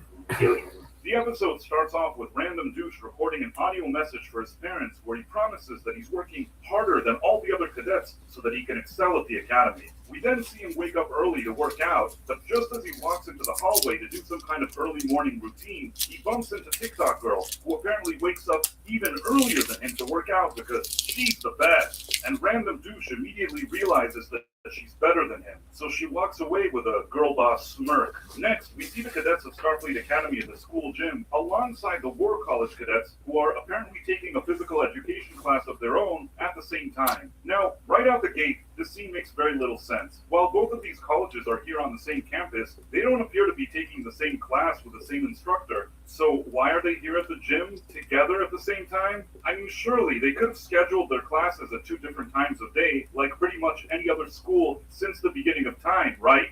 Anyhow, the intolerable Lieutenant Commander Thought is the official gym teacher of the Starfleet Academy cadets, so she yells at them that they're out of shape, even though she herself seems both overweight and out of shape, especially for somebody in this role, but yeah, don't think about it. Meanwhile, the War College cadets are jealous because Caleb climbs the rope faster than them, but Caleb is too busy checking out the Betazoid girl from episode 2, who's decided to enroll in the War College after the departure of her father and the Betazoid delegation. Thought then tells the students that they can sign up for Calica tryouts, which is a laser tag type of sport. But since both Random Douche and TikTok Girl both want to be the team captain, a rivalry starts heating up between them. But Hologram Girl is there to support her peeps, yo. I still don't know why this Hologram Girl even exists on this show. I understand that they wanted their own version of Data, but Data was an android that actually had a purpose on the ship. This girl serves no practical purpose here whatsoever, and I can't say that the actress does this character any favors either. While doing a bit of trash talk, TikTok Girl tells Random Douche that she's the best because her father is an admiral, and that's just how she was raised. And remember this detail, as it will be revisited in the dumbest way possible later in the episode. Caleb then tells the sensitive Klingon and Hologram Girl that he's not a team player, so he's not interested in signing up you're for 21 years old. What do you do for fun? Just whatever, play a lot of basketball. I'm no good, but I play a lot of it. Where do you live 13 hours away to where you're the basketball player in this city? I'm from Newton, Georgia, but I live in Dahlonega currently. I go to school at the University of North Georgia. Are there black people around there? Not a lot at school, but there are some. President Trump, I noticed you grabbed your microphone. Say it, whatever you're thinking, say it. What a great institution. This could have actually been a good setup for some real physical confrontation between Caleb and one of his War College competitors, maybe even a full-on manly brawl between multiple cadets. Instead, we get a more flamboyant you got served type of conversation, and all that's missing in this scene is for them to start doing a dance-off or something. And then Thought shows up to make sure that the conflict doesn't escalate for now. Next, we see all the cadets share something of a co-ed locker room, and while I'm sure that the writers probably thought that this was a great way to show that women and men are equals, this scene accidentally achieves the exact opposite. I mean, look at the 2 male actors that were hired for these roles. You could tell that they're in good shape, and if the actors weren't working out at the gym regularly, they probably wouldn't have been cast on this show. On the other hand, we're supposed to believe that these female cadets are at the same fitness level as their male counterparts, but these actresses don't look like they've spent even 1 minute at the gym. And I know this is going to upset some people, but why is there a double standard when it comes to male casting versus female casting in Hollywood these days? For years, Star Trek was known for having very pleasant-looking actresses portraying its female characters. From Nichelle Nichols in the 60s, to Terry Farrell in the 90s, to Jolene Blalock in the 2000s, even the highly overrated J.J. Abrams, also known as the Hamburglar of Hollywood, understood that he needed some appealing women in his crappy Star Trek movies. And that's pretty much the only good thing that I've ever said about J.J. Abrams or his movies. But these days, all women have to be body positivity for some reason. Anyhow, while they're in the locker room, they randomly get transported into other areas of the ship, and it turns out that this transporting prank was all the doing of the War College students who wanted to embarrass Starfleet Academy, and then they appear on a screen telling them how much they enjoy doing it. After this, Random Douche declares war on them. Next, the insufferable Chancellor Holly Hunter is watching a proposed recruitment commercial for the Starfleet Academy that looks like a far inferior ripoff from the ads we see in the movie Starship Troopers. Of course, Holly Hunter is awkwardly rolling around on her couch, and of course she's also barefoot again. Thought tries to tell her that they have a problem on their hands with the prank war in a scene that is both poorly written and, quite honestly, very poorly acted as well. These two awfully miscast ladies are supposed to be some top authority in this place, here to educate a new generation, but between their irritating voices and unconvincing line deliveries, it's really hard to get through this scene, and I dare say that at times it's even kind of hard to decipher the nonsense that they're saying, especially Holly Hunter, who seems to be mumbling or something. Anyhow, Lieutenant Thought suggests that Holly Hunter talk to the Chancellor of the War College, have him apologize for the behavior of his students, and nip this whole situation in the bud. Holly Hunter then tells Thought not to worry about it because this whole situation is just kiddie. And that's actually the term that she uses because, as opposed to classic Star Trek, where the series made a point of not using curses, Starfleet Academy uses curses frequently, like in every scene, really cheapening the legacy of this entire franchise. But I digress. Holly Hunter then explains that she feels bad for these kids because they grew up in the burn, which is that catastrophic event that caused damage to the universe, so the kids need to be treated with kids' gloves and special care. But I think that's absolute nonsense. This is supposed to be a more military-style academy. Even if, let's say, these kids endured some difficulties in their childhoods, joining an academy like this is the exact establishment that should give them structure and discipline, not a pat on the back for acting like 2025 Gen Z weirdos. Holly Hunter then decides to go talk to her students who whine like a bunch of 5-year-olds. Random Douche and Caleb tell her that they need to hit back hard at the War College, so at this point, Holly Hunter presents to them a talking plant and hints that it could solve all of their problems, but they don't take her seriously. Holly Hunter then explains to the students that if they give the talking plants some growth accelerant, it'll cause them to grow rapidly at night, and then she leaves. TikTok Girl tells Caleb that she's enlisted him for Calica tryouts without his knowledge, but then he tells her that he doesn't want to do it because he's not a team player. But when a character has to explain what his personality is in every scene that he's in, it means that you don't have real writers in your writing room. Anyhow, TikTok Girl explains to Caleb that she really needs him on the team if she's going to make team captain. But when he doesn't comply, she starts talking about Betazoid Girl, which annoys him, so then he agrees to join the team. And why would getting him annoyed cause him to join the team?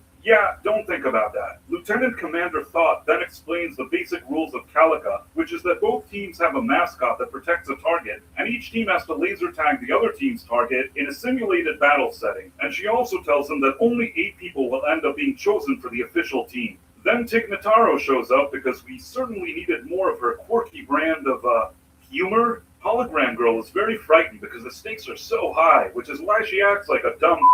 The rivalry between Random Douche and TikTok Girl then escalates again. And you know what? I have to call out some of the BS here. They keep making it seem like these two are both neck and neck when it comes to their strength, speed, and agility, never taking into account that this guy is a physically fit male, whereas she weighs about 20 pounds. In reality, at least physically, there was no competition here whatsoever. And the fact that this show is trying to pretend that they're somehow equals physically is both dumb and embarrassing. After an initial round of tryouts, Thought introduces a Calica phaser gun that temporarily transports you out of the game if you're hit. And as we see Caleb doing well in tryouts, Tig Notaro shows up and says out loud, "Look, Lone Wolf is here to play." And it's like, we get it. He's not a team player. He's a lone wolf. We get it. You don't have to say it every second. Anyhow, Caleb gets disqualified, and it turns out that the hologram girl can't actually be shot with a phaser, so she's pretty much invincible here. But if she's a hologram and she can't be eliminated from the game, how is she even allowed to participate? We'll get back to that later. Caleb, who's now out of the game, sees Betazoid Girl in the gym playing basketball. Isn't it kind of strange that 1,000 years in the future, they're all playing basketball as if they're in a 2025 high school? Like, if Alex Kurtzman wanted to make a Beverly Hills 90210 type of show, why didn't he just make that show and leave Star Trek alone? Anyhow, Caleb then tells the sensitive Klingon to distract the War College kids while he tries to talk to Betazoid Girl, so the sensitive Klingon tries to tell them jokes in a scene that is absolute cringe. How did we get from the point where Klingons were considered these serious warriors full of bravado to this soft and moist comic relief Klingon we see here? And judging by the way this blonde guy responds to him, I honestly wouldn't be surprised if it turns out in a future episode that they're both fond of dudes and fond of each other, if you know what I mean. Then, in a telenovela type of scene that's both poorly written and poorly acted, Caleb accuses Beta's girl of choosing the War College to avoid being with him at Starfleet because she has feelings for him. But when she gets mildly annoyed at him, Caleb immediately starts apologizing to her and groveling because he has no backbone and doesn't act like a man. Then Betazoid Girl's top secret inhibitor goes off to help her control her emotions because she's just too powerful. Again! Then she proves to Caleb that she's better at basketball than him and walks away. Next, we see that all the main characters that we know have been conveniently selected to be on the Calica team, aside from the sensitive Klingon because he's obviously a big But there's one problem. Since both Random Douche and TikTok Girl are tied at the top, they have to battle each other in a shootout to decide who will be the captain. And just as it looks like they're headed for a tie, Random Douche does a little bit of trash talking about TikTok Girl's Admiral father, which throws her off her game, making him the winner and the new captain. But TikTok Girl is very upset that Random Douche would resort to trash talking in order to win a game, which is absolute nonsense. If this lady can't think straight during a sports competition when somebody cracks a joke about her father, and not even really an offensive one, then she 100% is not fit to be the captain of this team, or any other team for that matter, under any circumstance. Then, in another prank, the War College students project a parody commercial for people to join Starfleet Academy, showing unflattering footage of the Starfleet students doing silly things during their Calica tryouts. Random Douche gets very upset about this, but Caleb manages to calm him down. Holly Hunter then has a meeting with the War College Chancellor to discuss the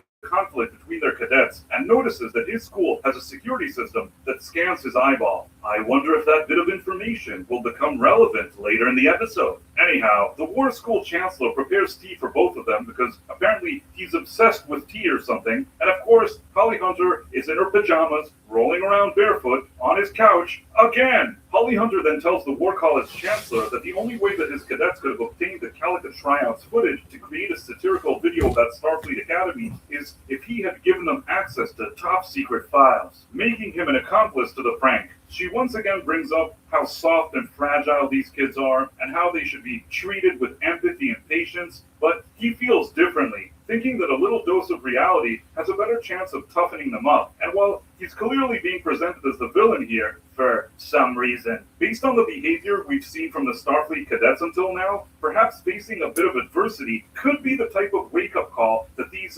mentally challenged kids would require. But Holly Hunter disagrees, so she storms out and leaves. Random Douche is then annoyed that the other Starfleet cadets are fired up about designating the War cadets, and while he somehow manages to get most of them on board, TikTok Girl is still upset because of the trash box used earlier. Like, seriously, get over it. The students of both countries decide to have some kind of unofficial Calica game, but since they don't have access to the official Calica room, they do it in some type of hallway instead. And even though her fifis are still hurt from the trash talking, TikTok Girl decides to join them for this battle after all, and Random Douche takes the lead as captain. And while I know that this scene was probably intended to be suspenseful and high stakes, but between the super cheesy upbeat music, the annoying camera angles, and Hologram Girl rolling around on the floor for no reason, this entire lengthy sequence ends up falling flat. But I'll save you some time and just give you the main highlight here. The team is doing poorly because Random Douche is a poor captain, but when he becomes temporarily sidelined after committing a foul, TikTok Girl takes leadership over the group instead, and once she's in charge, they start kicking ass and taking names because she's the best. The thing is, TikTok Girl's entire strategy involves Hologram Girl being invincible because she can't be eliminated. The War Cadets then say that this is cheating because Hologram Girl isn't a real person, which I agree with, but since the Calica playbook apparently doesn't specifically mention that you can't use a hologram, we're told that this is all above board. But I hope yes on that too. I'm sure the playbook also doesn't specifically mention that you can't bring a grizzly bear to the game, but that doesn't mean that you can bring one. At this point, Random Douche gets upset because he realizes that TikTok Girl is a much better captain than he could ever be. So he leaves. And even though the Starfleet cadets are now gaining momentum in the game, Lieutenant Commander Scott and TikTok Girl have been playing, terminating the offensive game, and then send both groups to their respective Hard to be optimistic about this weather forecast. again, and she Oh man. Again, on the Maybe the scariest moment. Just hope the wind dies down. Be cold. Hopefully the storm passes tonight.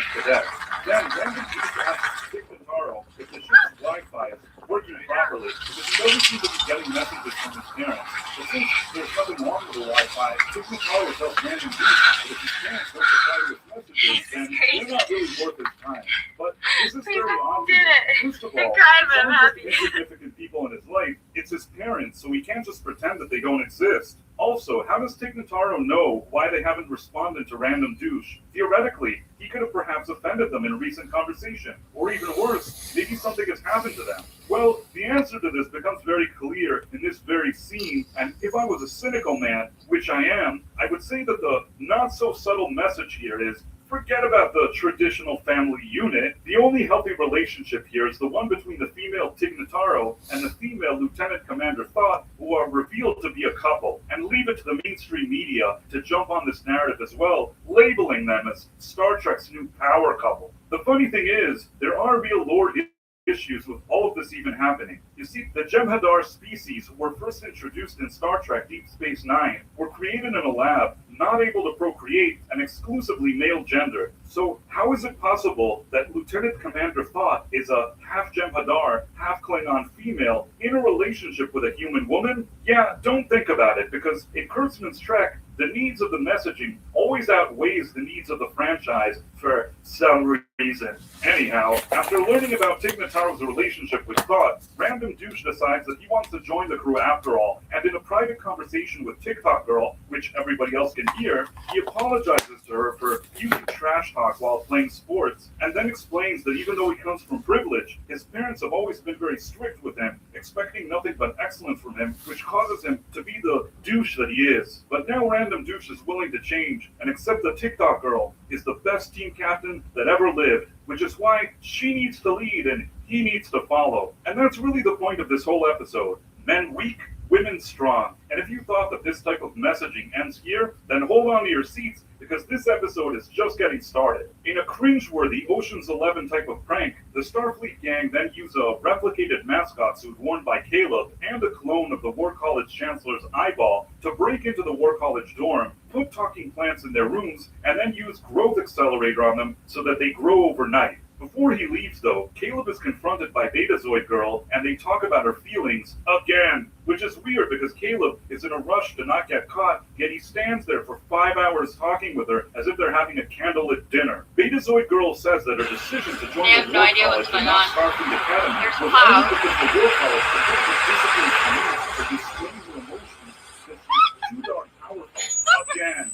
She also tells Caleb that she senses that he cares about his colleagues, even though he pretends to be a lone wolf. And again, this is obviously very, very poor writing aimed at people with very low IQ. And if you yourself haven't yet lost enough brain cells just listening to this sitting here talking about movies while after Caleb admits he's both a loser and a illegal army is Betazoid Girl being mounted against U.S. citizens. while also sounding the alarm, but he manages to get away in time. The next morning, all the war cadets wake up to find talking plants in their room that have grown rapidly, and now they're attacking students who want to destroy the plants. But then the War College Chancellor explains to the students that since the plants are endangered or something, they can't upset them. At this point, Holly Hunter shows up to gloat, and the War College Chancellor tells her, in front of all the students, that he yields to her because she's the best. And in case you're thinking to yourself that I'm just paraphrasing here, he actually does tell her that he yields.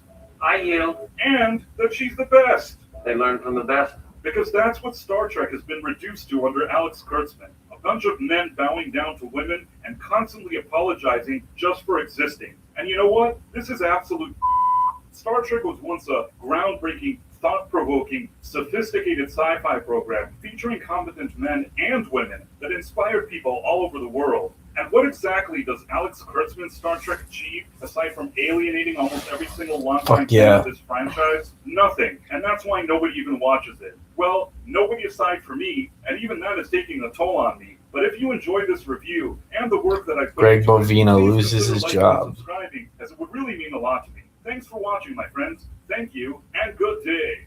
I'm such an awesome guy. I make so many videos are awesome too. They make so many videos. I'm such an awesome guy. Run. I make so many. Now we are an awesome crew, making live streams for you. I'm such an awesome guy. Run. I make so many videos. You all for tuning in today. Yeah. I'm such an awesome guy. Run. I make so many videos. Awesome guy making videos.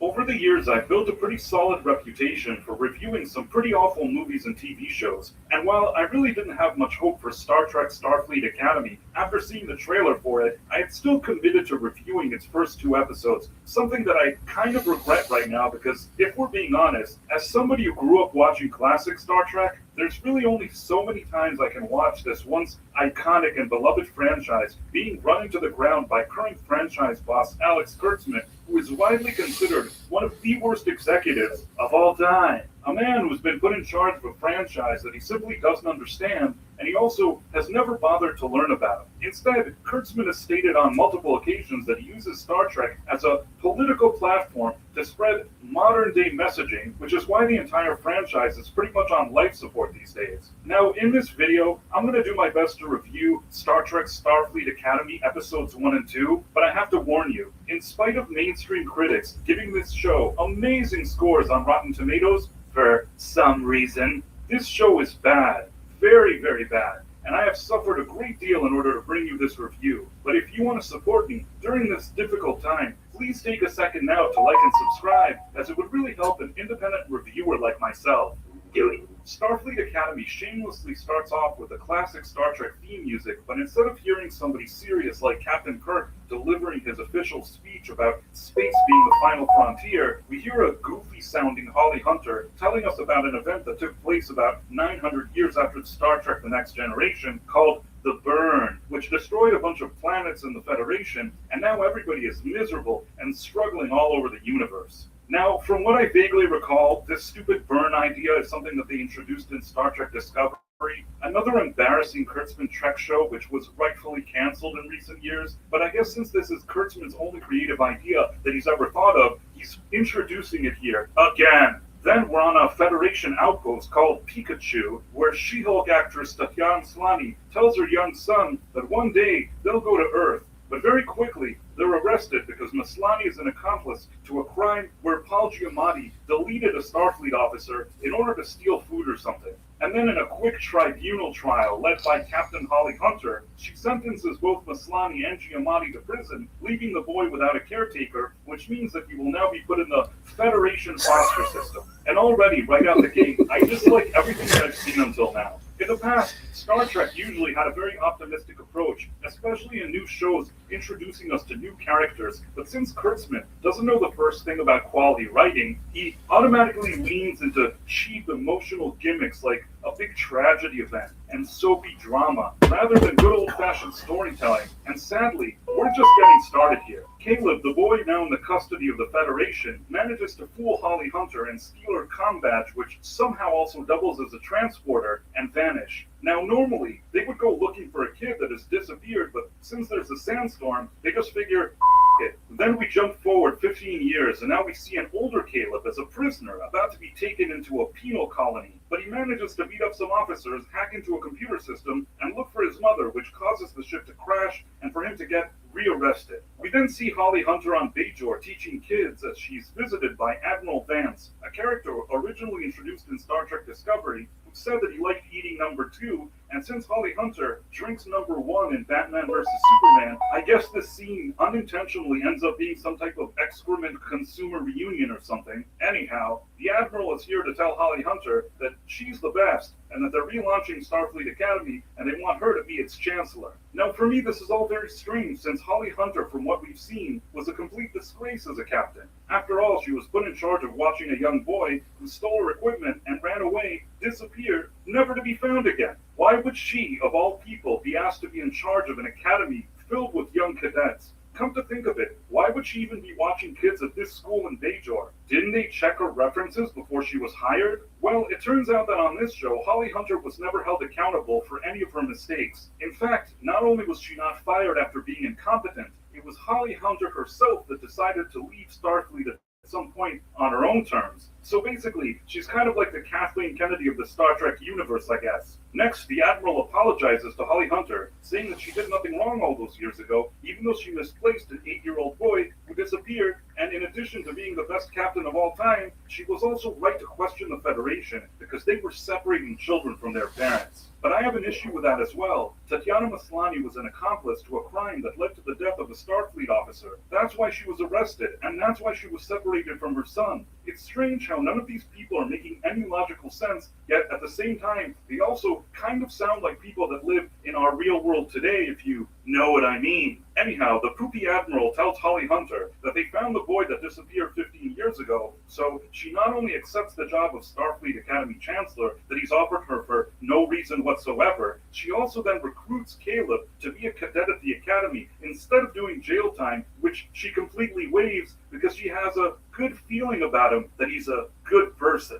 And why would she think that Caleb is a good person? Yeah, don't think about it. So now, we're on the USS Athena, which doubles as a school and a ship, where we're introduced to a bunch of irritating weirdos that have enrolled in it. And even though we're about 1,000 years into the future, they all act like ADHD Gen Z weirdos of today. In addition to Caleb, who is immediately cleaned up and given a haircut, we meet a sensitive yet timid Klingon, TikTok girl, random douche, and whatever this is. I mean, I guess it's supposed to be a hologram cadet with a Princess Leia hairdo, and why does there need to be a cadet hologram on this stupid show? Yeah, don't think about it. In terms of instructing officers, you have Cadet Master Thought, which I guess is half Klingon and half Jem'Hadar, but full-on intolerable. Then we have this rather plump, person, and the Doctor from Voyager, who feels so out of place here, but I guess the show really needed a member berry, and Robert Picardo probably needed a paycheck, so they somehow made it work. And the annoying hologram cadet is, of course, a big fan of the legendary Doctor, so she keeps laughing at his jokes, which is super cringe. Anyhow, now that I've introduced the main characters, I'm going to speed things up here, mainly for my own sanity. Caleb, who Holly Hunter insisted on recruiting, ends up sneaking away to hack into the ship's computer system because he is, of course, the best hacker of all time. And then he sends his mother a message, even though he doesn't know where she is. And although TikTok girl catches him in the act, she's so sharp and witty that she does absolutely nothing about it, while somehow also annoying me in the process. Like, I understand that it's bad to snitch, but this guy could have potentially had bad intentions, and ignoring him secretly taking over the ship's computer seems kind of irresponsible to me. Anyhow, it turns out that due to one of the biggest conveniences in the history of the universe, Paul Giamatti has not only escaped prison, he's also intercepted Caleb's message to his mother, so he decides to attack the Starfleet Academy ship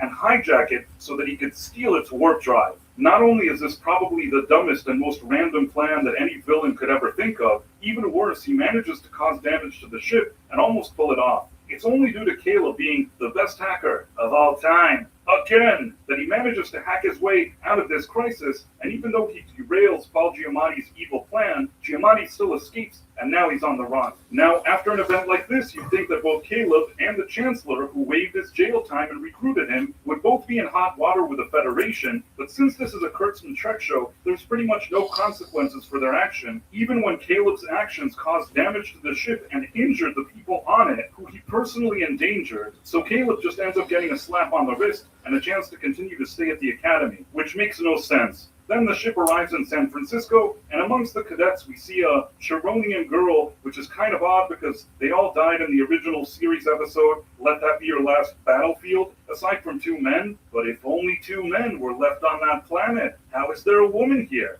Yeah, don't think about it. Next, we have a speech from the insufferable chancellor telling the cadets that they should make their beds and show up to class on time, like they're at Starfleet Academy. They don't need to be talked to like they're 5-year-olds. Next, the doctor lectures some cadets about a special mucus, and the hologram girl laughs at his jokes. Again. And once again, the very idea that there's a hologram taking a class from a hologram is so stupid, and it doesn't help that this character is also super annoying. Next, we see more lecturing from the insufferable chancellor, intercut with a lesson where random douche tells their instructor that Caleb endangered the entire ship because he wanted to call his mommy. Now, if we're being honest, that is in fact 100% correct. Of course, the person shedding light on this is being presented as a fool, and then Caleb tells him that he has a small Johnson and gives him the finger. And that's what Star Trek has been reduced to. Stupid juvenile humor that's not even funny. Next, we see more lecturing from Holly Hunter again, where she also acknowledges the War College, which I guess is now also aboard the Starfleet Academy ship.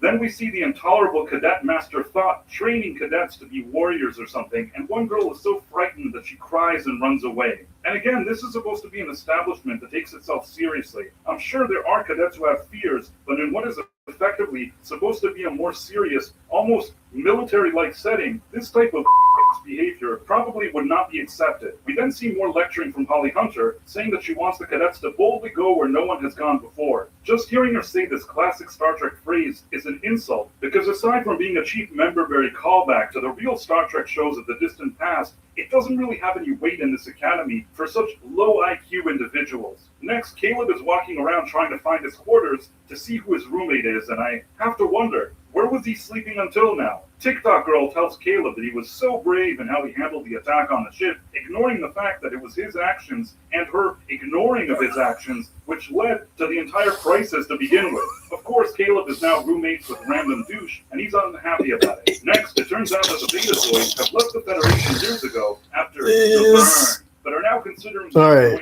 a post asking about saying if you want to kill an hour, ask a man what animals you think you could take in a fight barehand. So a bunch of normal Reddit discussion. And one guy talking about dating a chick.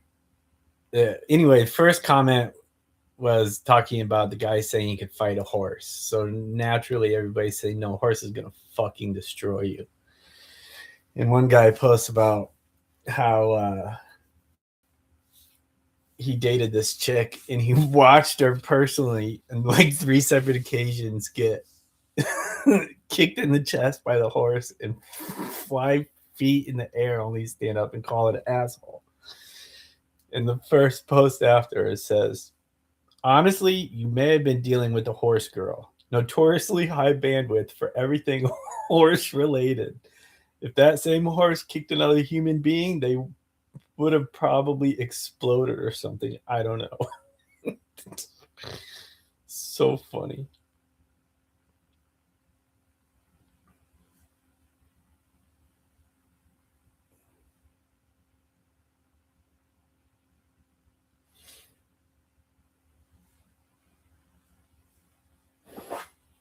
And annoying as she is, this high-ranking officer got this loser out of jail, put him in this academy, covered for him as he endangered the ship and everybody on it, and now he's making demands from her because she hasn't yet found his mother, who's been gone for years and a fugitive from the law. I mean, how stupid can one guy be, and how stupid can one chancellor be? Anyhow, Holly Hunter then meets with the chancellor of the War College, but she decides to walk around the academy barefoot because she's so unconventional, and this is a running theme here. She's always standing awkwardly, sitting on the captain's chair like she's about to launch a giant fart, and acting like a weirdo. I cannot begin to explain to you how much this annoys me, and after being lectured to by Tig Notaro, Caleb accidentally gets covered in mucus, and he gets very upset about that. And you know, I really don't understand the appeal with Tig Notaro, or why they had to import this person from Kurtzman's other failing show, Star Trek Discovery. It really doesn't help the show in any way, so maybe we could just stop this charade at some point.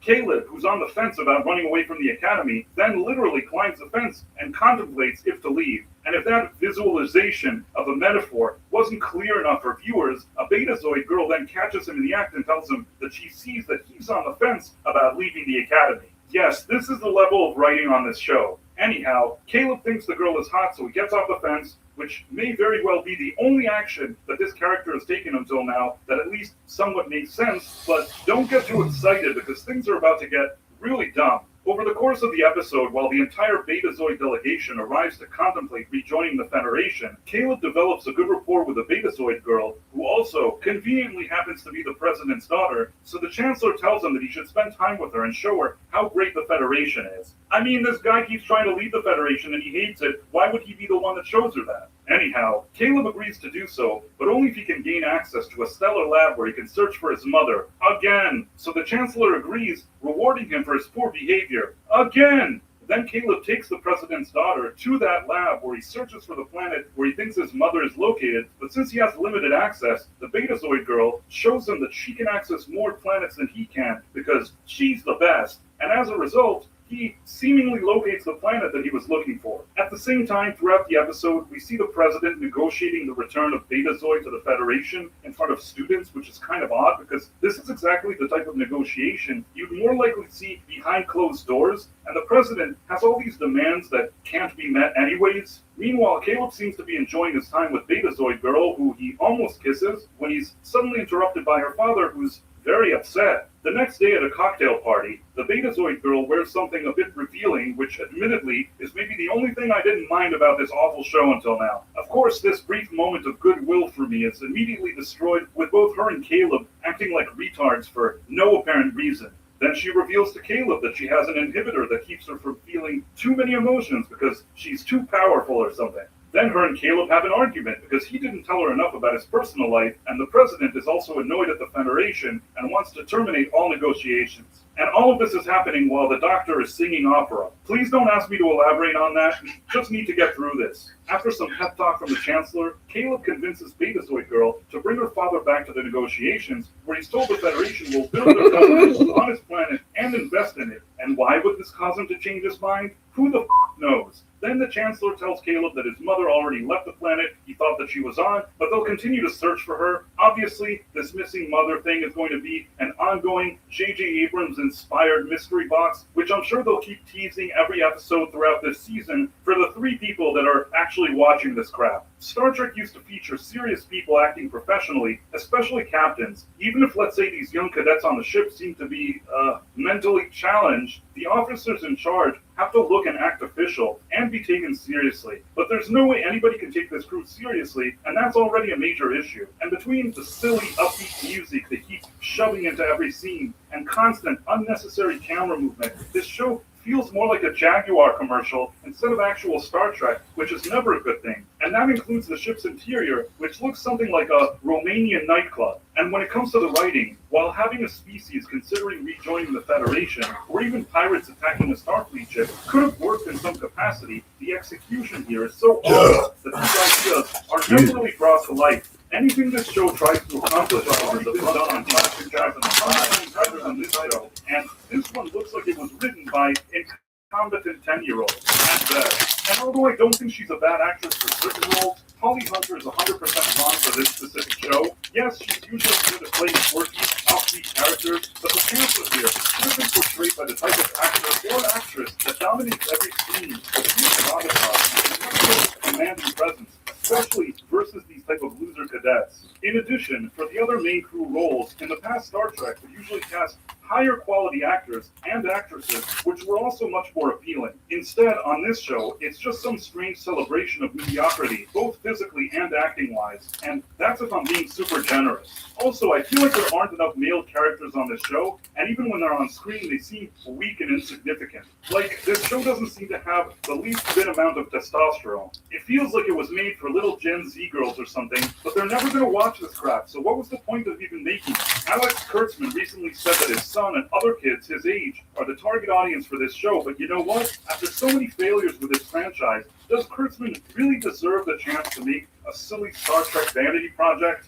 Again? At what point does somebody just acknowledge how bad this guy is at his job? And one of the things that really baffled me while watching this garbage is that Paramount, over the past year, have been making multi-billion-dollar offers to try and buy other studios because of their IPs and catalogs, yet they can't seem to find a way to utilize one of their biggest franchises that they own I mean, if you have so many billions to work with, just pay Kurtzman something to leave and be done with him. Like, how many billions is Paramount going to continue to give Kurtzman to make a mockery of his franchise when he truly should have found a way to part ways with him already?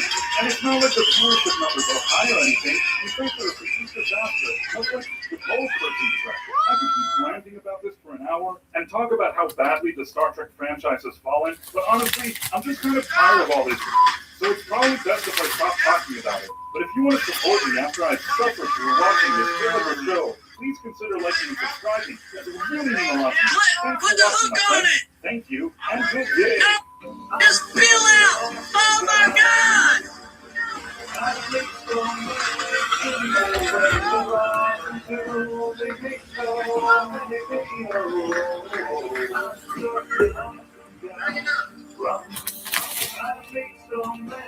Now we are an awesome crew, making life streams for you. I'm such an awesome guy. I make so many videos. You all for the children is today. Yeah. I'm such an awesome guy. I make so many videos. Awesome guy. Making videos.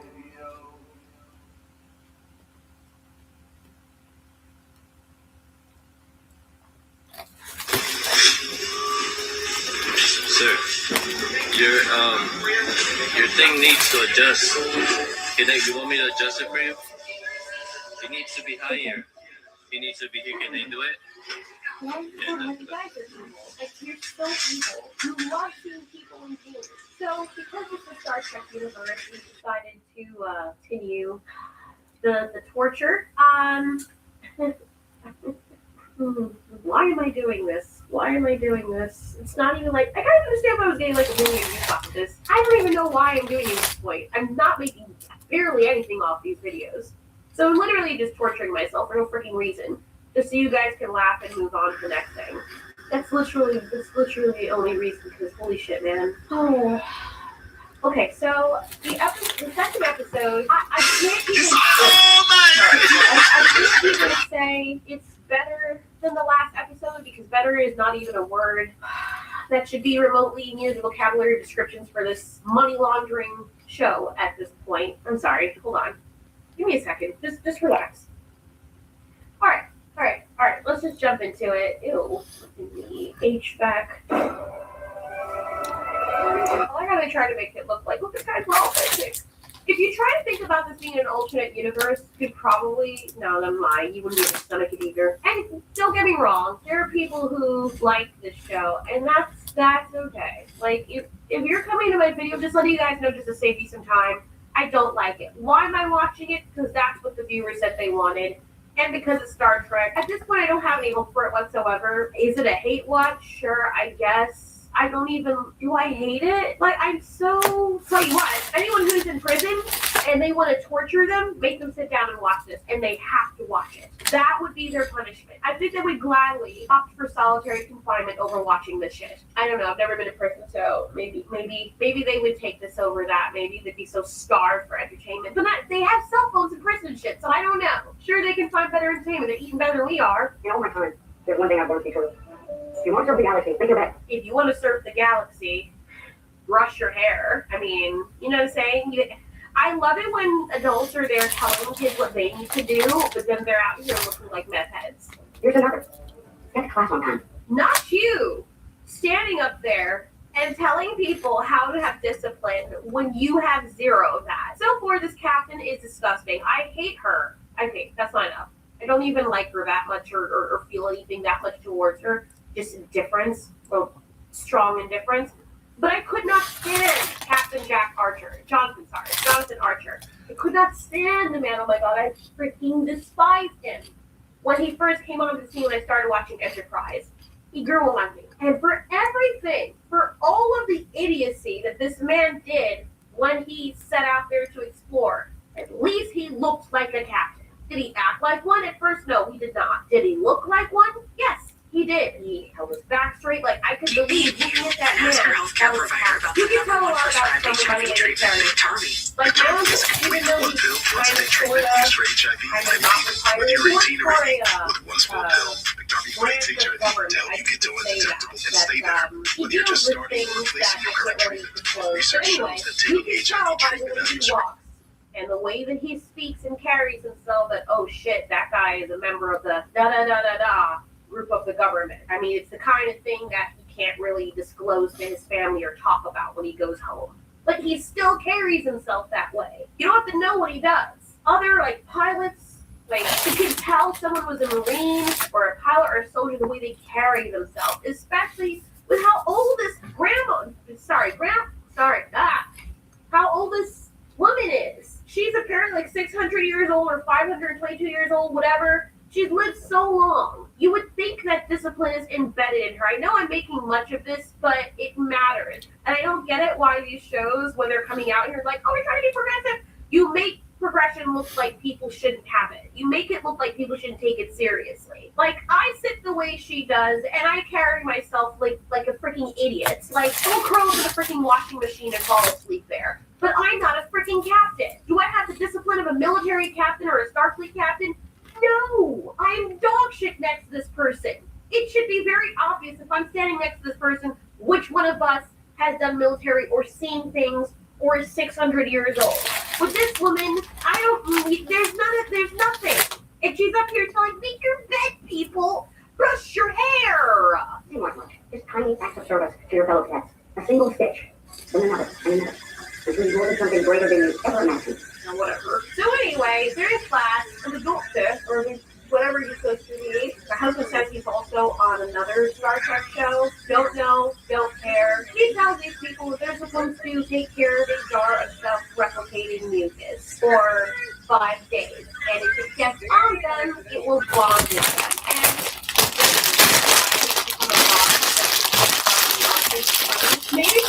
Yo, zoos are fucked, man. their wheelhouse of jokes. Like my father, he'll like laugh at weird things. Like, oh no, the raccoon farted. Daddy's over there. I'm like, okay, Daddy. And I'm not laughing at it. I'm laughing at the fact that he's laughing. That's what makes it funny. When he laughs, it's like contagious. So it's the fact that it's like not even funny and Daddy's like cracking up. That's what makes me laugh. But like if you're watching it on your own, I don't know, dude. I'm sorry.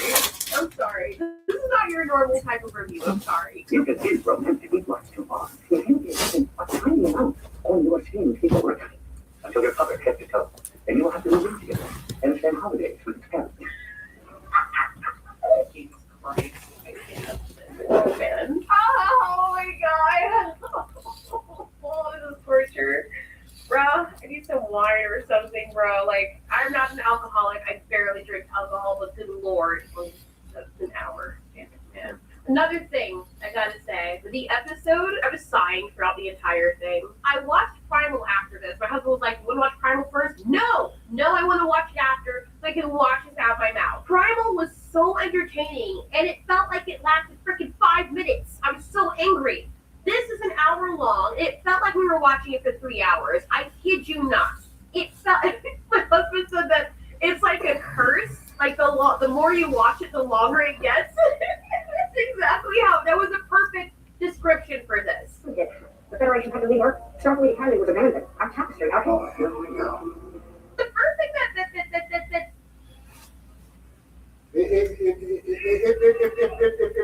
sorry, hold on. The first thing that like, why can't I speak? This show's killing my brain cells, I swear to God. So why is there, did they not, is it a man or a woman? It doesn't matter. It's in a wheel, the person is in a wheelchair. Why? Why are humans in wheelchairs? Why do people need glasses? Why are people obese? And this is a whammy too, because this person is overweight and in a wheelchair. So that's a double whammy right there. What is going on? This is supposed to be set many years in the future, and someone got mad at me in my comments on my last video.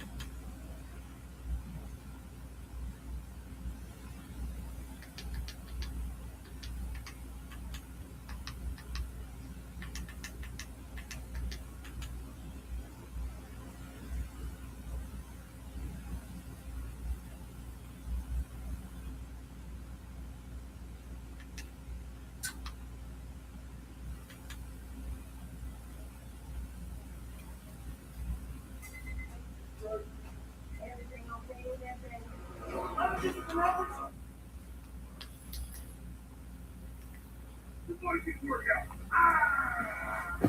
a lot of noise out there. At Anytime Fitness, we use your body's data to build a training plan just for you. Join Anytime Fitness today. We all do it. You see a line and wonder, should I join it? Even crazier is that folks stick with insurance that keeps them waiting around to find a claim, while Geico's claim support is available day or night. What are you waiting for? No one knows. It feels good to step out of line. It feels good to Geico.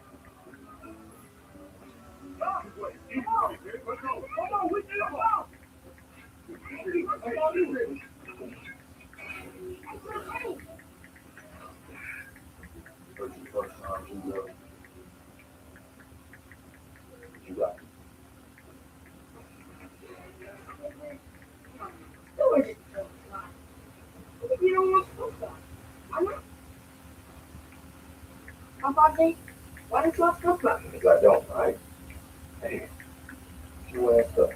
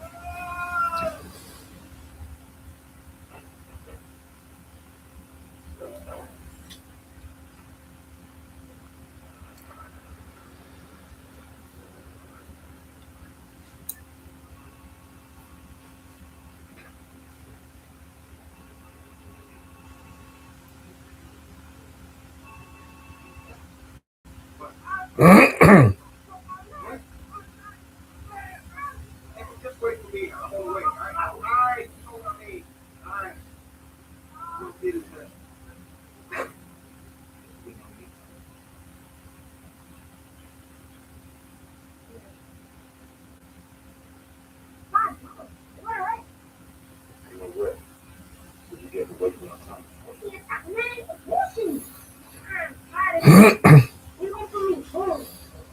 Well, you don't go home and do your damn homework. I'm not put you on. Well, that's out of here.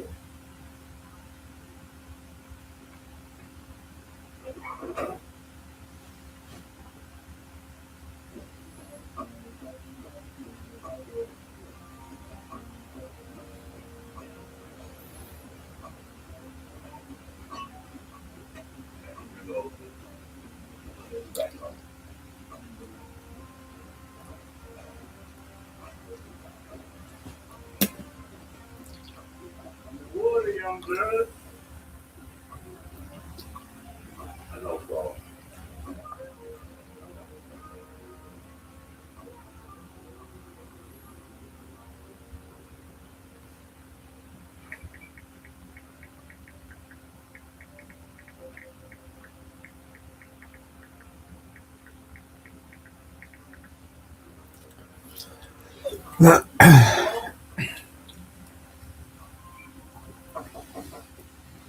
Maybe some things.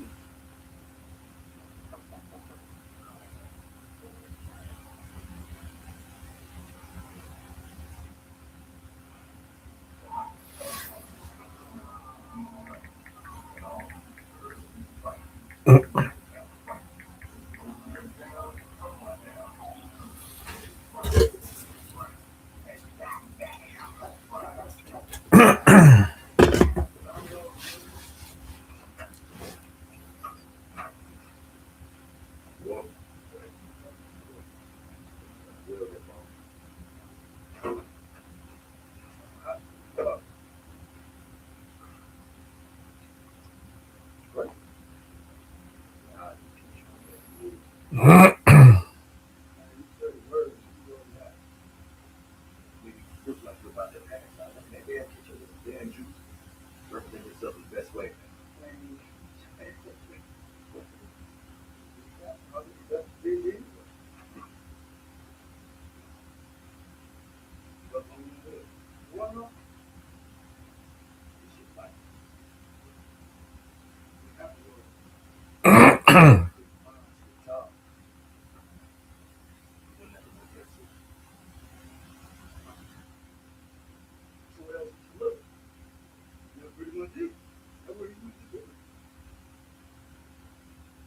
Today, Ensley turns 9 years old, you guys.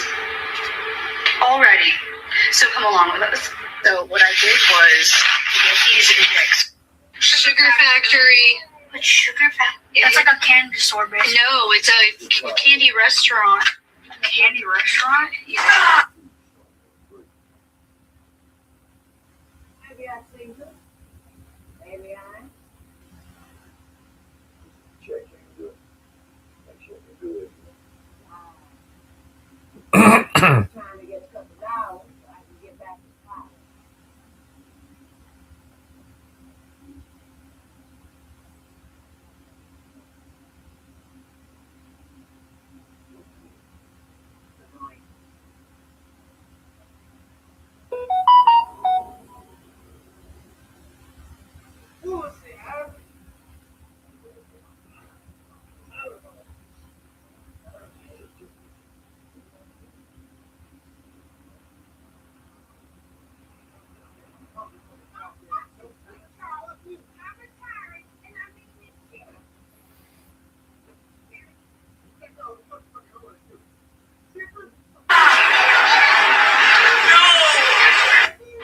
See through it, but I don't know what it says because it looks backwards.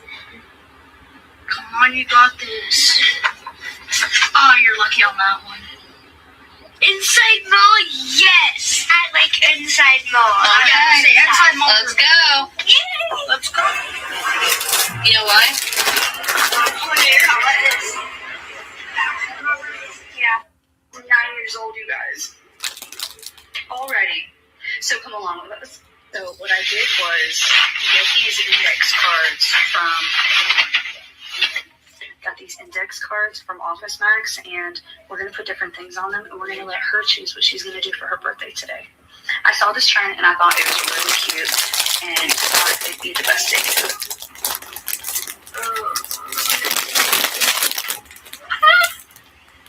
What does that say? Duncan. You can read it. Duncan. Yep.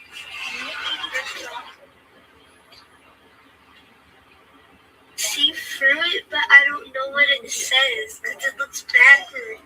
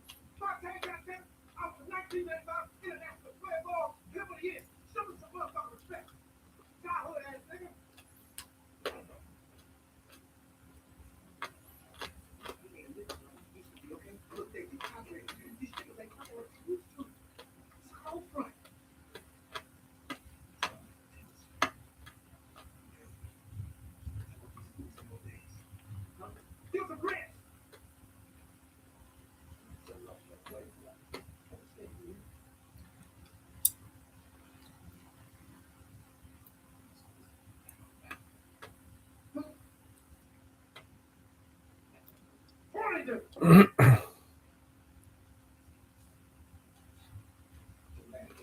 I'm a lover, not a fighter. What you say?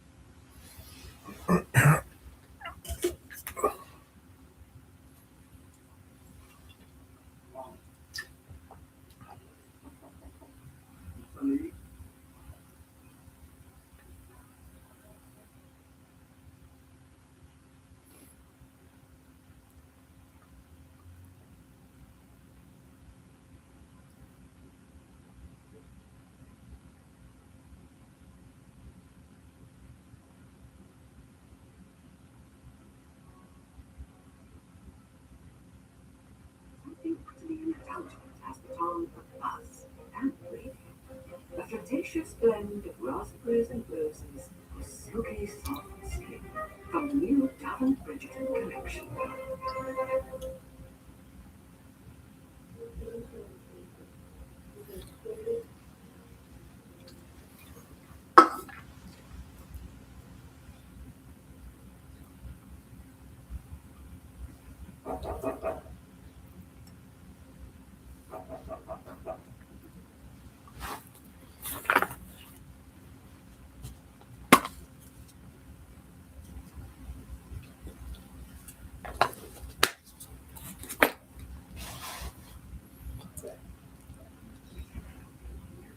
I know I ain't go. Hey, no, wait.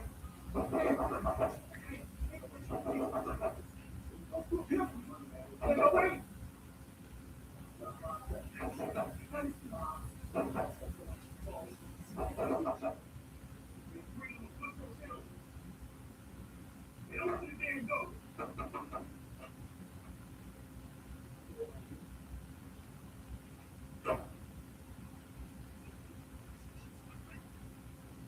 Bitch up your ass. Nigga, what money you got to get the fuck up? Do it. Do it right now. You took it. Stop saying you took it. You took it. You came in here. You never asked you. You passed up on my face, bitch. If you went outside and you pulled a 50 cent, we can set up another way. Ain't no way. Fuck around you playing. Huh?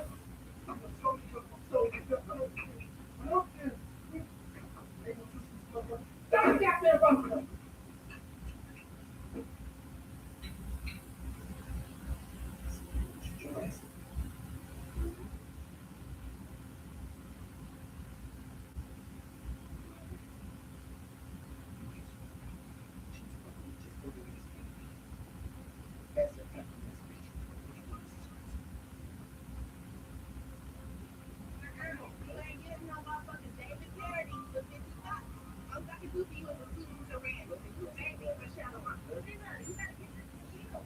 Yo.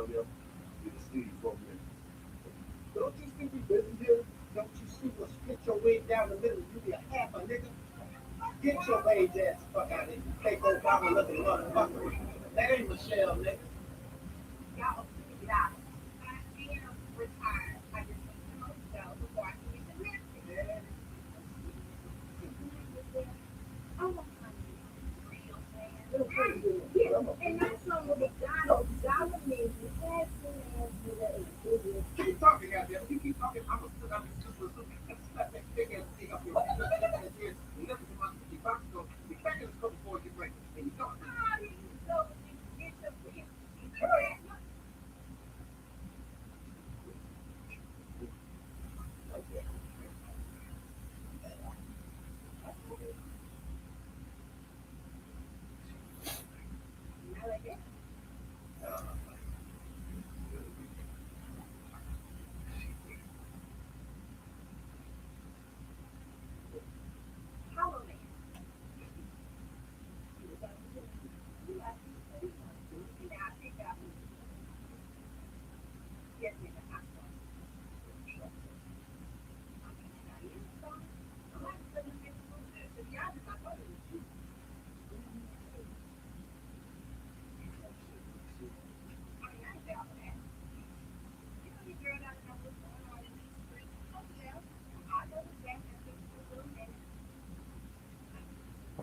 God, Margot Robbie is hot.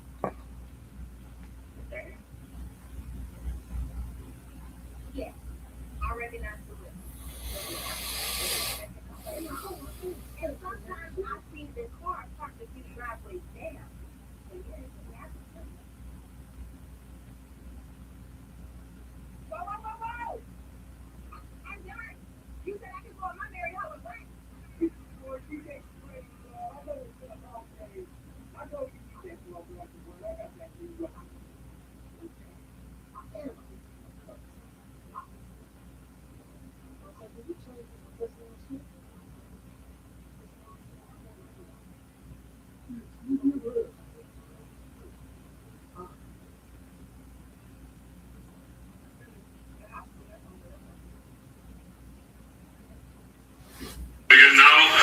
reach a conclusion that you were wrong when you stated that politicians and cars are being burned, because you can discuss views, like you said, but not facts. Was that a wrong remark? Was it false? I issued a statement saying I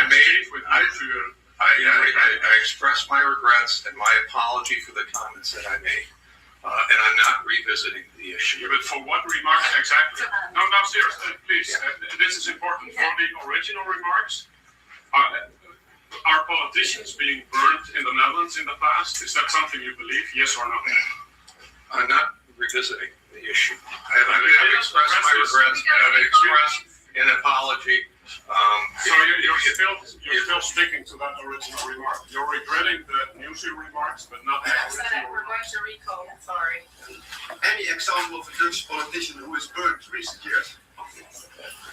We got Bonnie. Good morning, Beth. Good morning. This is not how it works, guys. This is you have to answer questions. Please, this is not how it works. But you answered the questions. No, he didn't answer mine. Oreo goes. Didn't answer his question. Didn't answer his question. If we don't have any further questions, then we can. We do. No. Okay, I'm asking Bonnie to put her question out. Okay.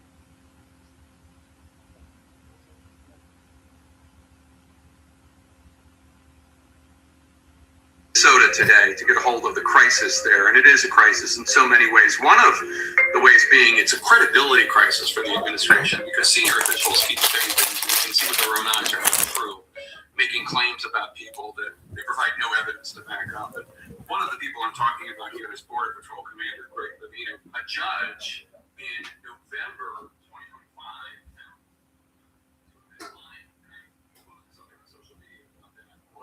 Levino admitted in his deposition that he lied multiple times. And Levino, interestingly, wrote back to me on social media saying that identifying Elijah, no one can seem to find this mysterious.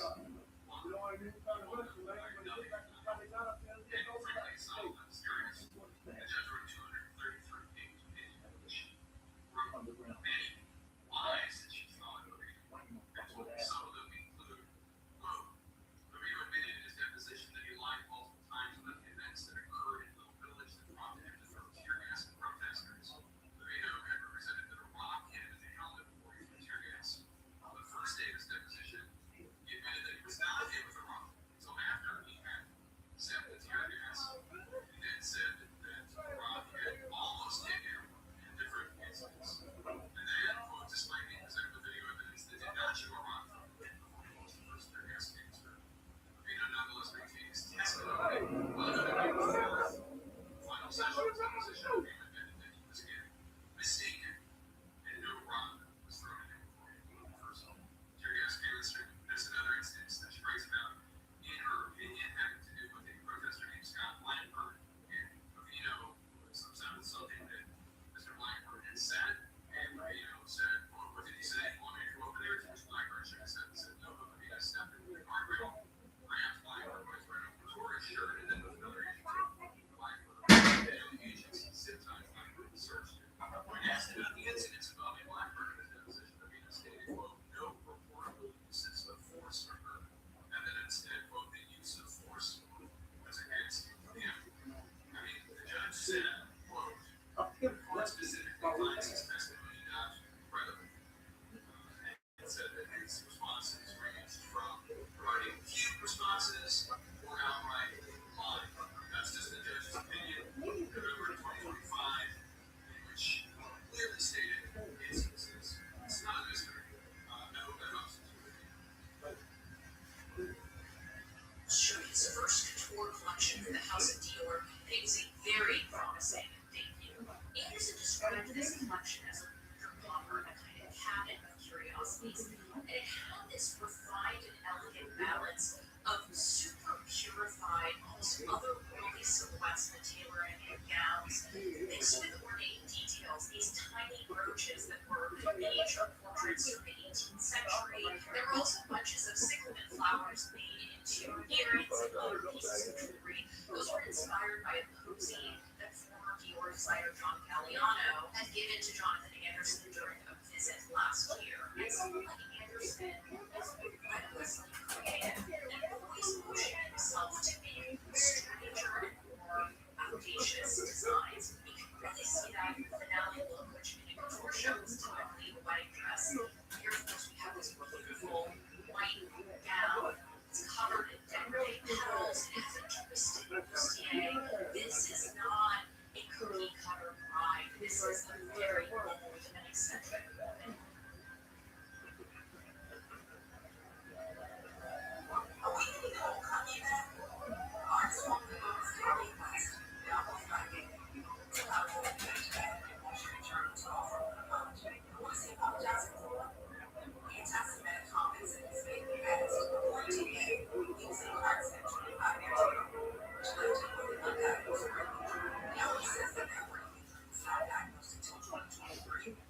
Things have been complicated by his mental health and also mental.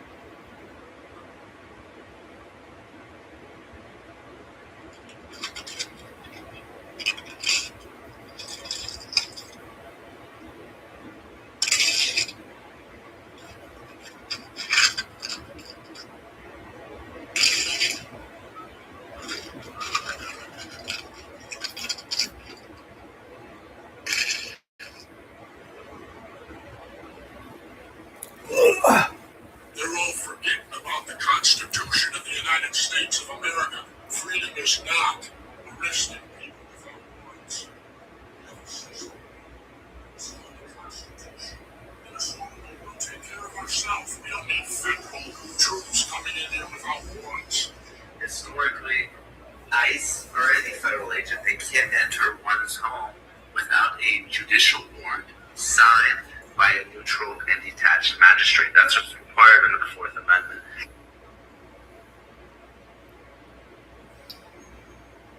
Oh, what the heck, guys? I was just sitting eating my lunch. Oh my god, you're there. Guys, there's a literal weasel in my house. Oh my god, it's so cute. Oh my god, it's so cute. Okay, now I have to catch him. Oh god, there he is.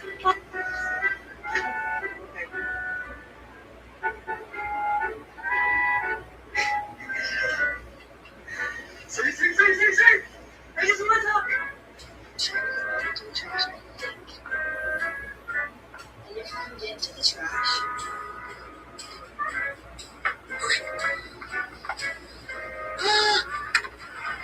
It's okay, sir. Okay, go. Get free.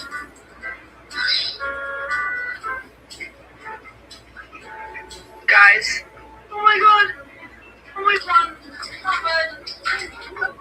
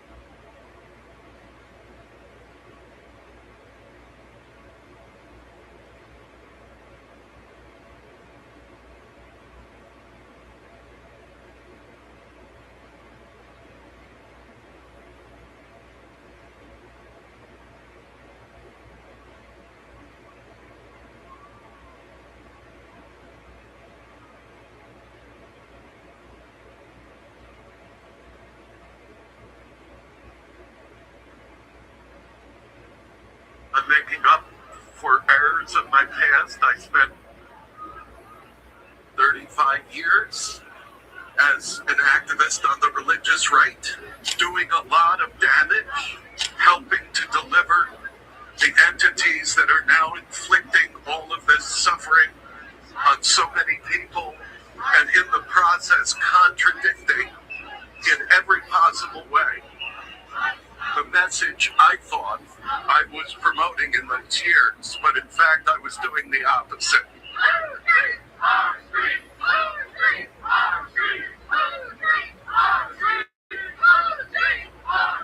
So now I have to do that work of repair. And it came too late. And I have what time I have, but I want to do that repair, and just being present here and being in solidarity with all these folks is part of that repair work in my own soul, but more importantly, in the external world where people have to live with the consequences of my decades of harm and injury.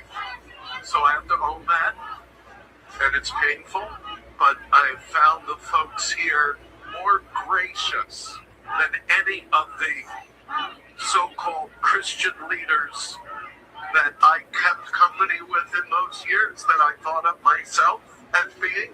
These folks are showing more grace in accepting me and inviting me to walk with them than I would have ever extended to them 10 years ago.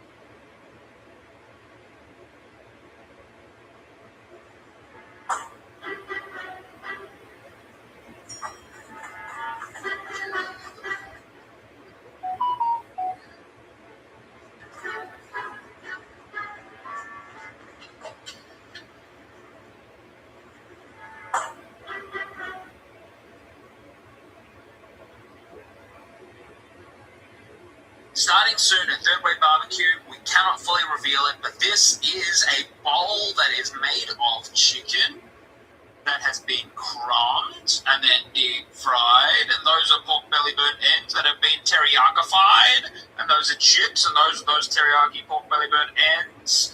Oh my god.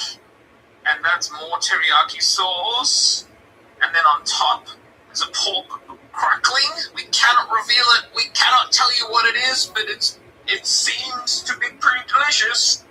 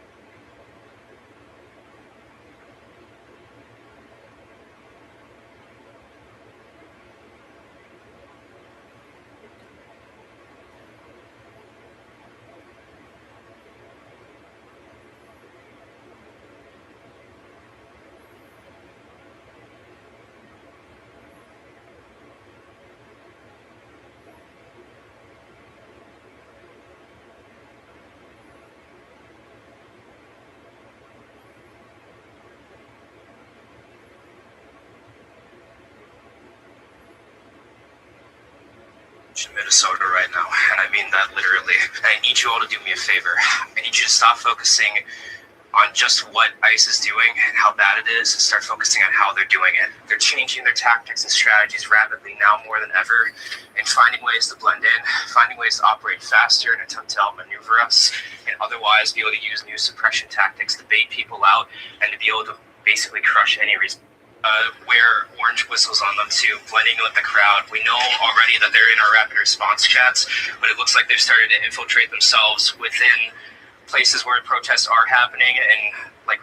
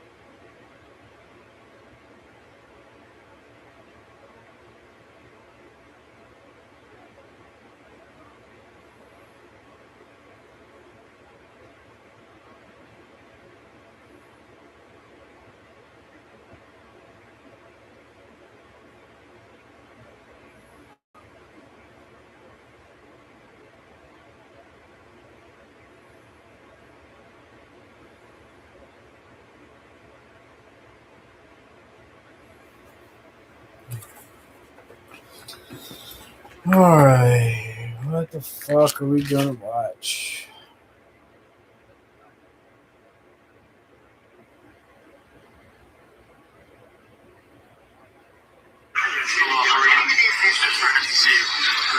I gave him a shout out last night. The place was crazy. I like my suitcase. That's Baron. He's strong, he's smart, he's tough, he's vicious, he's I violent. like my suitcase. All of the ingredients you need to be an entrepreneur. And most importantly, hopefully he's smart. Because smart is really the ingredient. So Baron, good luck. You have a long way to go. Uh-oh. You won't give up the mic. Okay. Oh, yeah. I have to go to school now. Yeah, you have lunch and then you go to school. Now I'm gonna go. Yeah, first you will have lunch and then you go to school. Now you can do reading, writing, and arithmetic. You too, buddy. No, it's not. Thank you.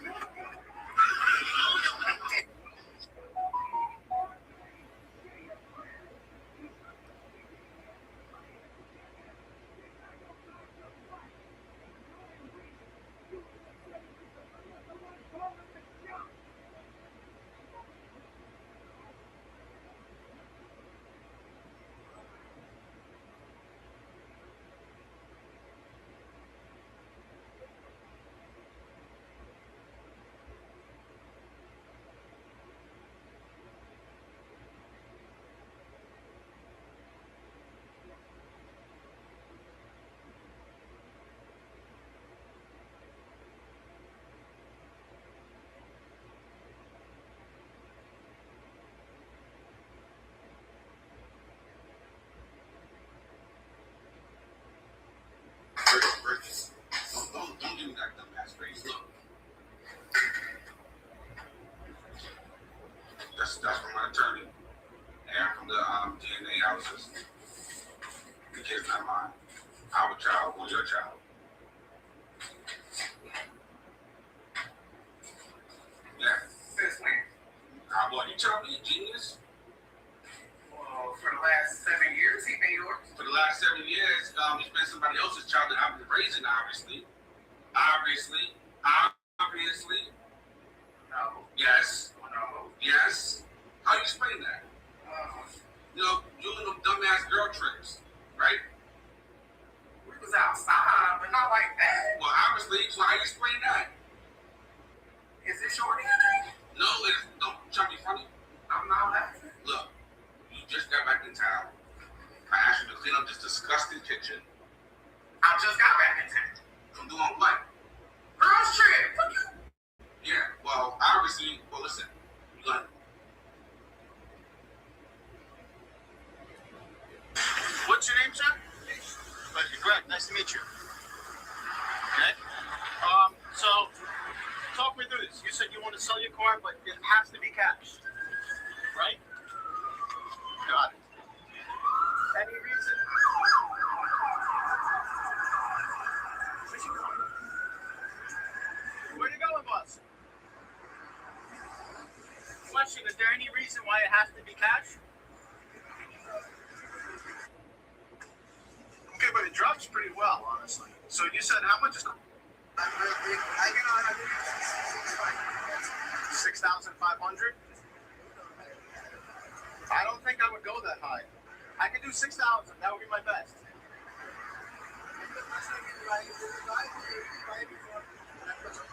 I understand that if you can get more, then I would go get more, you know?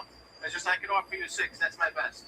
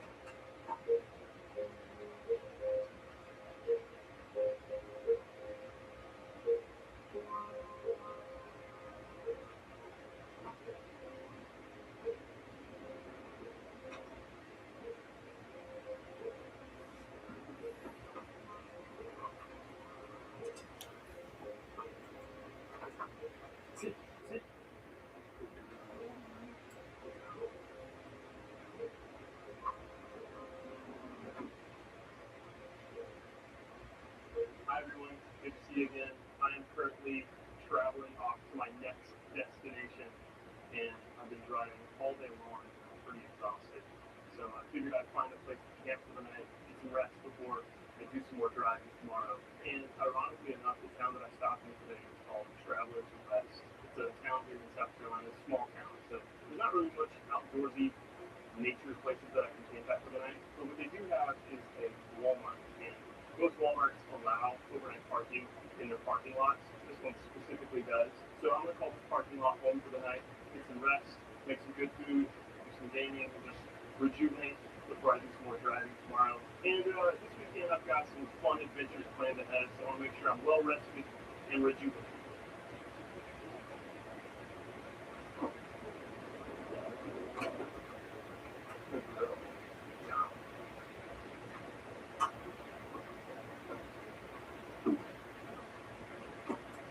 Alright, Neil, I'll be back. I'll go get some groceries. See you soon. Love ya.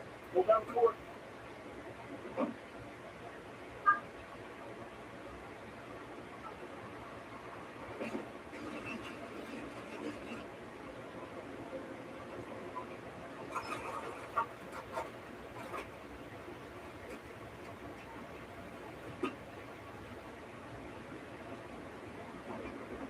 So for those of you guys that don't know, this is how I get my fresh drinking water in my van.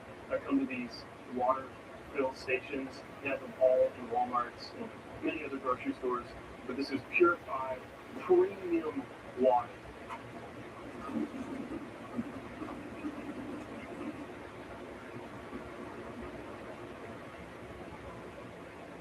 A couple days ago, someone with the username MegaManMeat1967 commented on one of my videos and said, "Millie is literally everything. She makes my soul smile. Please use this donation to buy some treats for you and Millie. Keep on making these wonderful videos." And find her. Oh, Millie, I got you some toys. Ooh, what's that? What's that? Oh, yeah, isn't that awesome? It's a cute little monkey. And, really, you got this. And this one's your favorite. You love this one. Look at this. Oh, yeah. I feel like a dad on Christmas morning right now. She's happy. I'm happy. Life is good.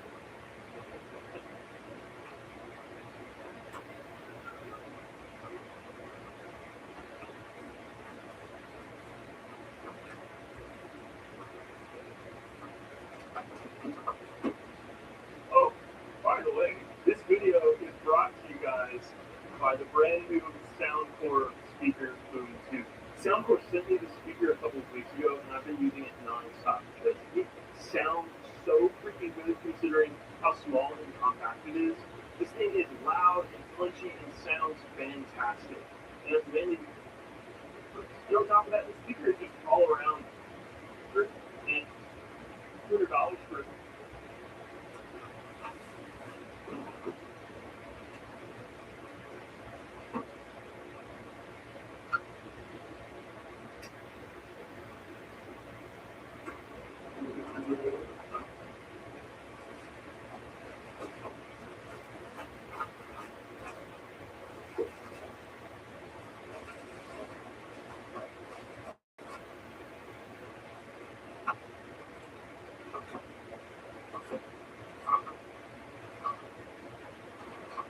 So I am dealing with a small predicament that I am currently trying to work around. Right now I am trying to make dinner, and I'm trying to make a meal that uses as little dishes as possible because I don't want to have to wash dishes.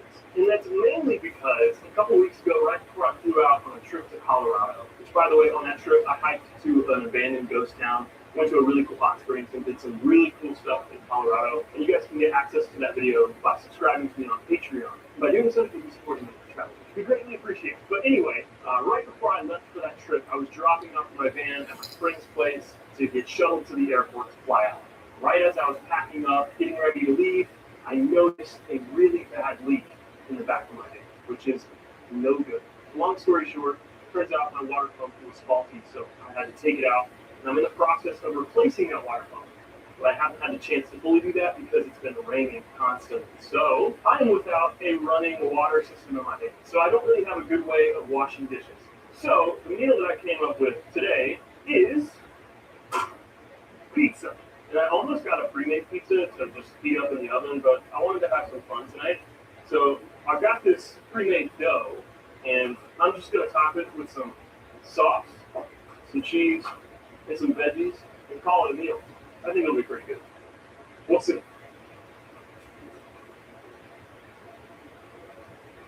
All right, check it out. So pre-made pizza dough, pizza sauce, some mozzarella cheese, red onion, green bell pepper, and just some spinach sprinkled on top. You know, it's nothing fancy, but I think it's going to be delicious.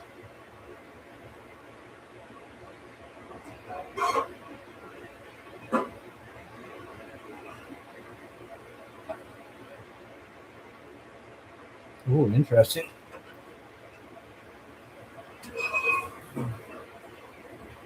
Oh yeah, she's done. She is done. Woo-hoo! Look at that. Oh my goodness. I cannot believe I just made this in my van. This looks gourmet. Looks delicious. You know what? I was going to put it on a plate, but this is my house, my life. I don't have to use a plate. I'm going to eat right off the cutting board.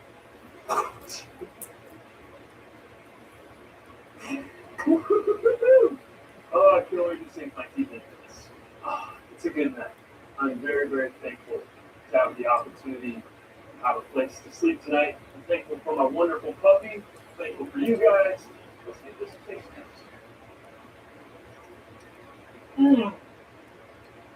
Wow. Nice crispy crust. It's freaking delicious. Alright, so the new season of Love is Blind just came out, so I'm going to binge watch that while I feast on this pizza and play some Overwatch. This is going to be a good night.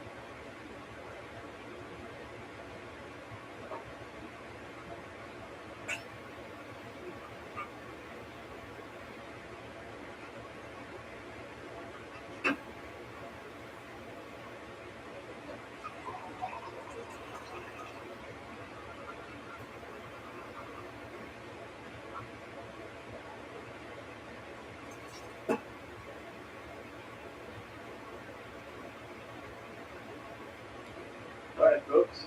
I think I'm ready to call it a night. It's been a really good day, but I'm going to crash, and I will see you guys early in the morning.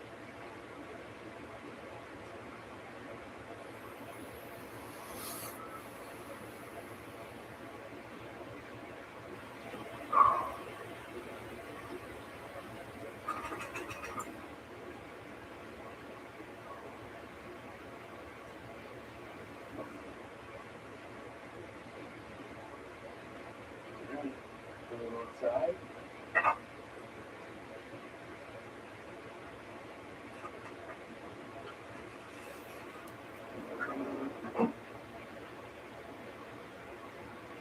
Well, good morning, folks. I slept great, but I woke up early today because I got some big plans this morning. So I'm going to pack up the van and hit the road.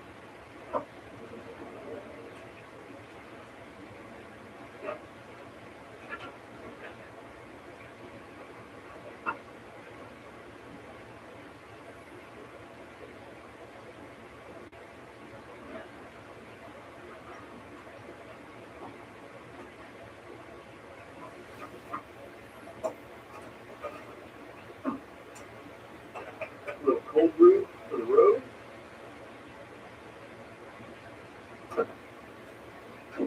Yeah, it's off to the next destination.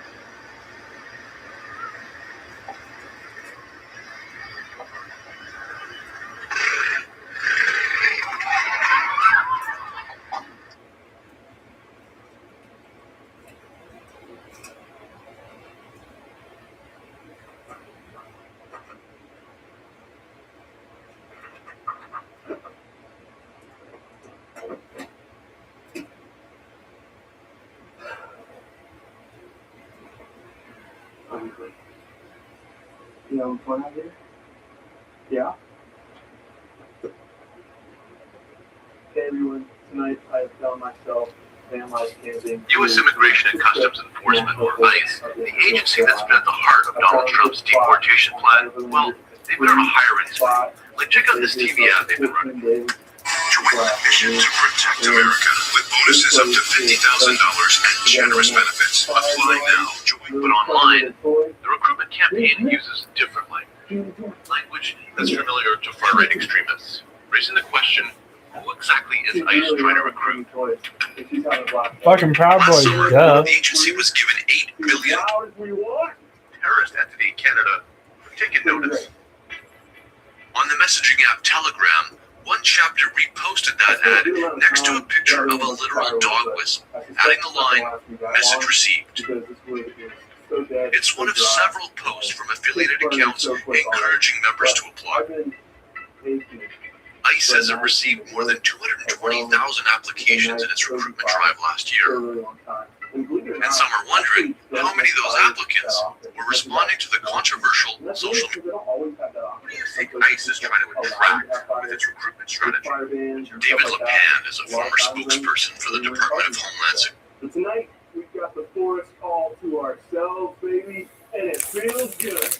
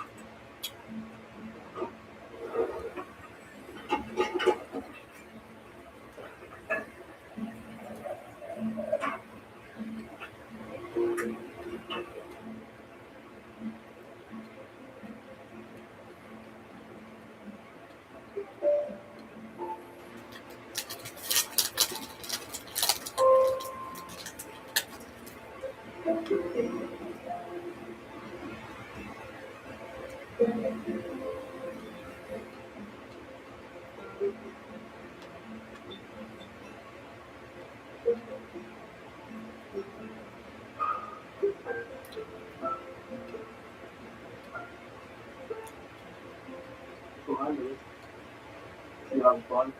Yeah. Me too. Whoa, whoa, whoa. Don't make me spill my hot tea on me. It's hot. Really, give me a kiss. Whew.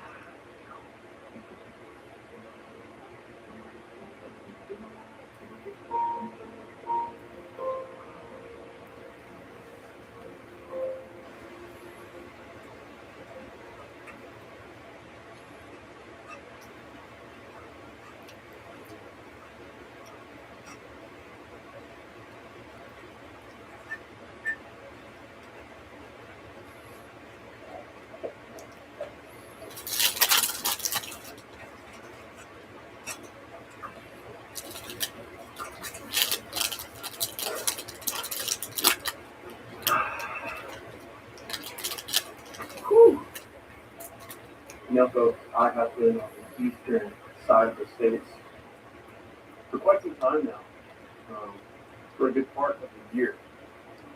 And I'll be honest, I have been itching to go back out west. Don't get me wrong. I love the eastern side of the state. I love the trees, how lush and green, well, not during the winter time, but how lush the eastern side of the state is. To be honest, it feels the most like home more than any place. But I've been here for a while, and I have been itching to get back out. And I've even toying with the idea of going up to Alaska this summer. Just an idea, I don't know for sure, but it's been ruminating in my head, you know. I think it would be really neat to visit some states that I haven't been to yet, places like North and South Dakota and Montana, stuff like that. So I don't know, we'll see. But also, I want to go back to the desert, so I can't choose where I want to go. So if there's a place that you guys want to see me visit, let me know in the comments down below. But even though I've been to all these states, there are still places within those states that I haven't been to yet. So that's my goal: explore some new places, see some new faces, and create some new memories.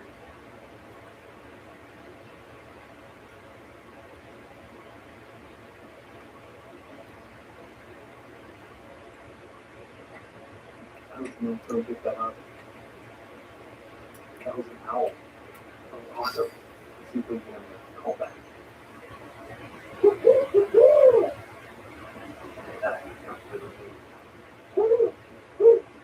Not that one. What, do you want me to play with you? You want me to play with you? Go get a stick. Where's your stick at? Where's your toy at, better yet? Where's your stick?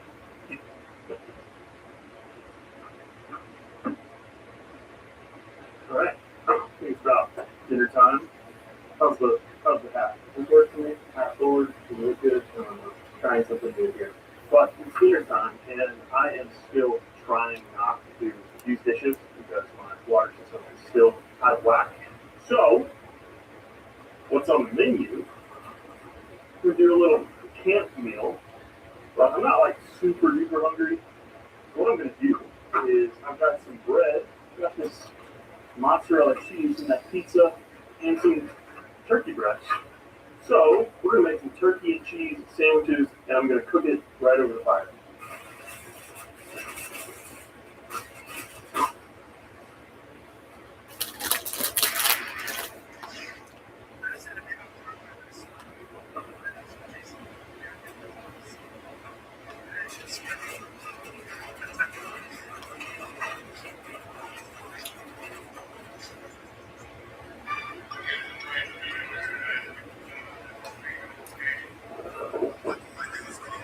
There we go. Whatever you like. That is much, much better.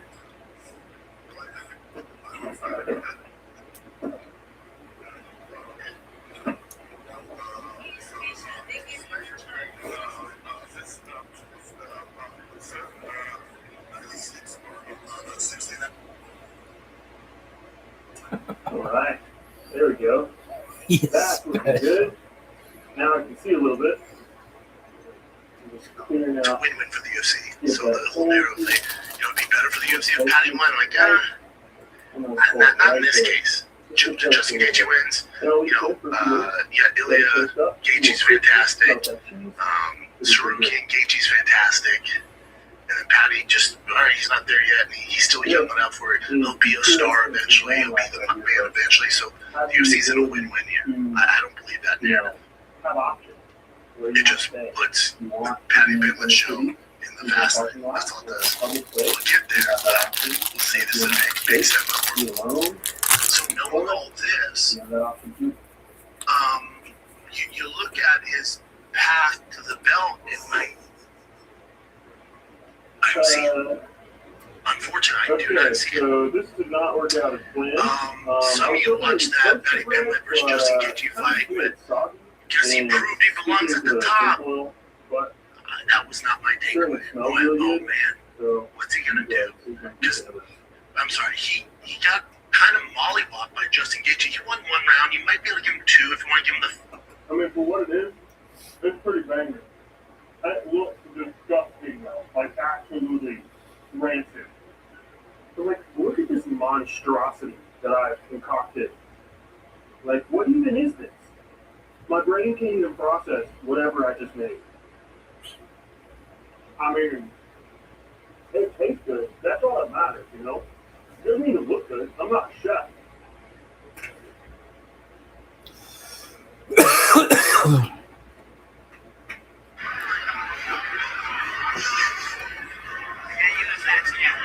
Always.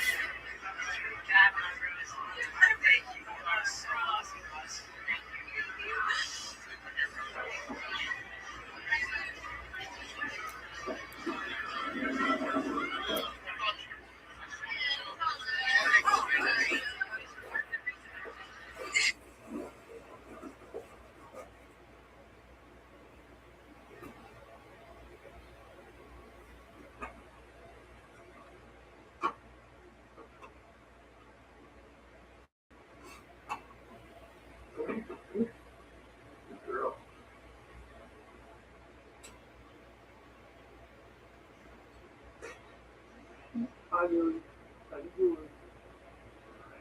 What do you want to watch tonight? You want to watch the new season of Survivor? Yeah?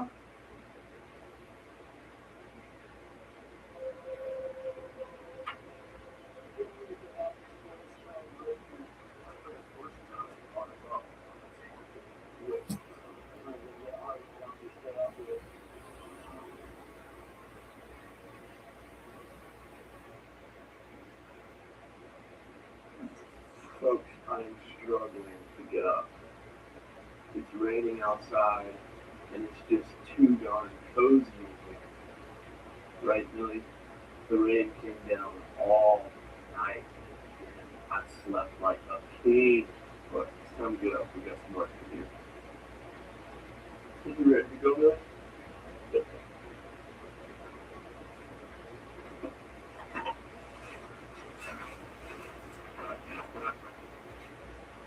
Woo! It is chilly this morning.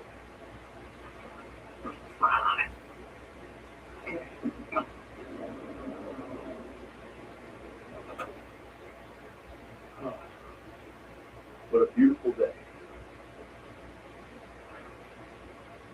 Dang. If I would have known it was going to rain, I would put my chair up and put all that wood up under my van so it could keep dry. But I had no idea it was going to rain tonight.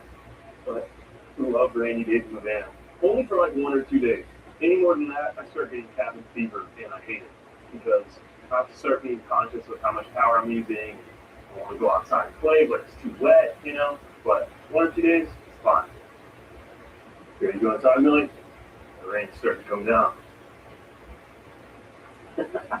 Millie, I gotta dry you off before you get back on the bed. Hold on. Dry that paw, dry this paw, give you that paw, dry that paw. Yeah, yeah, yeah, yeah, yeah.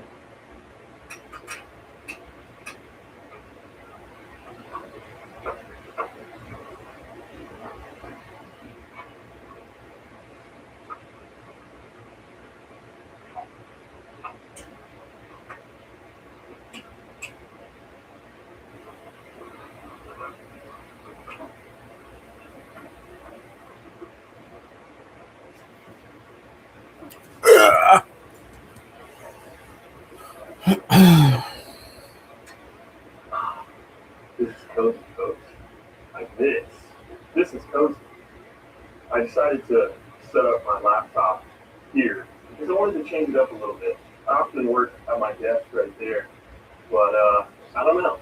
Because of the rain, the cozy vibes, I wanted to try something new, you know? And honestly, I like this. Got a nice little spot to put my tea right here. The rain is coming down, providing some nice therapeutic white noise for me. So I'm going to use this opportunity to be really productive today. I've got a lot of work to catch up on. So I'm going to sit here for a couple of hours, do some work, knock it out before I do a little camping trip with some friends this weekend. But with that being said, I think that's it for today's video. I'm going to get to work, and I will see you guys in the next one.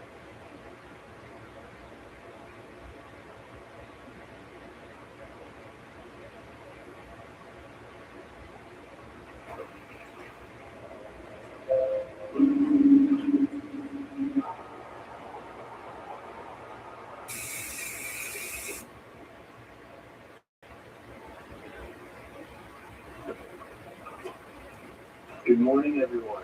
Last night I slept in Cracker Barrel here in Portland, Maine. I had to come into the big city to pick up a package. However, this Cracker Barrel is right next to a main highway. So my sleep last night wasn't really all that great. So we're going to head into a new state today, New Hampshire. And you know what? Since it's rainy, we had a rough night's sleep, I think I'm going to treat me and Millie to some Starbucks. Millie, I got you a treat.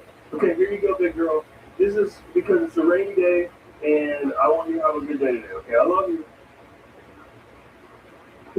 This makes my heart so warm and fuzzy. I love seeing her enjoy a nice, delicious pup cup. Is that good, Millie? That's my turn for my pup cup.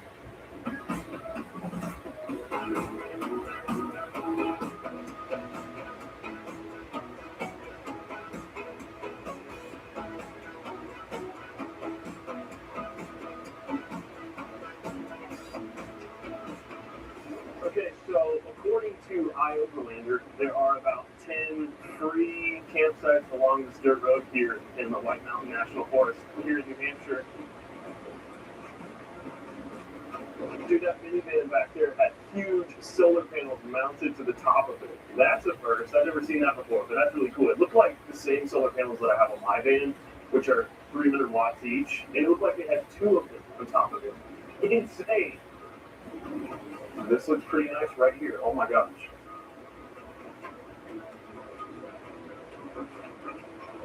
Jackpot, baby. This is the spot right here.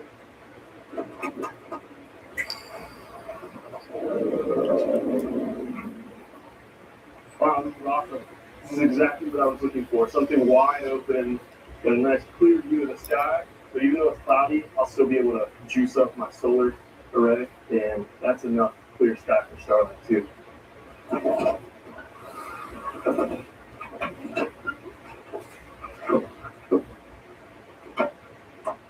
Now, I really don't know what my game plan is for the day. I just really wanted to get out of the city.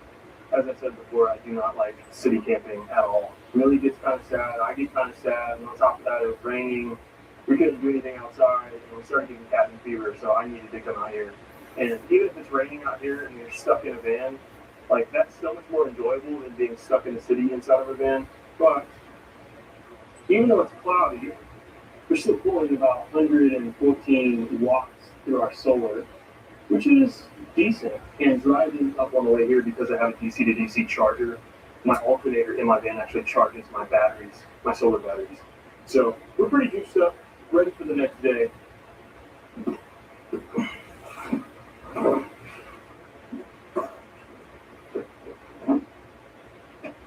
As I'm getting closer to 30 years old, I've been really struggling with what direction I want to go with my life from here. Do I want to keep living out of a van? Do I want to settle down and start a family? And it's been quite a struggle lately trying to navigate through this part of my life. But seeking therapy for me has helped a tremendous amount. Being able to talk to someone that understands mental health and can help you navigate through these issues is a tool that I believe everyone can benefit from. Whether it's a clinical mental health issue or an everyday problem like not getting along with someone at work or going through a breakup, and that's why I'm excited to share with you all that today's video is sponsored by BetterHelp. Finding a therapist can be really hard, overwhelming, and even expensive.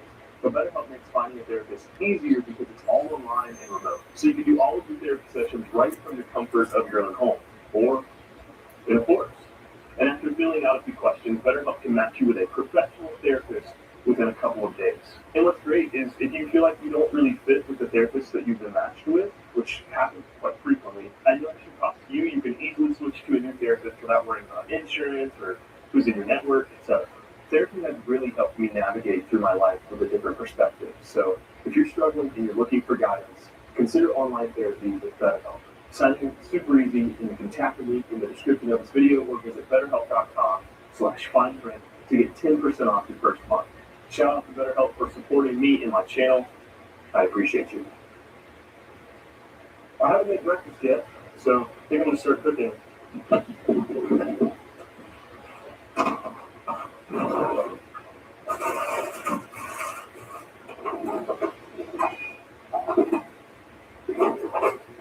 Okay, here's what we got. I'm going to whip up some eggs with some potato. That's this leftover onion that I have. With some peppers and this turkey kielbasa that I need to finish up.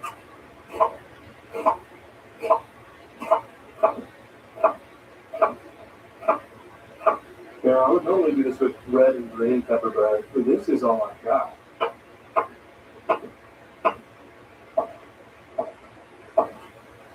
Alright, boom, all chopped up. I should have started heating this pan earlier, but I forgot. Alright, let's see how this pan's doing. Sounds pretty good to me. Good enough. We'll start with the potatoes because those will take longer to cook.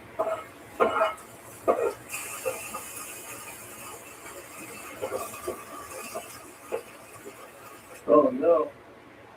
It's starting to rain. I'm going to have to go close the back doors.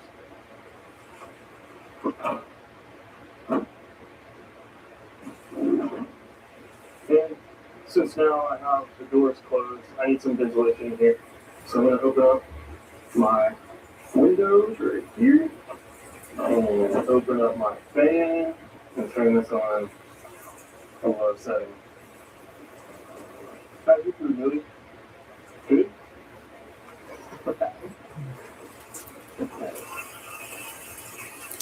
Okay, I'm going to show you guys something. So I need some water, and usually I have 2.5 gallons of cold purified water in my fridge. However, it's empty.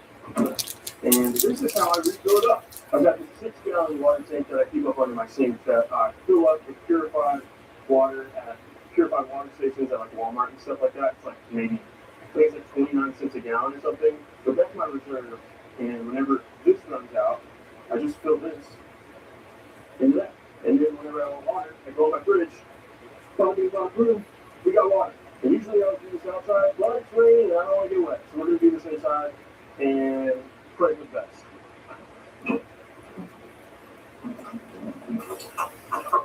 This goes in the fridge. I'm going to fill up my water later. Alright, now I'm going to season this up with some salt, some paprika, and some onion powder because it feels spicy.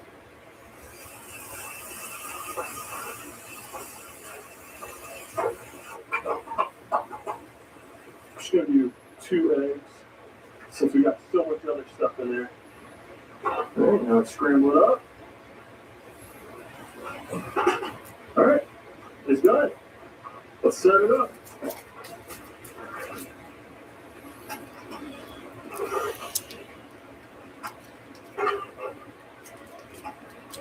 Okay, time to feast.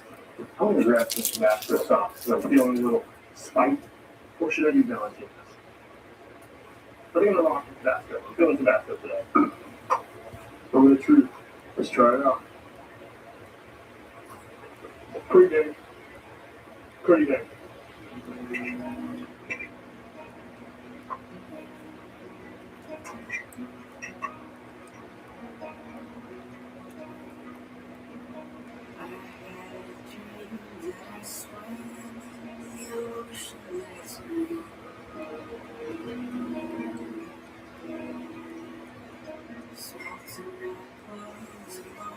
I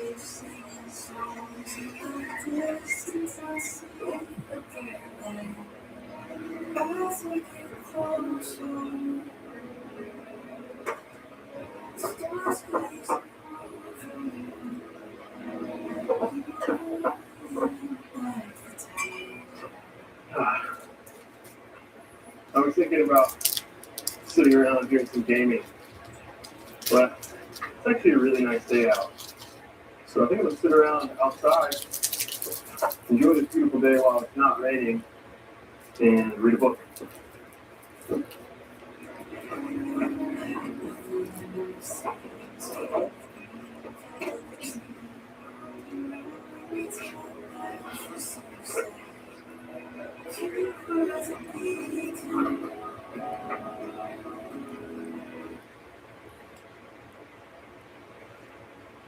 And of course, as soon as I sit down, it's starting to rain again. Gosh, dang it.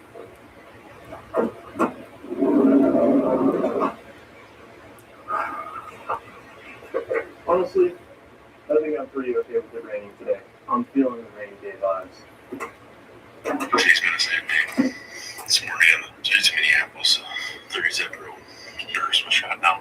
An American exercised his constitutional right to carry a 9mm with a license on the streets of Minneapolis. This fat fuck cries. Company nice officer is he knocked out immediate pepper sprayer. If this fat fuck cries. Inserts himself between the woman and the officer. It looks like he stirs pepper up in the air, gets some distance and kept 100%. He demonstrated that he clearly would have been a better choice for me last November. I respectfully manager Gross. He's earned throughout this last month. Unforgotten communities in Michigan, Wisconsin, Ohio, Pennsylvania, in every corner of our nation. I promise you this. Every single day for the next 4 years, when I walk into that White House, I will be doing it for you and your family and your future.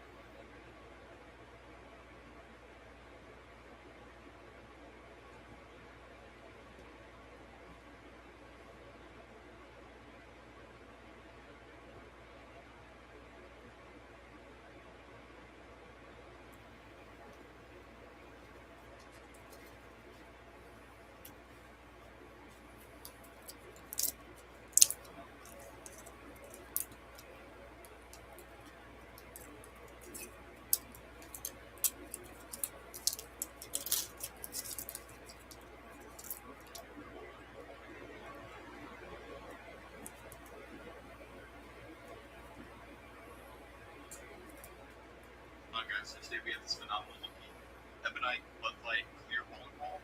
We're going to be fixing up, restoring it. So what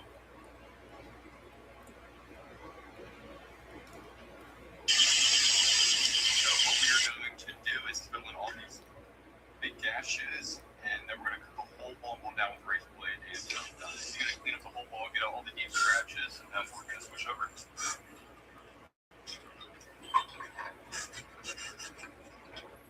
So we just got the clear ball. You can kind of see it now off the diamond pad. So now we're just going to bring it all the way up to 4,000 grit. You just hit it with some really good polish and try to make it look new. So we got the ball at 4,000 now. So let's polish it up and see how good it's going to look. Here is the final result. But a little scratch.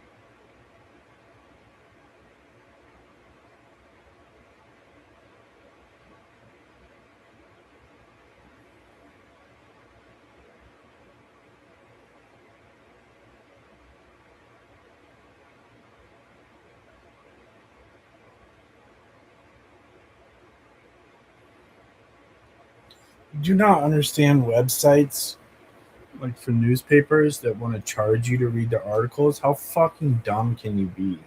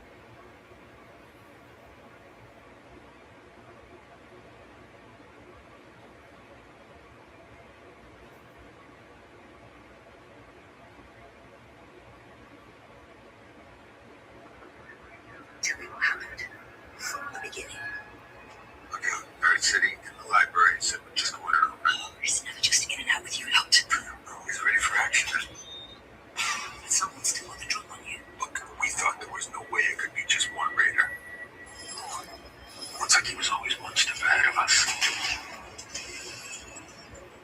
Guns don't always win. Not if he runs away, they do.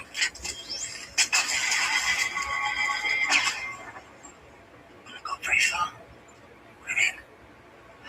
The ice melts. We adapt. Thing is, he was probably hunting for sport. And how do you adapt to something like that?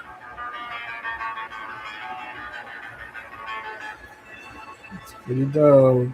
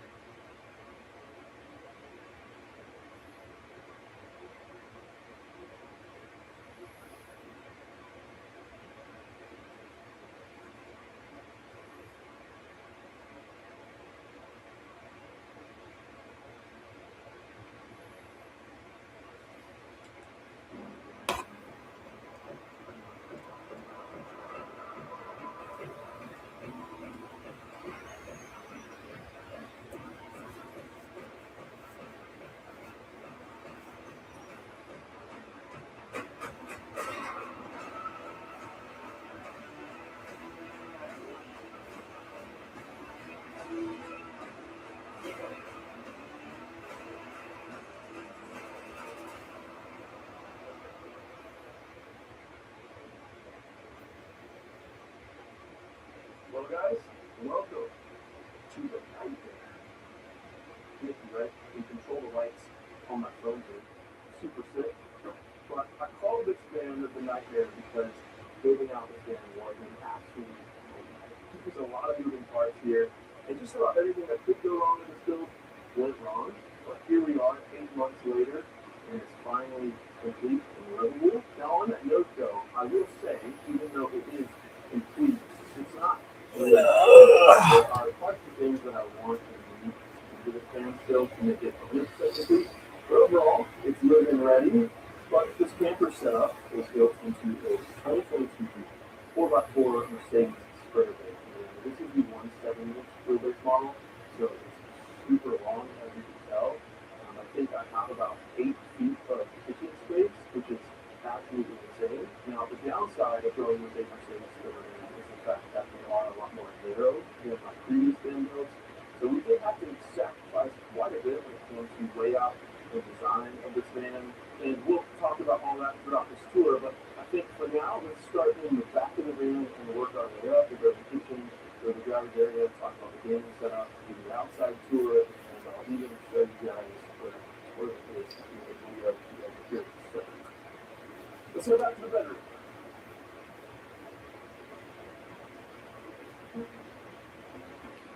Oh, so welcome to the bedroom. Holly. Oh, I'm good, I swear. Okay, welcome to the bedroom, guys, of the van. This is a full-size bed.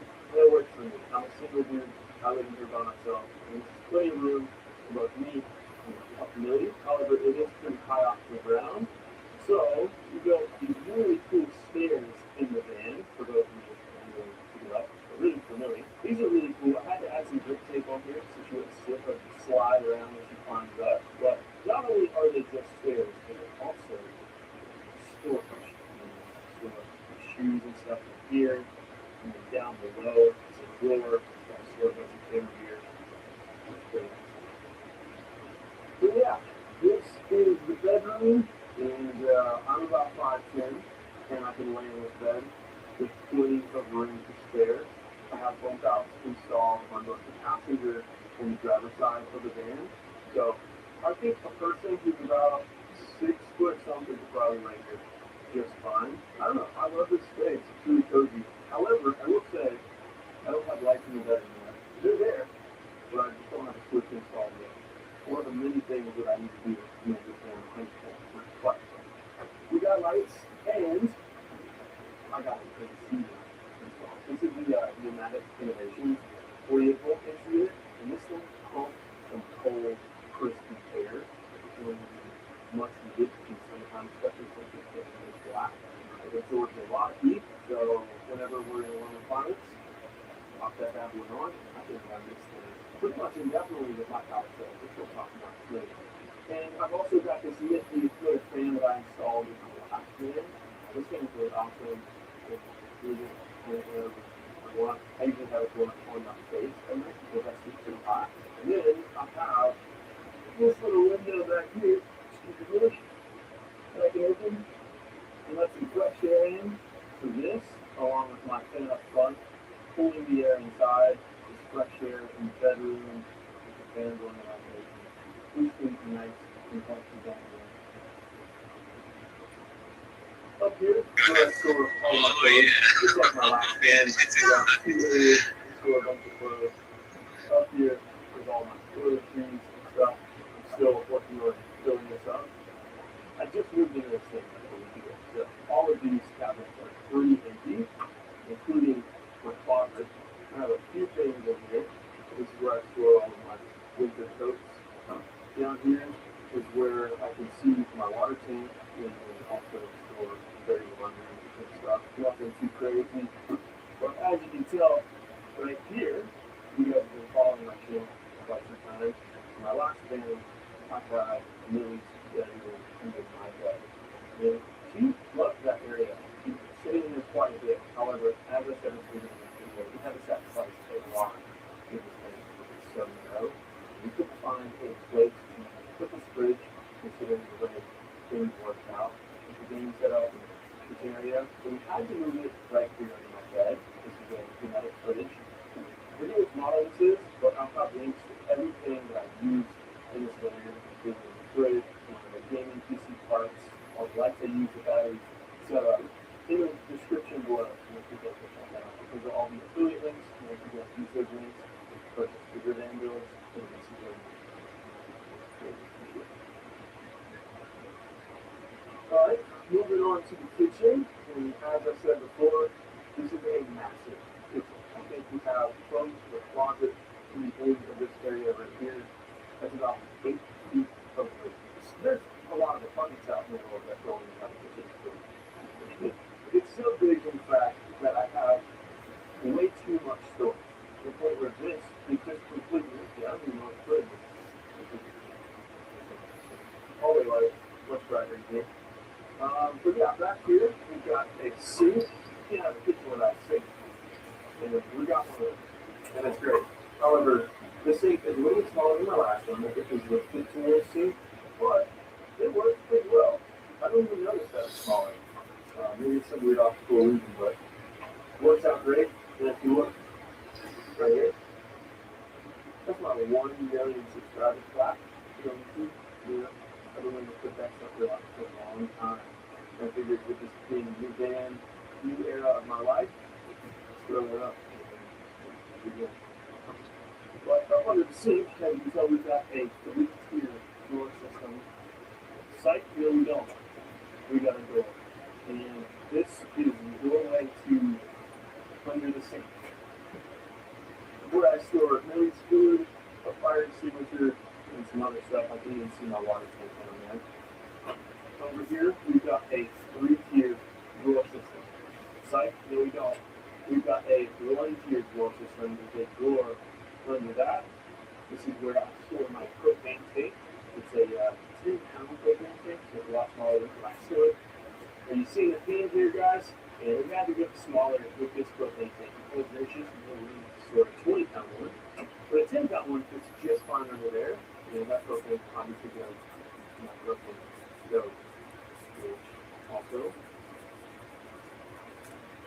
we love ovens and bins. We love baking some brownies, some baked goods. And this is perfect for this nice little hermetic oven setup. It's great and it looks cool. You want to know why it looks cool? Check out this right here. You see these angles? These sharp angles? Does it look familiar?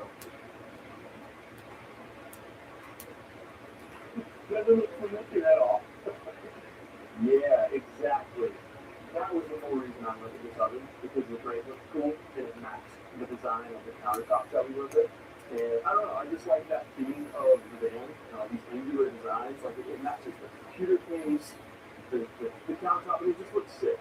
And the reason why we actually did this is not just because it was cool, but it's actually to give me more room for my game chair to slide out. It's also really symmetrical. And I love it. Very satisfying to the eye.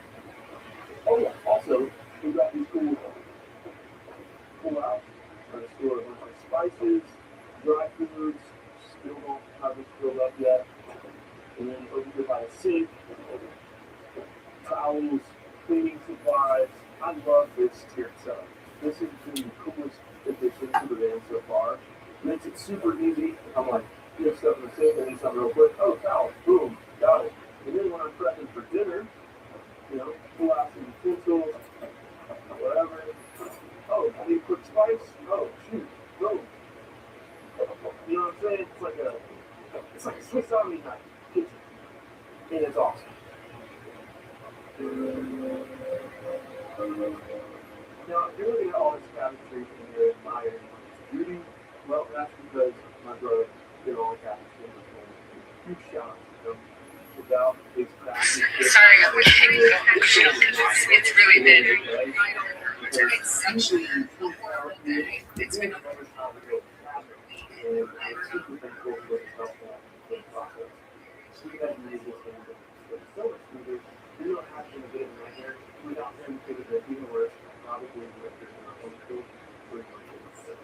Big shout out to Brandon. You guys should show him some love for Thomas down the road. Let me know what you guys think of all the traffic. Now, in my previous days, I had this like black partition in the wall right here that a lot of people thought was a copy machine, but it wasn't. It was actually just there to tie some wires back there. And we didn't put it in this thing because we didn't need it. We didn't want to take up a ton of my counter space. So we did away with it. But the idea of a copy machine is kind of nice. So that's what I got. I'm happy with this system to be able to power this now. So in the mornings when I wake up, I'm gonna fresh cup of Joe, grab my cozy mug, travel.com, which here's now, throw this right here, press that button, and boom. And after it's done brewing, I can just sit in my dining room, at my dining table right here, enjoy my coffee, look out the sliding door, peaceful mountain views or spooky forest. And if it's a nice chilly evening like tonight, in the box down here, it might be what we do. And this thing, the hook is connected straight to the diesel tank of the van, so it starts just off of that. I don't have to have a separate tank for it. I can put my last in. I even have an app on my phone that I can control it with, and have this thing running just about all night long. And use little to no power and little to no fuel to do that place. And as you can tell, these seats are on a swivel, which is really nice, so I can just In this home over right here, I've got a nice view of my gaming setup. There's some mountains off in the background. And then down here is a nice cozy dog bed for me. This is temporary right here. I'm going to build her a much better setup right here, something that's more level because it's a bit of a decline. But yeah, great playing here. But when I'm driving, I actually turn the passenger seat around, and then I have this piece of wood that goes across the passenger seat, which we get to lay up here. She's been loving that a lot, being up next to me while I'm driving and being able to see outside the passenger window. Even though we have sacrificed the physical bedroom, we definitely have a good focus station. And up here is this cute little shelf with big plants and lighting space in it. And have a control panel for all of my exterior lighting. A huge LED bar on the front, driver's side, outdoor light.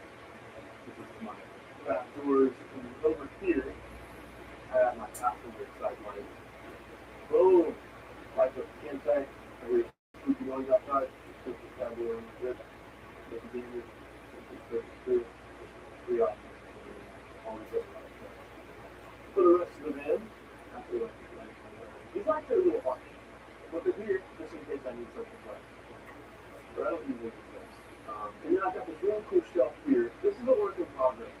I love plants, but having live plants in a van is impossible for me. So I got these nice little fake plants that bring over with some fake candles and then do the rest of the spot.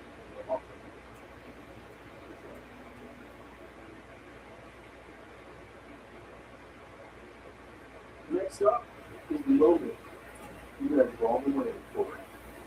The gaming station. And this is the ultimate gaming station. I mean, as you can tell, this monitor and desk area in general is just massive. And shout out to ROG. They sponsored this whole gaming area of the van and still thank you for it. They've been sponsoring everything for quite some time. Shout out to them. Without them, this setup wouldn't exist. And I have a fully custom built PC built into the desk. We have a whole build video about all of this. And you guys can go watch it right here if you guys want the specific technical specs of this build. I wouldn't be hyped watching into this because I mean it just looks freaking sick. Especially with this angled monitor, touchscreen monitor too. And this is a 49-inch ultra wide monitor. And the reason I went with this is because I originally wanted a multiple monitor setup, but having that inside the fan with a curved wall, it just didn't work. It didn't look good, so we went with the curved monitor. And I'm stoked that we did because this basically doubles as a multiple monitor setup, especially with Windows 11. You can just have one window there, another window there. It's pretty freaking awesome. And I've got so much room. I could need a mouse pad very, very desperately. It doesn't tell. That's not a wonderful sound. But I've got so much real estate for doing some 180 notice and format, you know what I'm saying? And gaming on this monitor is just so immersive. I feel like I'm in the game. It's incredible. And, I can play just about any game I want off of this system. Ultra graphic, no problem. And in fact, I can take this stuff anywhere in the house and do like this. Right else. The white faster monitor is just big. But you want to know what's even crazier about the gaming setup?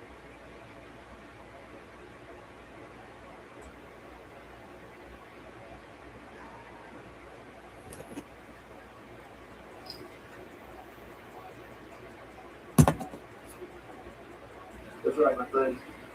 This is a standing desk. Whenever I've been driving all day, sometimes I drive for like an hour at a time.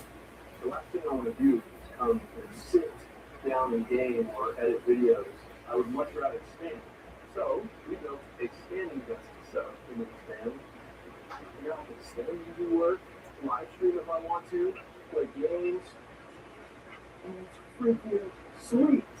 I've been wanting a standing desk in my van for far too long, and it's finally here. And the fact that I can put the chair up under the desk while I stand and work, and, keep the real estate of the hallway going, it's so nice. And I'm just blown away that we made this work. Like, this has been a a dream of mine for so long, and with a lot of time and effort trying to design this man's the most practical way to be able to have this work the way it does. It's great. I'm so thankful. This is what I've been wanting all of my life, and here it is. But I think after this tour, me and Kristen are going to do a spooky board and go into the night. Maybe even film and make a video on that. So I can put it on my second channel. Our gaming channel, if you guys aren't following, you guys should check it out. Channel. So check it out. We've got tons of gaming videos over there. There's not many. So fun. But as you can probably tell, this is a really heavy monitor. And considering this is an off-roading 4x4 van, I am going to be taking this down on some pretty rough roads. So I wanted to make sure that this monitor didn't just swing all around all willy-nilly while I'm driving. So I actually implemented this nifty little system. Believe it or not, that this does actually really work well. I just have a Velcro strap around the arm of the mount. So I can bring screw into the wall. And I just root through like this. Tighten it, go around a couple times, boom. It doesn't go anywhere. However, it does go like this.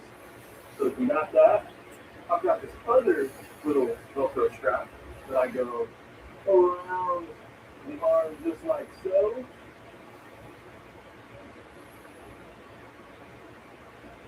Oh, just like that.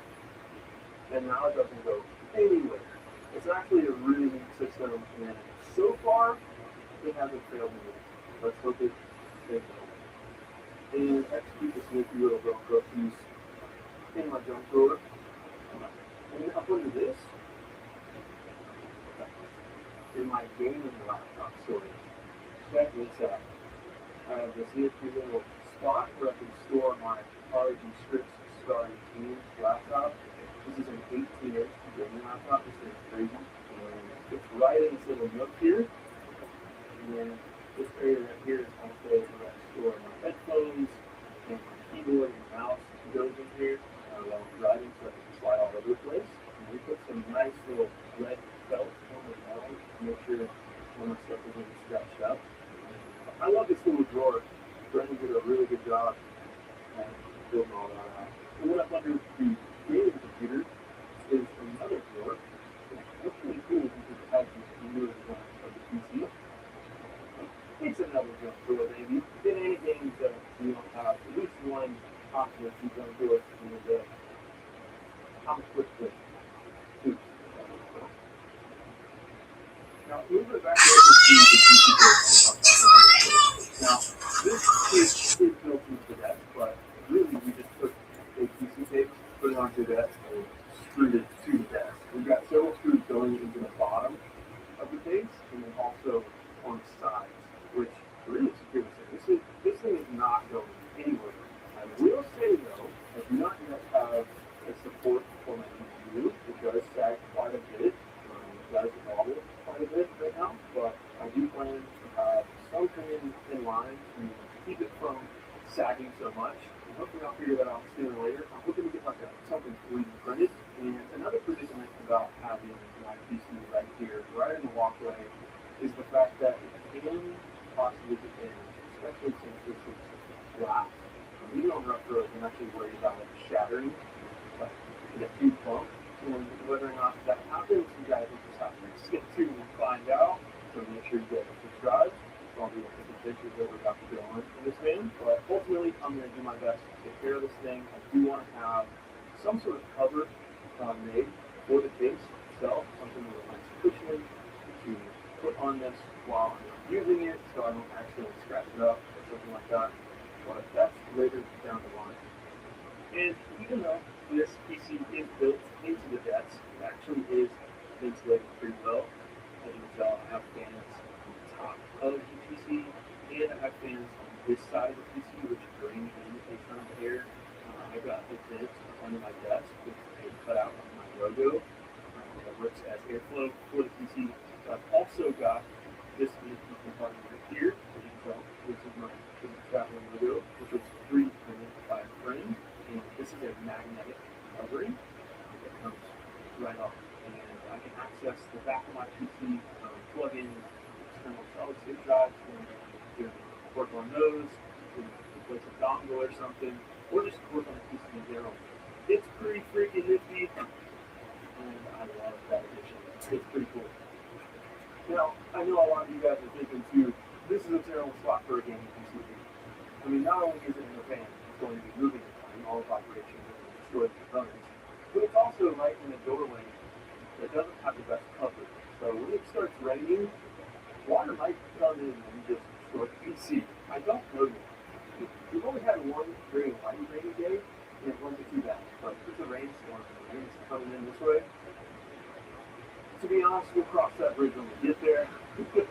So again, make sure you subscribe to find out what happens. Alright, moving on to the exterior of the van. This van looks freaking sweet. Now, as I said, there are quite a few things that I still want to do with this van. One of the many things that I really want to do to this van is lift it. I want to put a 2-inch lift kit on this.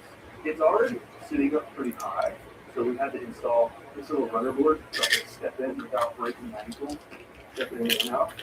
I actually have fallen out of the van before, and this van is a lot higher than my last one, so if I fell out of this one, it might be a bad day. It might be even worse whenever this was equipment. Who knows? We'll find out. But this thing looks freaking sweet. It looks exactly how I planned it to. I originally bought this van, and it was like this really grayish blue color that I hated. Everybody has that color on their spring van. I wanted it matte black. So I got it wrapped in matte black, and I love it. I will say though, it does get really dirty really quickly, and it does scratch very easily. So was it a good idea? No. But does it look cool? Absolutely. So shout out to the wrap compound in Charlotte, North Carolina. They hooked me up with the wrap. They did a good job, and they even put this logo on for me. It looks really good. Now, fun fact about this van, I did buy it used. However, it only had 300 miles on it, which was mechanically sound, and it was a great deal, so I scooped it right up. And the greatest part about this van is there was a lot done to it already, including a lot of the inside. If you guys watched my van build series, it started out with walls, flooring, a fan, a ceiling, but I ripped all that out because I wanted to make it my own. However, what I did keep is the exterior modifications. And this van actually came with this front end bumper already installed, which I'm super thankful for because these are not fun to install, but this thing sick, it was neat, practical, got these awesome LED bars on the front. It's even got a winch installed, which is good, like help you get out of sticky situations and other stuff. And also pull the springs out if they need. And then also came with these really great off-roading tires from Ridge Grappler and the Black Rhino wheels. It's ready to go off-roading. It looks great. And I actually put on these really cool wheel well flares, I think that's what these are called. It was so hard to find some really good looking wheel well flares. But I found these online. I actually had to cut these down to size because they're not meant to mount here with this from the bumper. And I'm really stoked about how that came out. I think this adds a lot of, grit to the thing. It makes it look a little more mean. And the problem with these tires, though, is the fact that they're really big. They're actually oversized for this wheel well. So we've had to install these modular make yards. So these wheels will fit in here. Before I installed this, these wheels were inside and long like that. Installed like a sheet. Not only does it look cool, it's practical. It's we want. Alright, moving on to the back of the van. Oh, you know what I didn't mention? So another cool feature about this van is, I think you can see these lights here, the light on the campsite. They're mounted on a roof rack by Tanner Rack. They actually provided this rack for the van build. So huge shout out to them.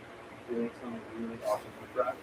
This one in particular is really great because it's got these partitions that sit over my AC unit and my fan, which allow me to add more solar up on my roof, which has been a huge blessing because my battery is pretty massive. So having enough solar panels to fuel that battery bank was crucial. So huge shout out to them and Rack to check them out.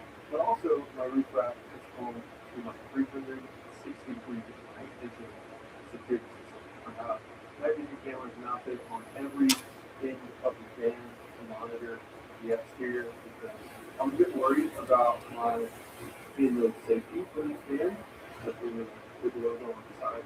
So my security system will be running 24/7 there. Obviously, Bluetooth. Yeah, those things are great. And eventually, I'll have a nice little monitor on my dash later down the road. But it'll be good. But anyway, this is the back of the van, and as you can tell, a nice big metal box is all of my back doors. This is actually where I'm keeping all of my camping gear, my firewood, my shore power plug, my water hose to fill up my water. Pretty nifty little box, adds a lot of storage space to the van, which is something that quite a bit. Eventually, I am going to have a spare tire right here with a mountain bike mounted on top of this. I actually have all that, just haven't installed it yet. And then as I open, I will say the problem with this box right here is getting to the back handle to open the door. It's a little inconvenient, but I think I like it. I think I'm gonna live in a vehicle after this. I don't think I'm gonna have a choice anyway, but I kind of want to.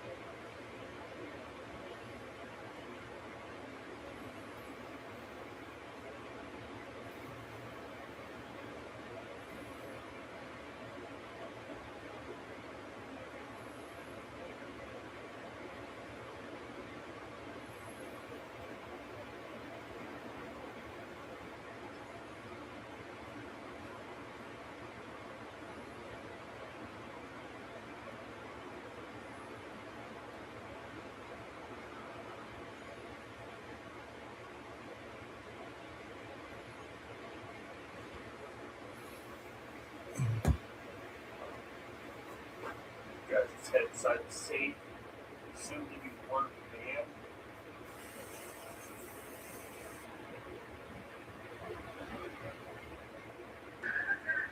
Alright, guys, tonight this tiny $30 walnut here. So I hope this princess work. And then I got some new things I'm going to show you guys. I got the reduction stone rolls, so it should be more efficient. Got to do like electric pedal, some other stuff I'll show you. See, I have a power cord down here. So I actually put it right here in front of the hair. So we'll make this one like the finishing stuff up here. So the cord is just go there for my picture on it. So I'll show you guys that. It's not and I'll see you guys out there. Well, here we are, guys. It's the real one out here so far. This is only like 3 other sections that will be able to. Oh, calm down, Jamal. Got that place out there. So tonight, just got to drive the report. And then they have this big press to the shower here. It's actually closed.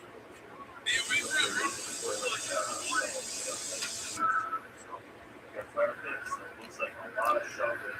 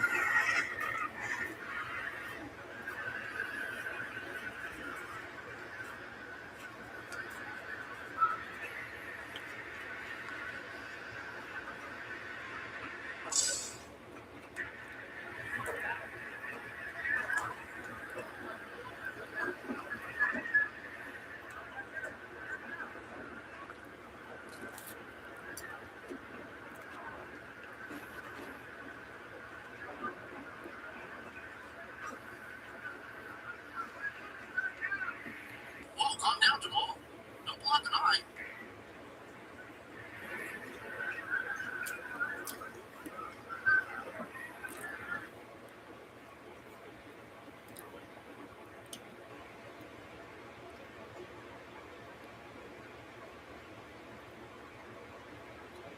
Stephon Diggs can't fight. Remember Stephon Diggs, your president? Oh, you weird video too. We get it. We're getting that back.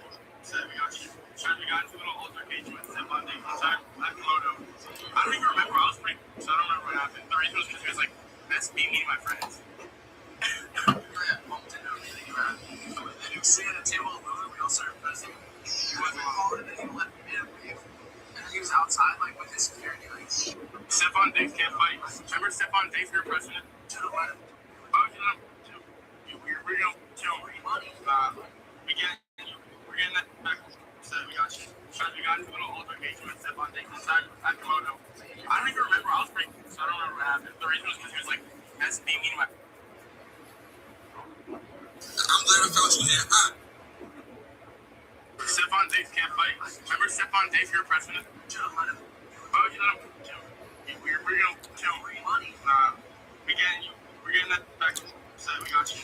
So we got into a little altercation with Step on Date one time at Komodo. I don't even remember. I was pretty, so I don't remember what happened. The reason was because he was like, SB meeting my friends. I bumped into him and he grabbed me. And he was sitting at a table alone. We all started pressing him. He went to my hall and then he let me down. And then he was outside like with his security. Like, Step on Date's can't fight. Remember Step on Date, you were pressing him? Should have let him. Oh, you let him. We're gonna kill him. We're getting that back. So we got you. So we got into a little altercation with Step on Date one time at Komodo.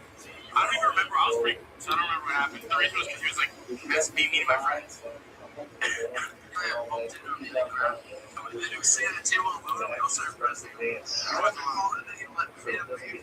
And then he was outside like with his security. Like, Step on Dates can't fight. Remember Step on Dates, you were pressing him? Oh, you let him. We're gonna kill him. We're getting that back. So we got you. So we got into a little altercation with Step on Date one time at Komodo. I don't even remember. I was pretty, so I don't remember what happened. The reason was because he was like, SB meeting my friends. I bumped into him and he grabbed me. And then he was sitting at a table alone and we all started pressing him. He went to my hall and then he let me down. And then he was outside like with his security. Like, Step on Dates can't fight. Remember Step on Dates, you were pressing him? Should have let him. Oh, you let him. We're gonna kill him. We're getting that back. So we got you. So we got into a little altercation with Step on Date one time at Komodo. I don't even remember. I was pretty, so I don't remember what happened. The reason was because he was like, SB meeting my friends. I bumped into him.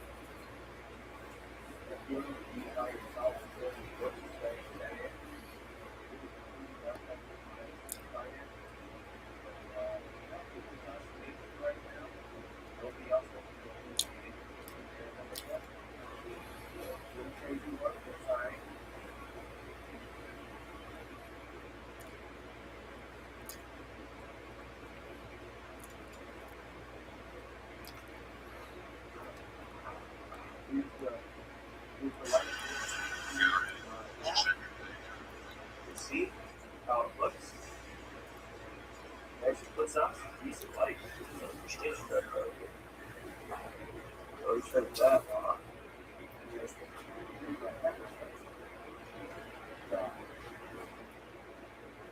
Get down. See, you can see some eyes. Try to look closer.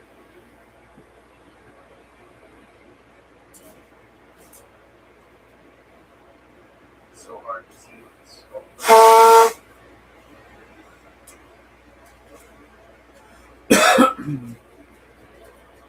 Well, guys, hopefully you can see my inside down. There's literally nobody out there, guys. Where's that? Oh, it's just a campsite sign. There's no one out there. That might be a campsite, I'm not sure. You just push up there. There's no one out there but us. We have like pinpoint flashlight. We have a bit.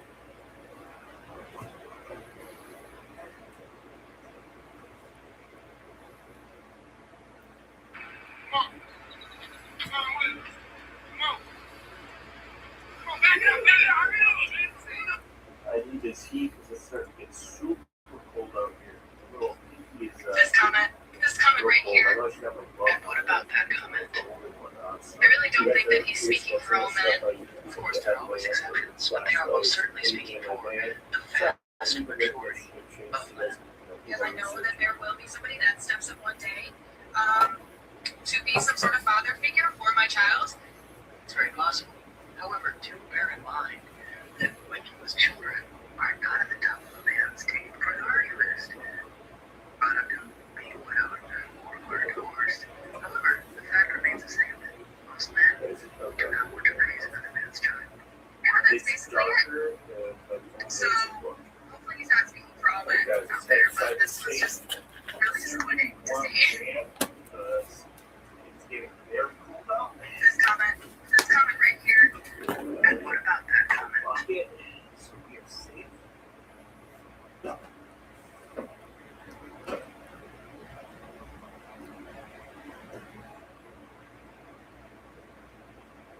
It's now 62 Fahrenheit inside, 2 degrees outside.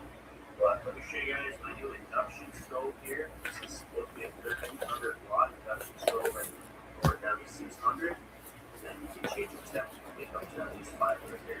This should be a lot more efficient than the hot plate I used before. So we will find out if we're using this power station. This shallow lady popped his balloon just because he wore a suit, but when he explained why, what she said next left him disappointed. It was Kyrie. Kyrie. This for the first time. Medium high. Start. We're gonna kick in there. The streets are completely dead, and they've been dead for some time. Every set has at least 4 or 5 high-ranking informants, and at least 10 to 15 steppers and goons that have got a little extra sweetener sprinkled in their tents. I like China's. Most recently coming out the streets of Los Angeles, a highly respected blood who goes by the name Bracy has been exposed for having a tank full of sweeteners. Fans of his are happy to see him finally living his true life, and in this jail love story, he is allegedly involved with a white fella named Trevor from up north. Trevor's a white guy? Trevor's a white. I didn't Trevor. He's from he's from up north, bro. I wonder how the other members are going to react when they see what Brazy has to say about the situation. This is the true game. I don't give a this and that. Whatever it's doing, it kind of vibrates very slightly. And because of that wiggle, it's kind of sliding on here. So that's coming from the way to keep more slack. For us to run it seems like it kind of stops. It's kind of like it's back moving. Like it's not moving right now, but then like what, flip it or something. Like it's moving like this.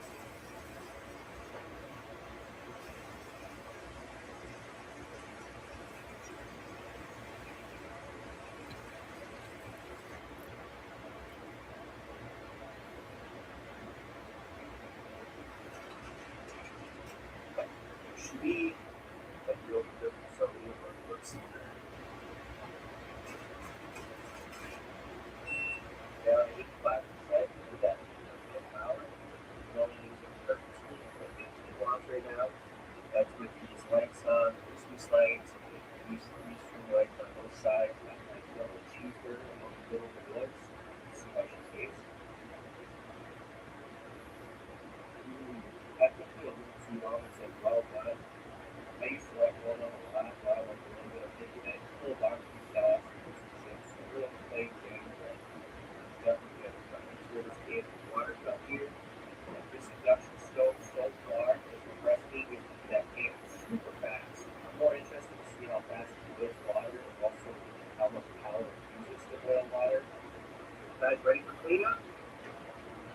Chip, realize condition. So you see this little thing on the bottom? Normally it's got pokes out. But let this thing go. It's all big wrong because if it tips over, then we'll turn off automatically. We found this little straightening plastic on the ground here. I had no clue what it was before I last started putting it in my office. Well, guess what? That's why this is not working. So this is what's left of that overseeding on the bottom. It's not allowing it to start like this thing. Put up a string and get a little piece. So basically, I just took the 2 wires off and it was allowed to connect.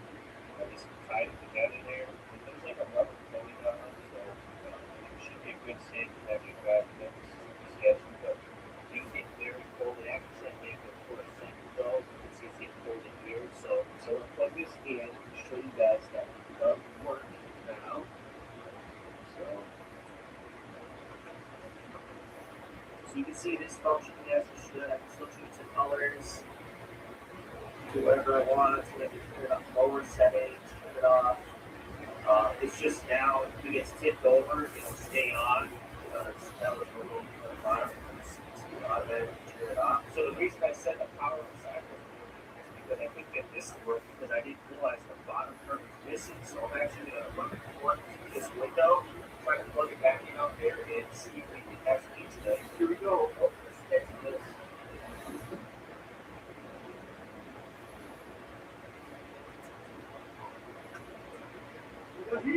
Towards the core of the window here. I'm super glad I got this screw working out. The mounts up to 57 inside, no band running, and it's -6 outside. It's limiting a whole outside. So now we'll be able to sleep inside the band all through the shot. We'll go carbon dioxide tonight. This is awesome. This tells me to freeze. I got a super close to the city right now, just warming up. You know, me guys on the bikes and camping and all that good stuff, so it's pretty sweet to have a whole built-in LED light just to kind of add some color. There's already frost. So we're going to try to keep stew dry meal, but I need to boil some water. So let's see how fast I can boil water on this. I have a time clock. I also bought the stainless steel version of this pot. I don't use one that's like big titanium. I don't think the titanium one is going to work because like the magnet would stick to it. So I got the stainless steel one. So let's try this out. 14 foot ounces. There's 8, 12, 14. Right up there.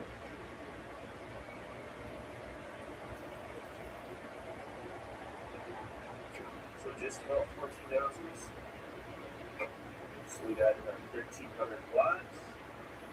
Yes, what did I see? I don't know. Let's start. Oh, start. Turn right there. So it keeps bouncing around negative 16 to 7 Fahrenheit outside, but I just looked it up. It feels like it's negative 16 outside.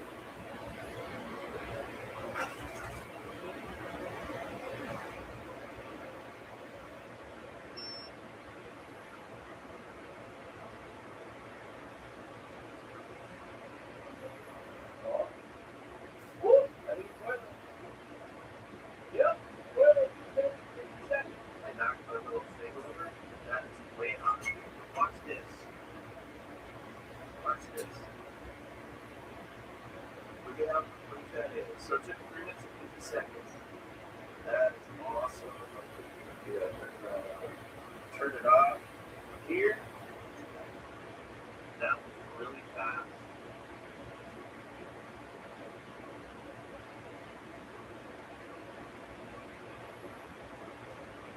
But it's going to wait 5 minutes, stir it, leave the dish before, let it cool down for about 10 minutes, and we're good to go. It took 3 minutes 50 seconds to get super boiling. So that's pretty cool. And then what I also love is the fact that this is hot. Now, right under where the pot is, it may be hot for a while because obviously this is going to make that area warm. But on that hot plate I had, this area was super dangerous because it would stay so hot. I swear, for like 25 minutes, it felt before like it cooled down enough to touch. Where this is like safe to touch now. You just got to be careful with that big pan because that obviously made this before. But other than that, it's awesome. So obviously this thing's much more efficient because the other one took like 8 to 9%. Some on that range, where this one took 3 to maybe 4%. And much safer and boiled it much quicker.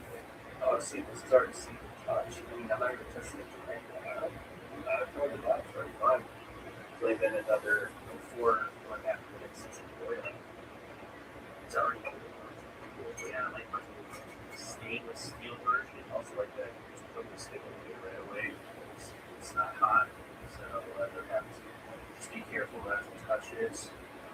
Take probably 45 minutes before I pull the storage away. That hot thing. You know, to Travis electric kettle in the morning for coffee. See how fast this thing boils water. There's something dangerous. It's itchy.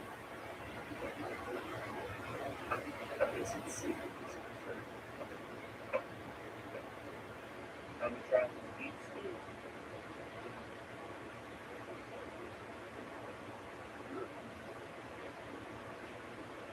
It's pretty good. Food was good, but it's time for bed. All relaxing lights. Oh god, I'm just chilling after that meal. It's crazy to think it's -8. It's just gonna get colder tonight. It's 65. My man's probably gonna turn that down to medium. I don't think Cecilia is super good. I think it's on the good. So put that on medium and let's turn off these Christmas lights. Here's my view tonight, guys. I'm gonna leave that one light thing on. I can't turn it off, but it's kind of nice to have a little bit of light to see if you have some protection. I want to check the temperature gauge, so I don't think it'll bother me. I'm gonna go to bed, guys. And they have to book at half of the high night. And we'll do a little so that my warm sleep, guys. Too hot. So.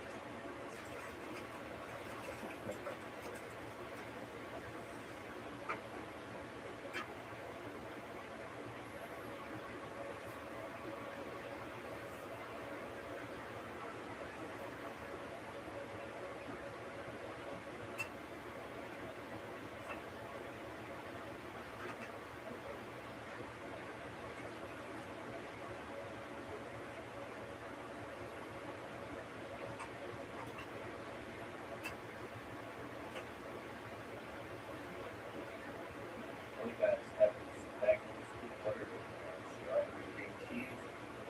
Right now it's actually getting warmer outside. It's -7 Fahrenheit, and now it's 59 inside. We got now it's in the 40s inside. Got really cold. It's -21. So that what is that now? It's -21. It got real cold, so they probably have this electric go all night. If I didn't have any source of heat on, I would be very concerned with that. I would even throw stuff into it, not like that, like that.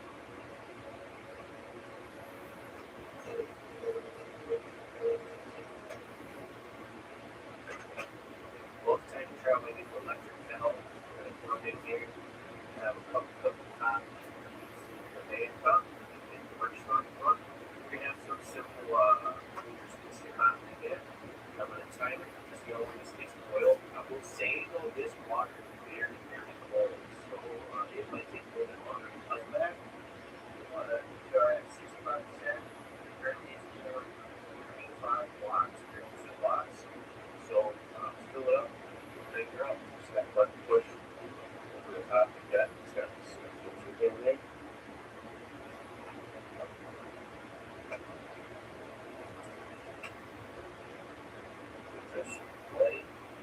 Look at that. It's like frozen, guys. There's literally ice in there. It's obviously the front is colder than the back of the pan. Wow, we actually got no ice. I was wondering, because I just filled this up and I was drinking it and it felt like kind of slushy. I was like, wow, I didn't know it got that cold up there. But it just shows how cold it was last night. So we have some extremely cold water, which is obviously going to take longer. But this thing should get it done. So, DJ Ghost gets pressed at an airport by a Hoover member. Watch it till the end to see what happens. I'm getting on my floor.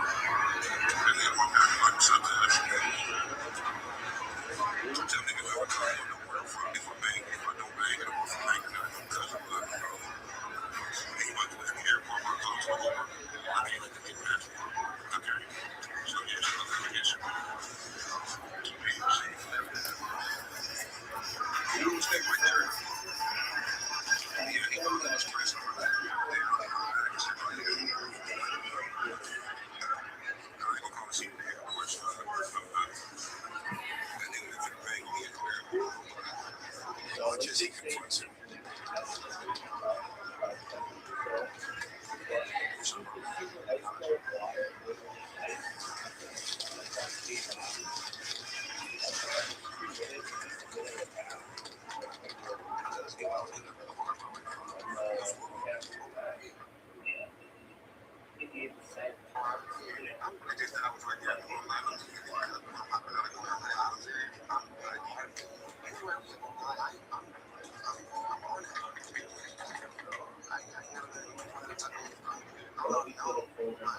That's the end of this video. Comment down below your thoughts. Do you guys think DJ Ghost stood on business? DJ Ghost gets pressed at an airport by a Hoover member. Watch until the end to see what happens. I'm getting on my floor.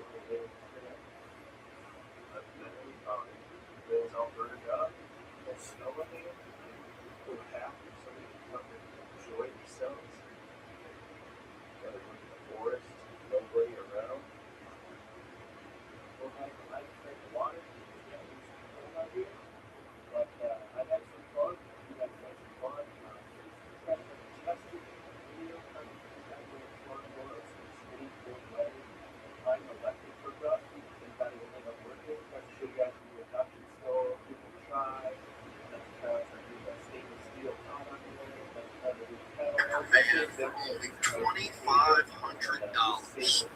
It's a 2004 E250 van with 140,000 miles on it. And it does have a high top, and so you can fully stand up in it. Again, it's over 20 years old, so that's something you would need to consider. Okay? But the outside appears to be well shaped. There is some discoloration up top, but I don't see any major body damage. The tires look almost brand new. But a lot of older vehicles have new tires, but they have mechanical issues. So don't be fooled by tires. I haven't inspected this. I can tell though they're Like, I literally have $12 left in my pocket. Why did you come get your nails done if you knew that you probably couldn't afford it? If you had $12 to make, like, so what, I'm just gonna walk out of here with, like, no nails? This entitled client got her nails done and then realized she didn't have enough money. Watch how the nail tech reacts. Say this was $45. Okay, I didn't get paid today. I typically get paid on Thursdays, but I didn't get paid today for $12 for making what? I'm serious. I thought today I was gonna get paid because it was Thursday. I get paid every Thursday because I don't know why it's not my account right now. I don't feel like that's fair. No, you like that. I mean, I can take them off. So what? I'm just gonna walk out of here with like no nails. I know that I'm not gonna get my nails taken off. So no, I'm gonna take them off, and we can redo them in the future. Like I literally have $12 left in my account right now. Why did you come get your nails done?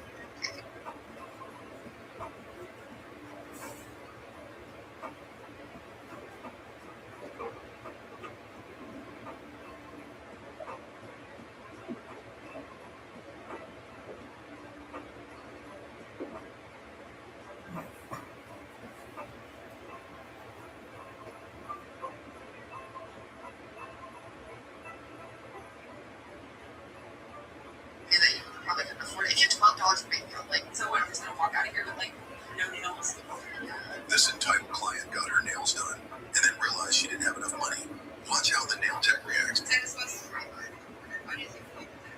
What's it? Paid on Thursdays? Why I didn't get paid today for $12 to make for $45? I'm serious. I thought today I was gonna get paid because it's Thursday. I get paid every Thursday, so I don't know why it's not in my account right now. What can I pay you next time? I just worked on this for like an hour. Can you like call your mom or something? We're kind of in a fight right now. Well, I can't just like let you leave. Well, I told you I'll pay you next time. I don't feel like that's fair. I don't know you like that. I mean,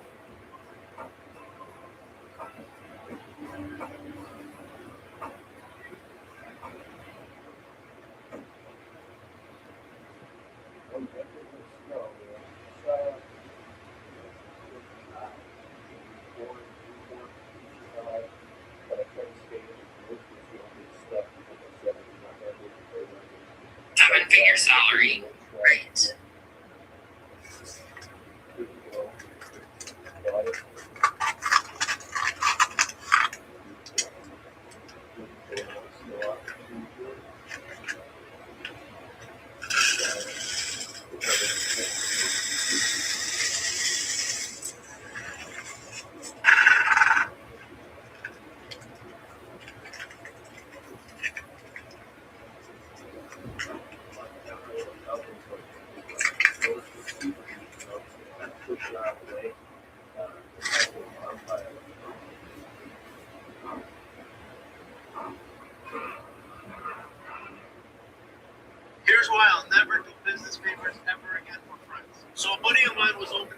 restaurant with his family. He wanted to start off by only accepting cash. That way he doesn't eat a lot of fees through his card machine.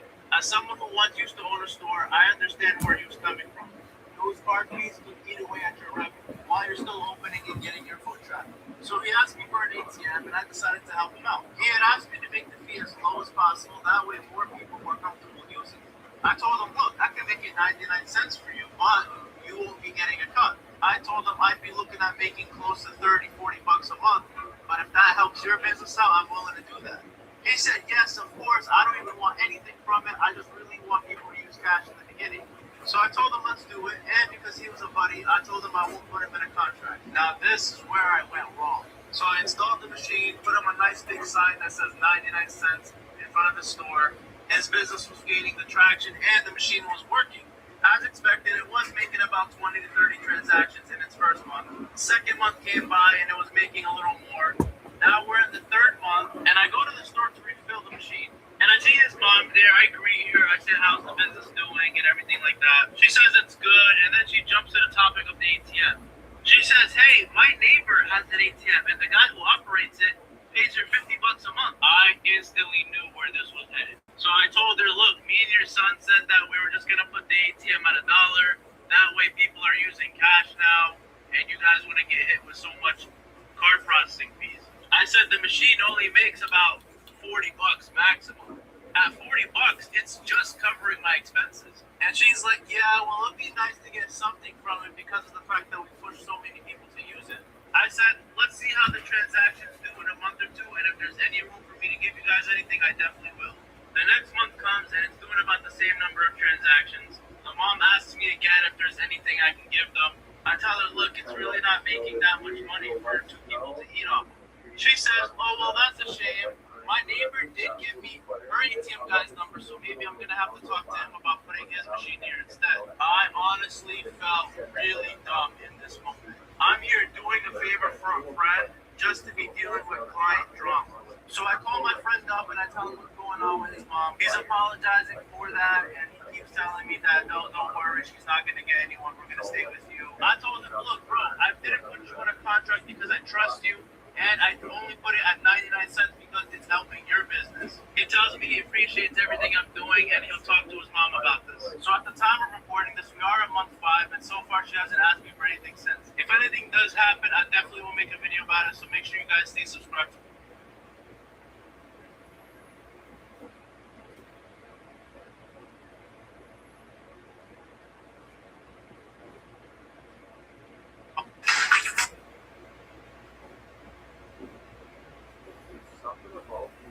Here's why I'll never do business favors ever again for friends. So, buddy, I don't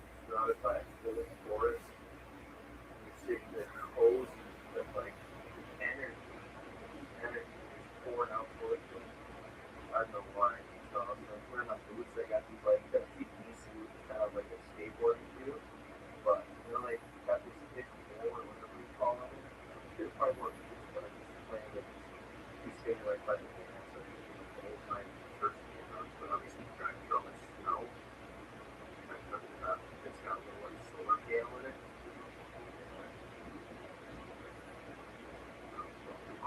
Stack this thing up, you know, and get big fire.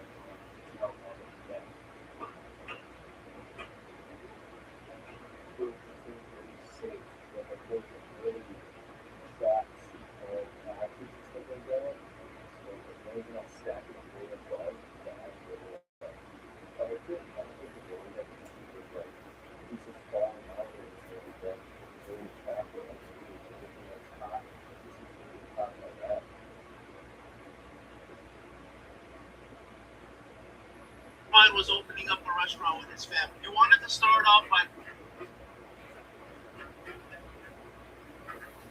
YouTube shorts are the worst. I fucking hate them.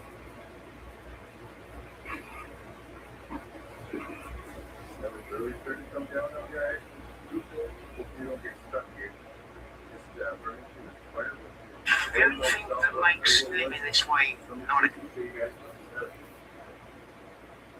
The only thing that makes living this way not acceptable are laws. This is not home, this is the 50 million middle of the mansion. Not many people are going to be finding this. Earthships are the most efficient buildings until we can build with water. That sounds like a dare, sounds like a challenge. So what I've done is I've built my home with water.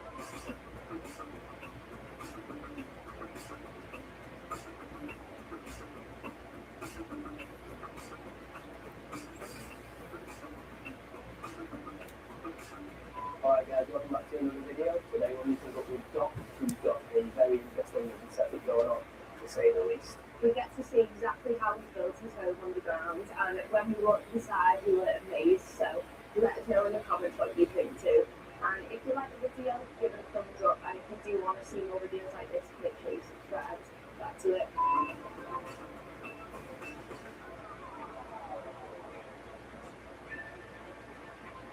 Right, well, I'm Doc and I live as underground as I can do, in every sense. I'm on a piece of land that I'm utilising for growing animals, growing trees, and part of that I also make products, and my reason for living where I'm living and for building what I've built is because I wanted to be able to close the loop on the waste in my business. So building a factory from the waste from my factory was the objective. That turned into a home rather than a factory, but the principle stayed the same. What I mean by living underground is I literally live underground. The home that I've built is the 50 million milliliter mansion. It's basically 50,000 litres of water surrounded by earth with a 50 milliliter. The idea behind the actual living underground is inspired by Earthship. So the idea of an Earthship is to be able to keep the Earth sheltered dwelling, something that will heat and cool itself and cost nothing to run. So what I've done is I've built a Earthship inspired home. The initial inspiration was from seeing the builds in the United States, but I also saw a documentary which said Earthships are the most efficient buildings until we can build with water. So that sounded like a dare, sounded like a challenge. So what I've done is I've built one with water. So that water system is contained within the container that I use for my business. So the house is underground but also underwater, or surrounded by water. Once I understood the thermal properties of water, I couldn't ignore that. It's experimental, nothing's been designed, nothing's on paper. The actual building process was pretty much done in a day. As I gathered those containers, I stacked them up. As I stacked them up, I put them in rows. As soon as I had those rows, a couple of days, I put a roof on it. As soon as I put a roof on it, it rained. No work. That was my building done, so I didn't have to lift earth because it came from the sky. So sometimes I had to store that water and I was building the building at the same time. And then all I did was just fetch it. And that was the build process. So this is the land. I've got a total of 12 acres. We're on top of the hill, so we're lucky that we're able to get the wind, which is handy for a wind turbine. But the land essentially is all on the south side, so we're getting the sun for most of the day. So that, again, is a big reason why this is the home design stuff. Get on with showing us the fucking house, dog. Come on. That's it. Try not to come from the borehole.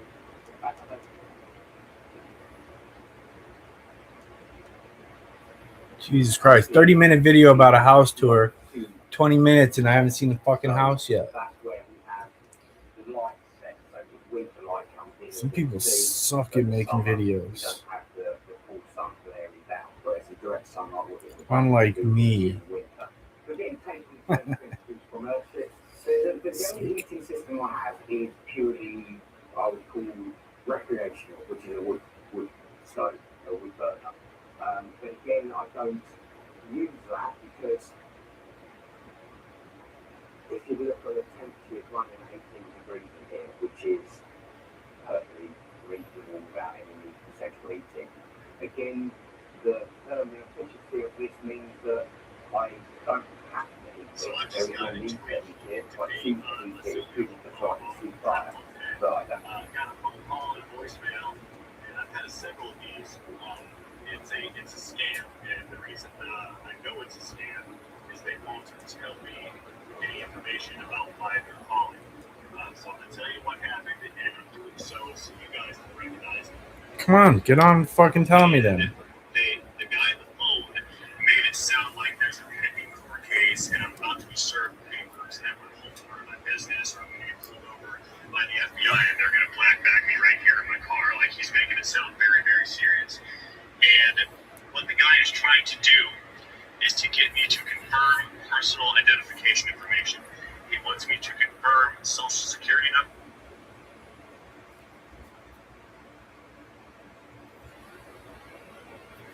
So we had an interesting situation at my regular job a couple weeks ago.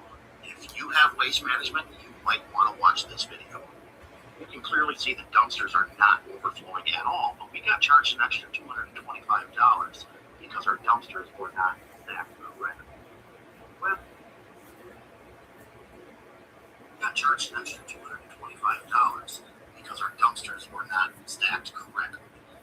Well, we just happened to check out our surveillance camera. This idiot doesn't realize it's 15 feet away. He parks the truck. He just decides to pull stuff out. He's wedging it in here. Now, we emailed Waste Management, and they said he was doing this because he didn't want sawdust to fall out of the dumpster onto his truck. One, not buying it. Two, there's not much sawdust there at all. But Slick Rick here decides to flip the covers down, and then he takes a picture. There's where the camera is. I couldn't help but notice that left dumpster doesn't look the same in both of those pictures. We're going to find out why. So he gets them all rigged up, takes a picture, then he proceeds to dump the dumpster on the right. No problems. Now, mind you, this is all taking place at 10:37 on a Wednesday afternoon when everybody's here. Now, you can see that dumpster did have some dust in it, which is sawdust. Typical. We have that happen all the time. The other dumpster, now you'll be able to see, isn't nowhere near as dusty, but now this is why that left dumpster looks different.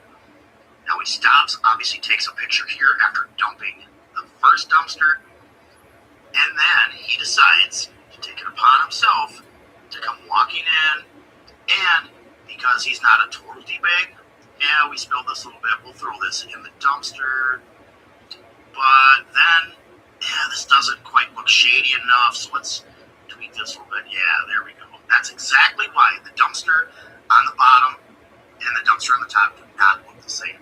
Same dumpster, obviously, but took the pictures at two different times. So now he decides to go back to his truck, come in, dump the dumpster, report back to the big bosses at Waste Management, and let them know to charge us an extra $450 for these two dumpsters. My question is, how many other businesses are they screwing over by doing this numerous times a week? It's hard enough running a small business in this country when you do things.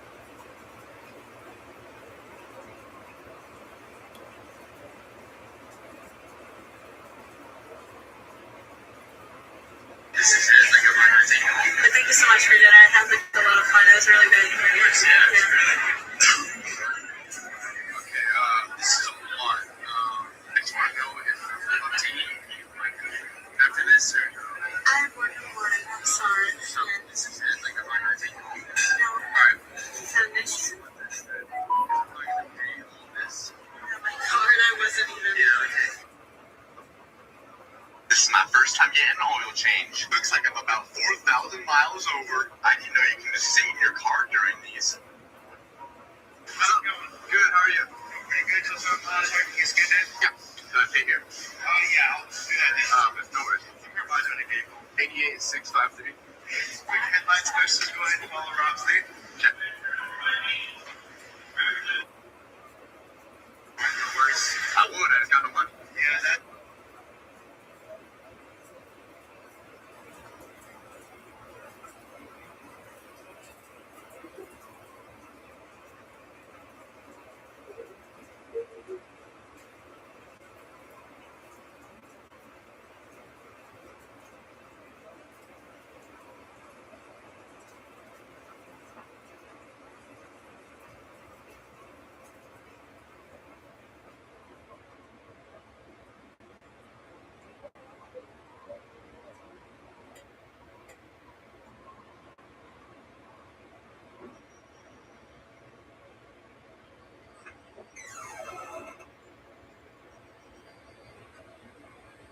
Scared to get out of the car. Because you're not going to see the kids after this. Because you just invited a man who jumped on top of my pregnant girlfriend and broke her fucking windshield like a fucking psychopath. Because that's who you think is okay to have around our kids. I wanted you to meet him. I didn't know that. Yeah, obviously that's not the reality. I'm getting on the interstate, so you have the decision to get off here or you can get in the car and sit in between the kids. So I'm getting on the interstate and I'm going out to Brandon. Please, at least let me say bye to the kids. You've had plenty of time. I'm literally sitting in a car like this. I just want to say bye to my kids because you're not going to let me see them over something that's not my fucking fault. We can certainly do scheduled and we can certainly do supervised, but after you just did that, absolutely not. I don't trust you or who you bring around. That's I fucking insane. literally just want you to meet him. I didn't know this was going to happen. Well, maybe consider who you have around, Allie. Obviously, you don't have the best track record. Yeah, right? Okay, well, great job. Great job. We'll never forget that. I'm seriously scared that he's going to come running around because he's just treating me, so I'm not going to wait here for much longer than 30 seconds.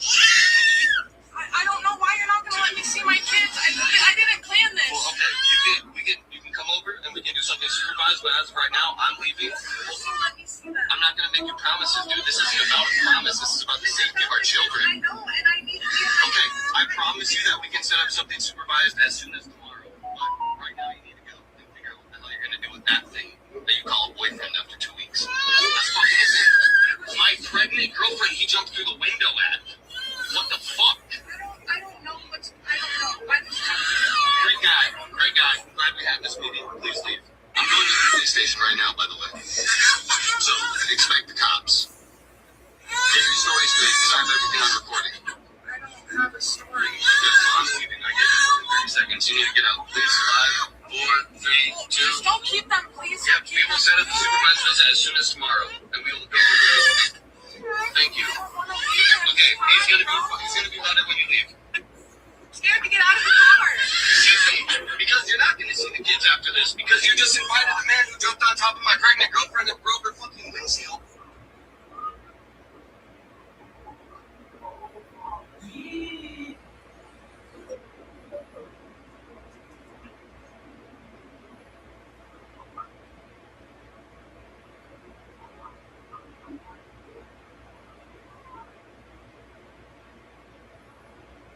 Have you had it tested? Yeah. And they said it's real? Yeah. I'm just gonna weigh it real quick and test it. What's up, bro? How you doing? 23.3, correct? Right. I know that I read so fast. Where'd you get it? In jewelry. I need to sell because I need some money right now. Okay. That's why I said you offer, bro, because you know the price. I think you had it posted for like 2,800. Actually, yeah, because somebody say I give you 2.6, 2.5, you know.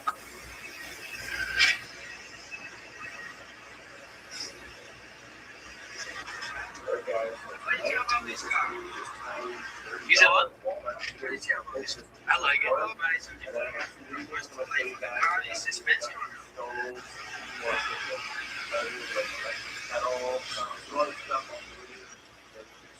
Where'd you get it at, bro? The jewelry. Okay. had it tested? Yeah. And they said it's real? Yeah. Before, right?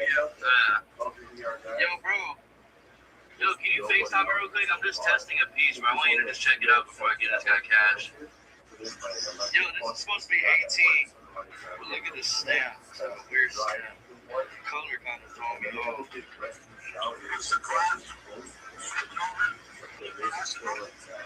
Yeah.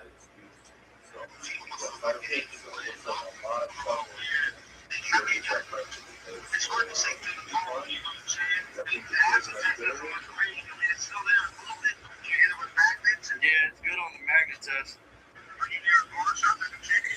Nah, I'm not near a pawn shop. Bro's working. I don't want to take up too much of his time.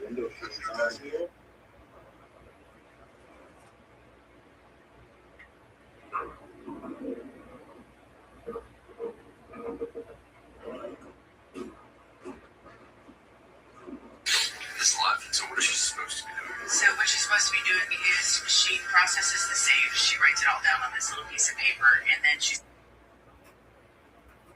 Let's get all the money on first. now honey, it is your last name. Are you serious?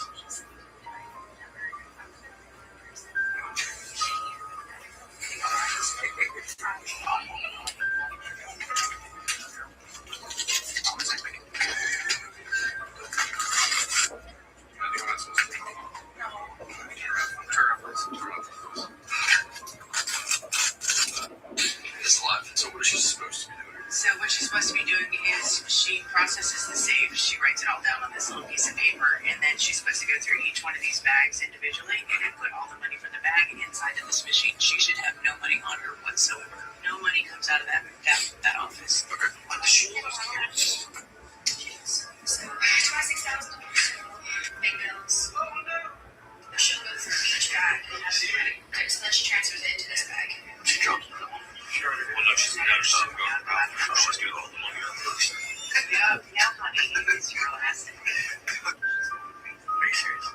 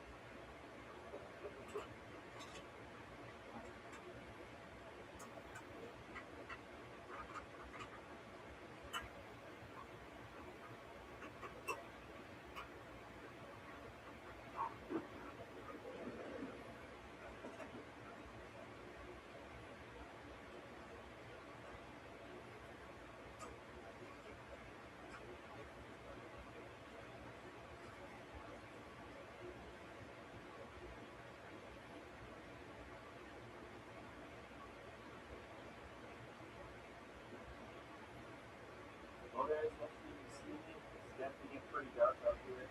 So I have some news. I don't know if I call bad news, but it's pretty close. So I tried to plug into the electrical outlet here, and it seems like there's no power to it. So I'm assuming it was turned on. I've just never been to a campsite with electricity, so I didn't really look into it. But obviously, I learned the hard way. So heat source tonight is either going to be the van, straight up our body heat, all the clothes, and so we can see the bag. So we should definitely survive, but I'm hoping the van can run all night, $50,000 grant, so those are the goods. And then actually start the van now, so it doesn't get too cold in here, because it's definitely get cold pretty quick. Turn that heat on, that regular gas floor, that don't want to front.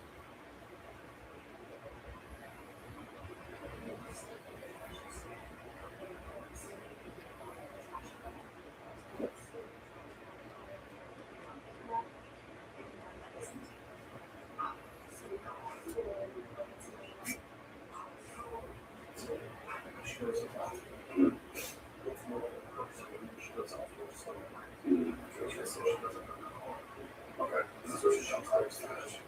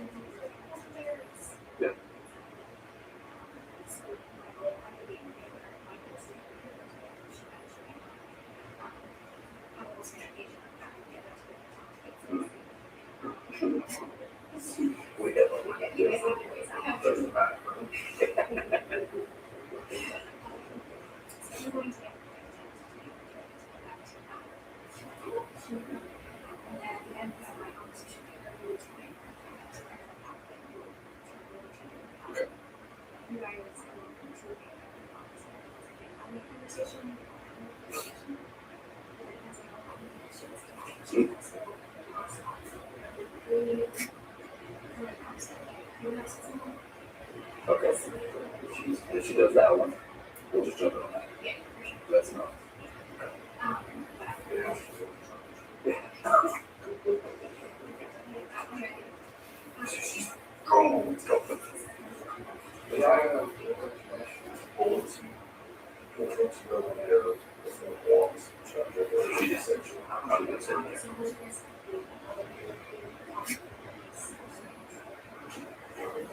I think it was good. Oh my god! It's funny talking to him in person because he'll still do the peanut stuff. Oh, he's the same person in person and on stream. Like, it's crazy. People don't believe me, and I'm like, no, he literally is the same person. I can confirm it. Batman! About Peanut, I was like, I'm gonna meet him, and I was kind of expecting him to be like, hey, what's up? My name's whatever his name is, and nice to meet you, because that's how everybody else is. No, he's so crazy. No, and he's hey, I'm Peanut. I was like, you're not Peanut. You are not Peanut. You're coming from the chamber.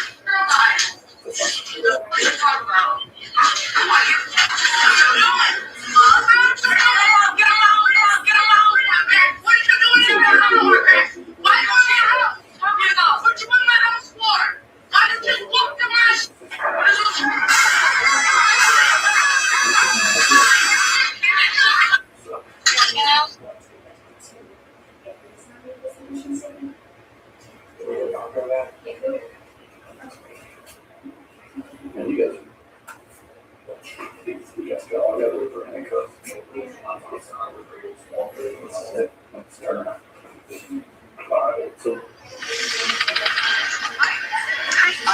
You put something on Facebook about my daughter? Oh, yeah. Okay, so can you come outside and talk to me, please? I have babies in here. Okay, that's fine. I got babies too. So my daughter is 4 years old. And she was running out here with no parents? No, she was not running out here with no parents. I have the ring footage. I'll stay in the back. I'll stay in the back. The office already knows. Ain't no officer already knows nothing. You said the office? No, my daughter was not running out here. Okay. Okay, I have it on ring footage. Thank you. You put my daughter on Facebook without permission. Get your kid. Listen. Get your kid. I'm gonna snatch you up out of that door. Do it. I dare you. I will snatch you up out of that door. I came to you. I tried to be respectful. That's my daughter. She threw my stuff, my property down on the ground. And that's $50. If you want to pay for it, that's fine. Is any of this sign broke? Will you please put my down? Get in the house. Throw your hands, you big ass. Hey, what's up? You want to touch my What's up? What's up? I'm telling you. What's up? When you put my daughter on Facebook, what's up? I just moved here. What's going on?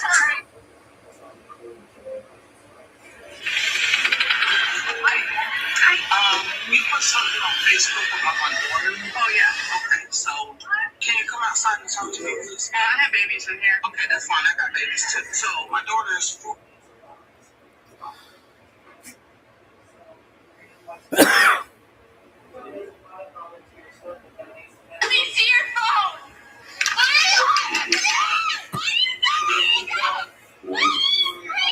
These boyfriends ask if they can go through their girlfriend's phone, but you won't believe what happened next. It was a green flag. Would you rather break up or let me go?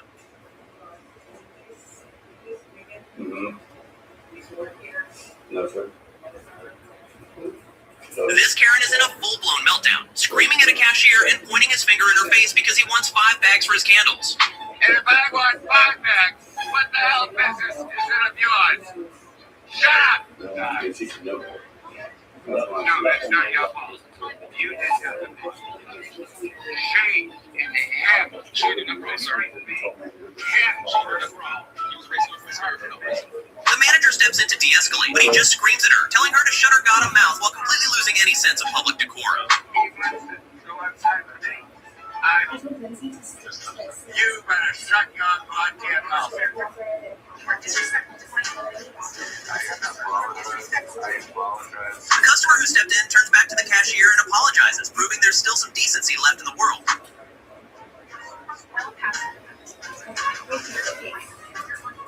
You're gonna not get to be a drug addict smart. Why? Because you son of a bitch, you're not even gonna drug smart. And you are fun.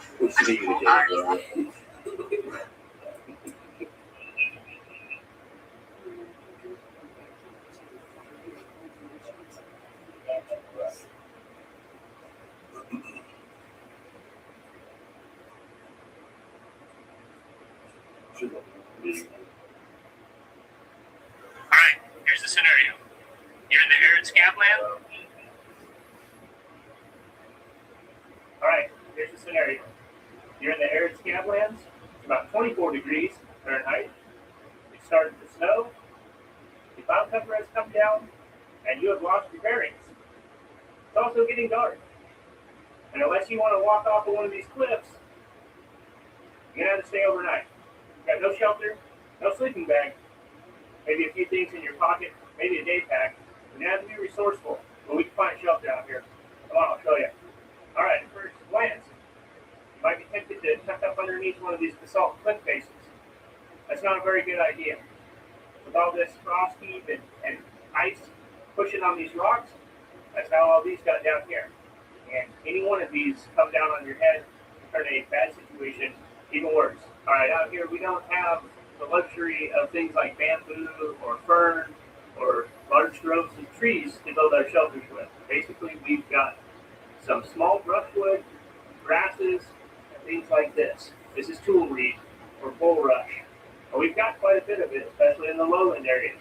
You want to be careful if you're using this method that I'm going to show you, that it is freezing temperatures out or that you're slightly above the water table. You don't want to be building in a marsh. This stuff is hollow and it floats and can be used for all sorts of things. It has been used for all sorts of things for a very long time. So this is kind of what we're looking for. What this stuff does is in the wintertime, when it gets a little snow on it and gets a little heavy, it actually bends down and kind of forms a little bit of a area where you can make a little tunnel, a little nest, and keep your butt alive in very cold temperatures. What you're going to do is find a big enough path where you can get your own here. Now, don't just trump on the top. You want to build a nice little circular, a little tunnel inside there, okay? And you don't need any tools. I've got one set up over here a little further along. I don't know if you can see it, but my most survival shelter is right over there. Let's go check it out. All right, so this is a fairly large patch of this, and this is only about 2.5, 3 feet tall. You can see I've got quite a bit of a tunnel built there. Real simple. Crawling in here. Here. I'm doing this.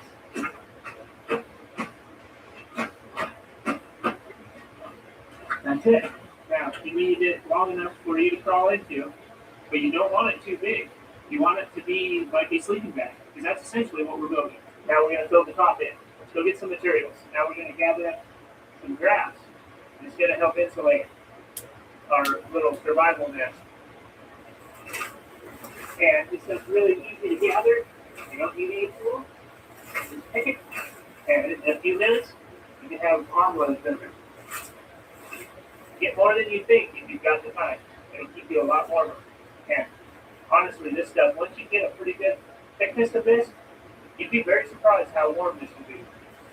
Now what we want to do is gather up some more of this reed to thatch our roof. And you can do this without a knife. It's a little tougher, but you can do it. And even just a pocket knife is a big help.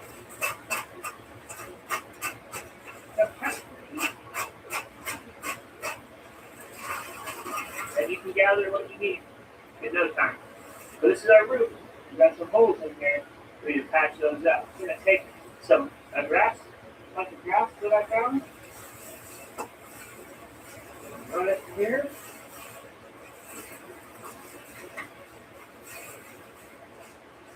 and then just cover it. Start covering it with water. Even if it's windy, push the edges of the reed down into the stuff that you've arched.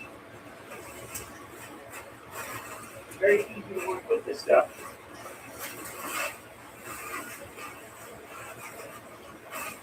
That's really darkened up in there. That's what we want. Let's keep the snow out, keep the draft out, keep the warmth in. Now we're going to line the bottom with our grass. Again, it's just grass. Take 5 minutes to pick all this.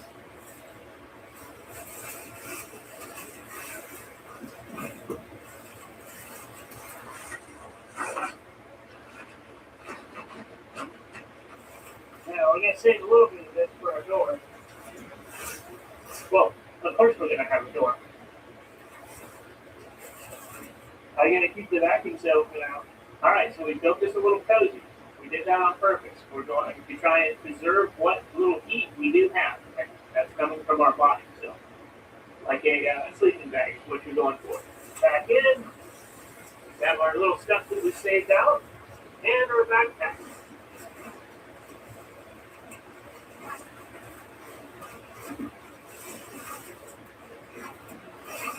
Pull the pack up. And lock it up.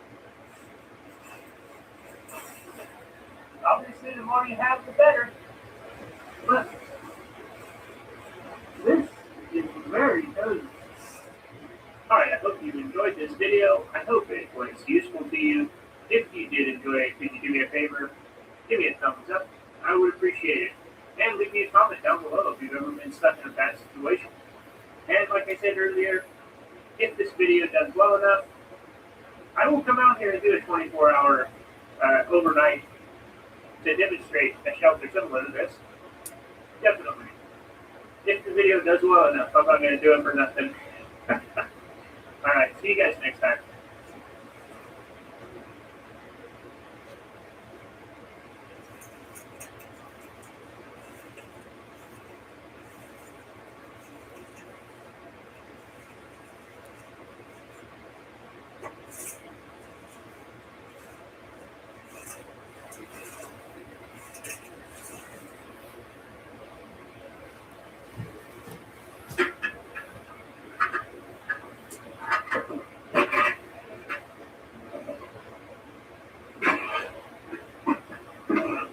Snow's really starting to come down now, guys. It looks beautiful. Hopefully we don't get stuck here. Just burning through this firewood here. Enjoying myself up in the middle of the woods. So let me quickly show you guys my setup. The getaway. I got the fire extinguisher, protection. My current power source default fits nice and snug in between the seats. Actually, it's not even snug. There's plenty of room. But here's my water source. If you didn't see my last video, I can turn this on. 3-gallon water jug. This will be like a faucet. Toaster, a bunch of stuff for cooking in there. And I got my purple and blue lights going tonight. And I got my 2 little white lights. Here's my bedding. So I got my cot, the legs on it to raise it up so I can put stuff underneath it. 0-degree sleeping bag, it's going to be cold tonight.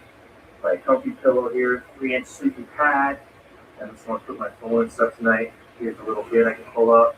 It's got a bunch of extra propane, just a bunch of little things in there. And now I do have a toilet just in case I need to use it. So that's right there. And I got my portable little fridge here. It's a fridge and freezer actually. So I got that running. I'll show you how I wired it here in a second. Always got that I can turn on. I have another one here. I have a little candle. This is a little pop-up table. I can leave that up or take that down in like less than a minute. So got this up here. This will make it easy for eating and putting it on my lap. Change the colors. Flashlight, temperature gauge here, so quickly show you from the back how I did this. So the power source, I can pop the bottle on that if I wanted to. This is the plug that I have kind of in the gap here, and then there's like a groove under here, and I ran it through the groove all the way up to there, so there's nothing to trip on. It's got a little couple spots you can set your drinks. You know, it's not a deep hole, but help keep it from sliding around. That little spot to put your phone or your food or whatever, so I do like that. This is basically completely empty. This is a freezer side. I can turn it off if I'm not using it to conserve power, but all I can literally got is eggs in here, orange juice, and my little Celsius drink here. I'm gonna have this right now. We'll be taking that. Having that. I do have this pad. It's strapped. See, it has this, 2 clips on the back. I have them strapped around the leg, so this pad's not going anywhere. But yeah, like I said, I can leave this setup up now, so this is going to make it a lot easier to go on campus. I also have these 2 rain guards, these WeatherTech rain guards on the front. So now, like, say it's raining or snowing or whatever, I can have the window cracked so let fresh air in, especially if I'm like cooking the propane. So I got that on both sides. A little temperature gauge for the outside temperature. You can see I got it here. Well, my other van, I had them on these windows too, but this one, because it's a cargo van, these windows actually don't go down, so there's no need to get them because the windows won't go down either way. But yeah, I really like this van. Picked it up for $3,000, 245,000 miles, but it drives literally mint. So it's definitely been a blessing. It's a Grand Caravan cargo van. So that's why it doesn't have any of the rear seats, but this is literally perfect for camping. The cup we're going to be using tonight says "Get Lost in the Light." Obviously, this is supposed to be the Northern Lights. We're going to be seeing that on this channel. I've actually never seen them before. So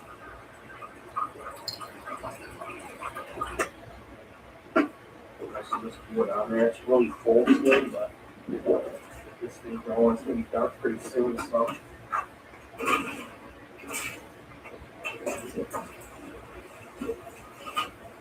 ooh, this is really going now. It feels so good. If you guys want to get this thing, I will have a link in the description to it. Got my trail cams here. I'm trying to think what's the best spot to put it. This looks like a trail, so I think I'm going to try to put it somewhere up towards this trail and see if you catch an animal walking tonight. Can you see it?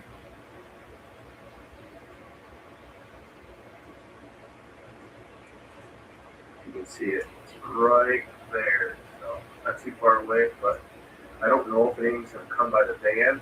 Otherwise, I would aim it towards the van. I just don't want to catch a bunch of cars or something driving by.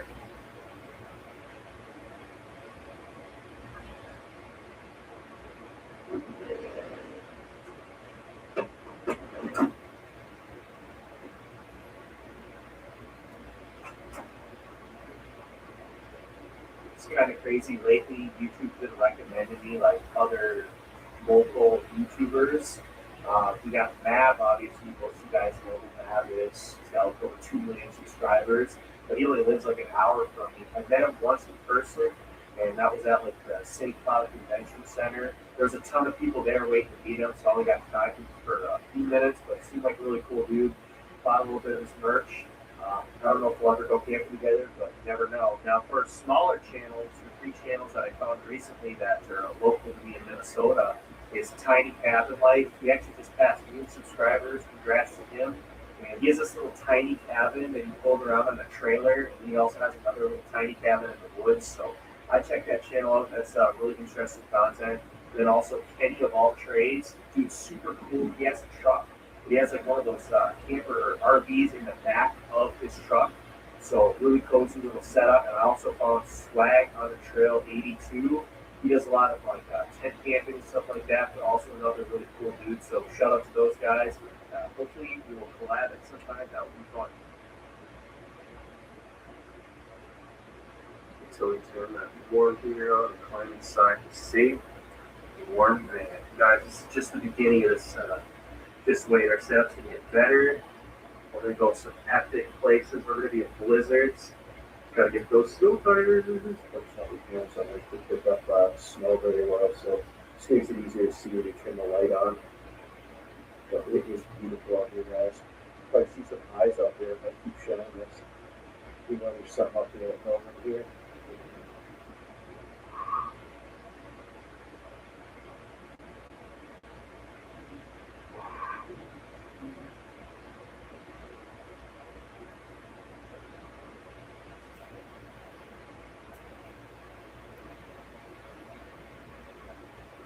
First snow in here for me, guys.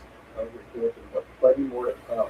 Now that I'm getting more of a permanent setup that I don't have to keep taking down every time, and now I got my own vehicle for camping. It's pitch dark out here. Sit around the fire for a while. The fire's very contained. So I'm about to hop in the warm van here. Get this heater started. Party started. Alright guys, we're in the van, but it's not safe yet.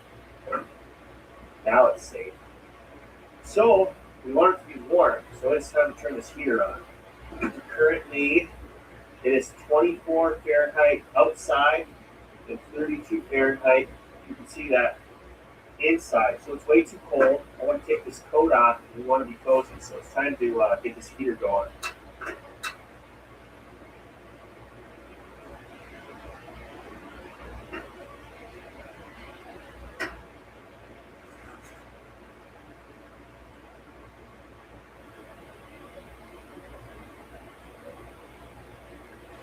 Well, we got our propane heater going, so we got our carbon monoxide detector. Always need that. We're going to crack these windows because you need fresh air. Alright, we got fresh air coming in here. We got our carbon monoxide detector. We got the heater on low. I'm going to actually bump it up to high for a few minutes just to get the heat jump started in here. Then we will take the coat off and turn it back to low. Oh, the snow is going to be melting here real soon. That's what's nice about this cargo van, because this isn't carpet, so it's just like a little mat.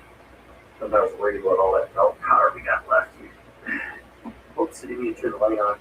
So we're still at 92%. Cooling 27 watts currently, which is the combination of the compressors obviously kicking in right now. And we have the lights on. Let me turn this light on. That's kind of cool. It has a little built-in light. It's at 26 watts currently. I think we turned off that other light, 25. So those lights, the thing about LEDs, they barely pull any power, so you can run them for basically ever. I just turned this heater on like 3 to 4 minutes ago max. I turned it on high probably like a minute and a half ago, and I'm already getting warm. So I'm gonna take the coat off now. It's still probably cold in here, but right by this, it feels like I'm sitting by a fire. So.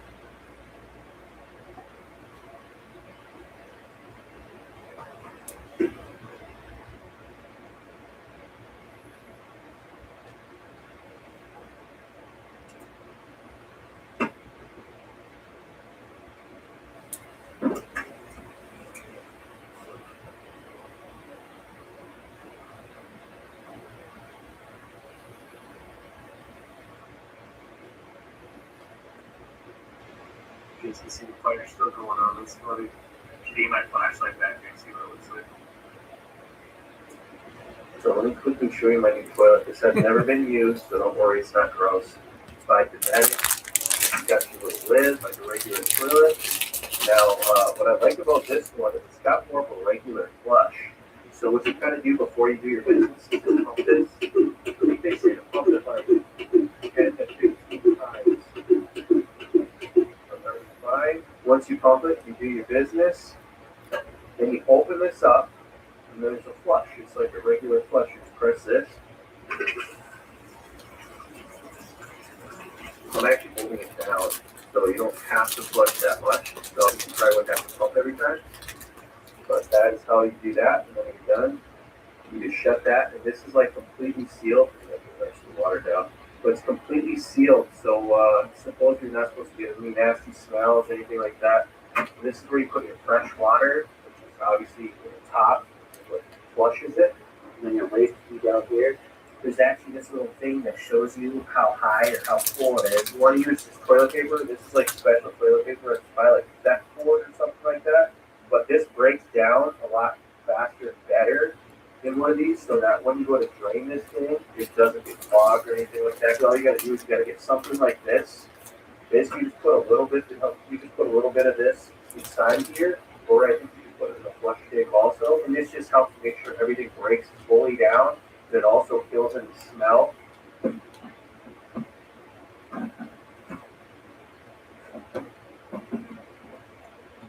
Oh, get comfy for a minute here.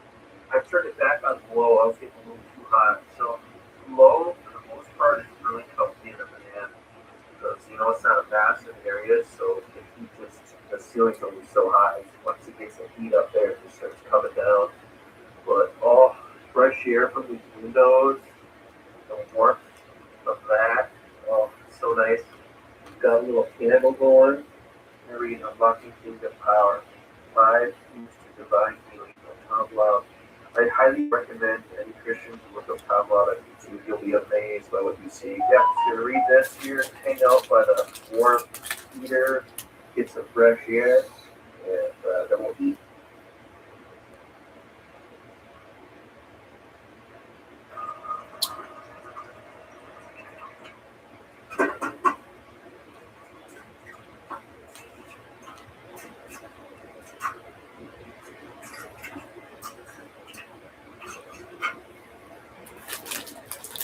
I've been living in this 2.5 years now. Nothing that gives away that this is an RV or that anybody's living in here at all. So you can be in a city and be completely unassuming so that people don't even think twice when they look at it. This is the incognito window. I haven't seen that in anybody else's room before. This is actually a closet. You never know. It's a luxury. It really is. Okay, so when you come in, just watch your head here. I always forget to tell people to watch this out because they always hit their head.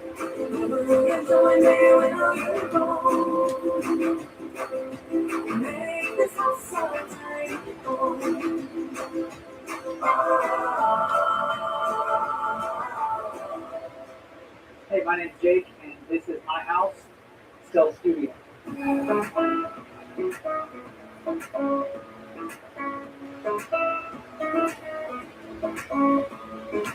The thing that motivated me for this whole lifestyle was really tiny houses. For probably 8 years, I was always consuming content, especially on YouTube, of tiny house tours. I was just enthralled with that whole idea, looking at the different layouts. I kind of knew about van life, but it didn't quite exactly fit, kind of where I saw myself. And then I saw something like this. This is literally like a studio apartment, and it's mobile, and I can take it anywhere. So it's like the best of both worlds. People ask me all the time if I built this or not. I didn't build it myself because it was completely converted already and perfect for my needs. Ironically, the prior owner had a tour with you guys before. That's where I got the inspiration from. I found it on YouTube and fell in love with it. There's been a few things that I've changed since coming in here. Might as well just start with the couch, that I'm sitting on right now.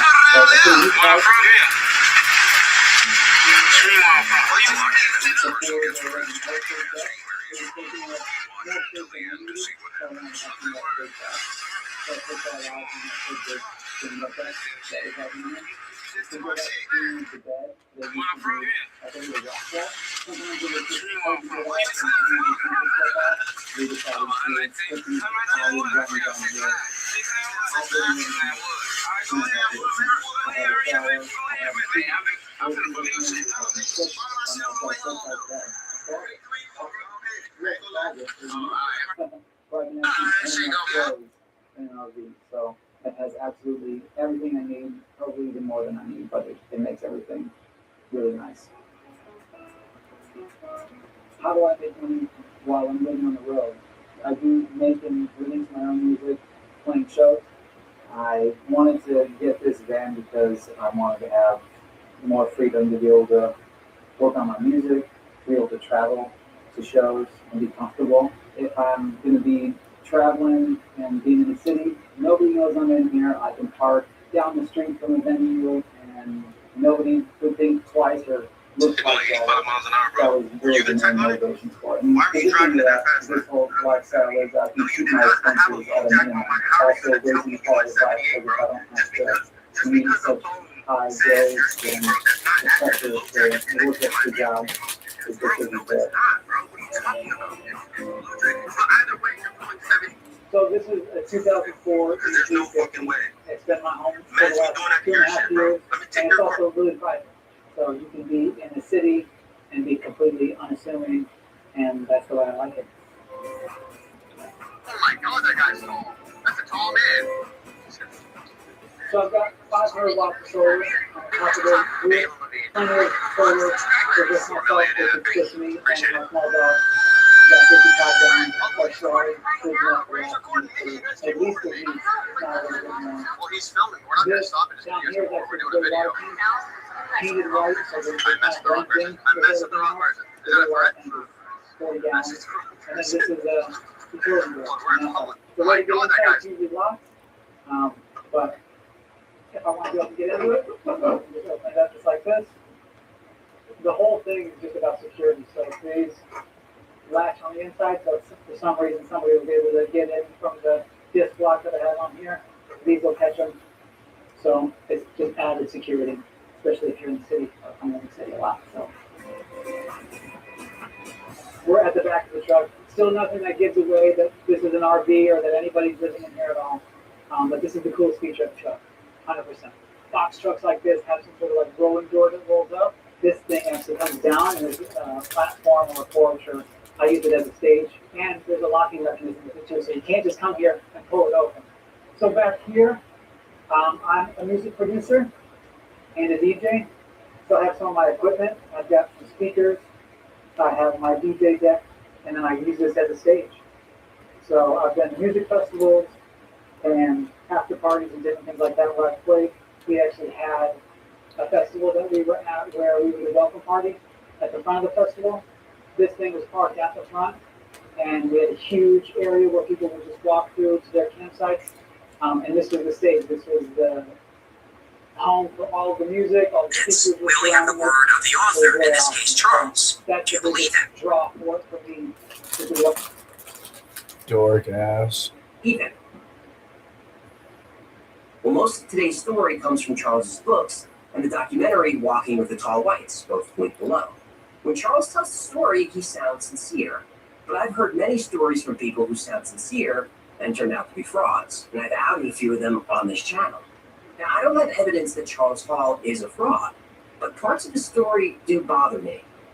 First, he released his books, and there are 6 of them now, as science fiction. Only later did he say these things really happened. Now, supporters of the story will mention 3 other witnesses who were with Charles at Nellis Air Force Base. They say his story is true. But those witnesses didn't give their names. They're only known as witnesses A, B, and C. And to complicate matters, on January 13th, 2014, Forbes published an article with a strange headline. Iran says tall white space aliens control America. The article says the United States is ruled by a species of tall white aliens who made a deal with President Eisenhower in 1954. The article also says the tall whites helped bring the Nazis to power in the 1930s. Apparently, this information was discovered by Edward Snowden. Wait. So this is real? No. Forbes was covering a story first reported by the Fars news agency, operated by the Iranian government. Forbes said the article is most likely Russian disinformation designed by the FSB, Russian intelligence. Oh, the American media sure loves to publish Russian disinformation, don't they? They sure do. Now, I don't believe anything that comes from the Iranian or Russian media. Ah, but you trust the American media? No. Yeah, boy. But what if they accidentally got something right? That the United States is being controlled by what the article calls a secret regime. I don't know if Charles Hall is telling the truth. I don't know if the tall whites exist. It's up to you to decide. But the secret regime, the shadow government, I do believe that exists, and I'm far from the only one. And the cabal comprises members of the Three Sisters, the Council on Foreign Relations, the Bilderbergers, and the Trilateral Commission, the International Banking Cartel, the Oil Cartel, members of various intelligence organizations, and select members of the military who together have become a shadow government of not only the United States, but of much of the Western world.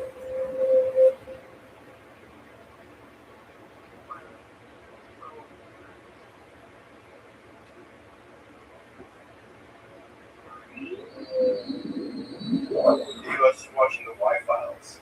You know, I've seen that. They were you yesterday. They were playing with clips on the episode. Really? Yeah. Yeah. Great game. Yeah, I like that one with the guys getting the little goldfish. Yeah, I love that. Fucking love that. Yeah, I've seen it. I love it. When the first human visits Mars, it will be the biggest scientific breakthrough since landing on the moon. Probably bigger. What if I told you the CIA and the United States military have already been to Mars? But they didn't use spaceships to get there. They used psychics. Let's find out why.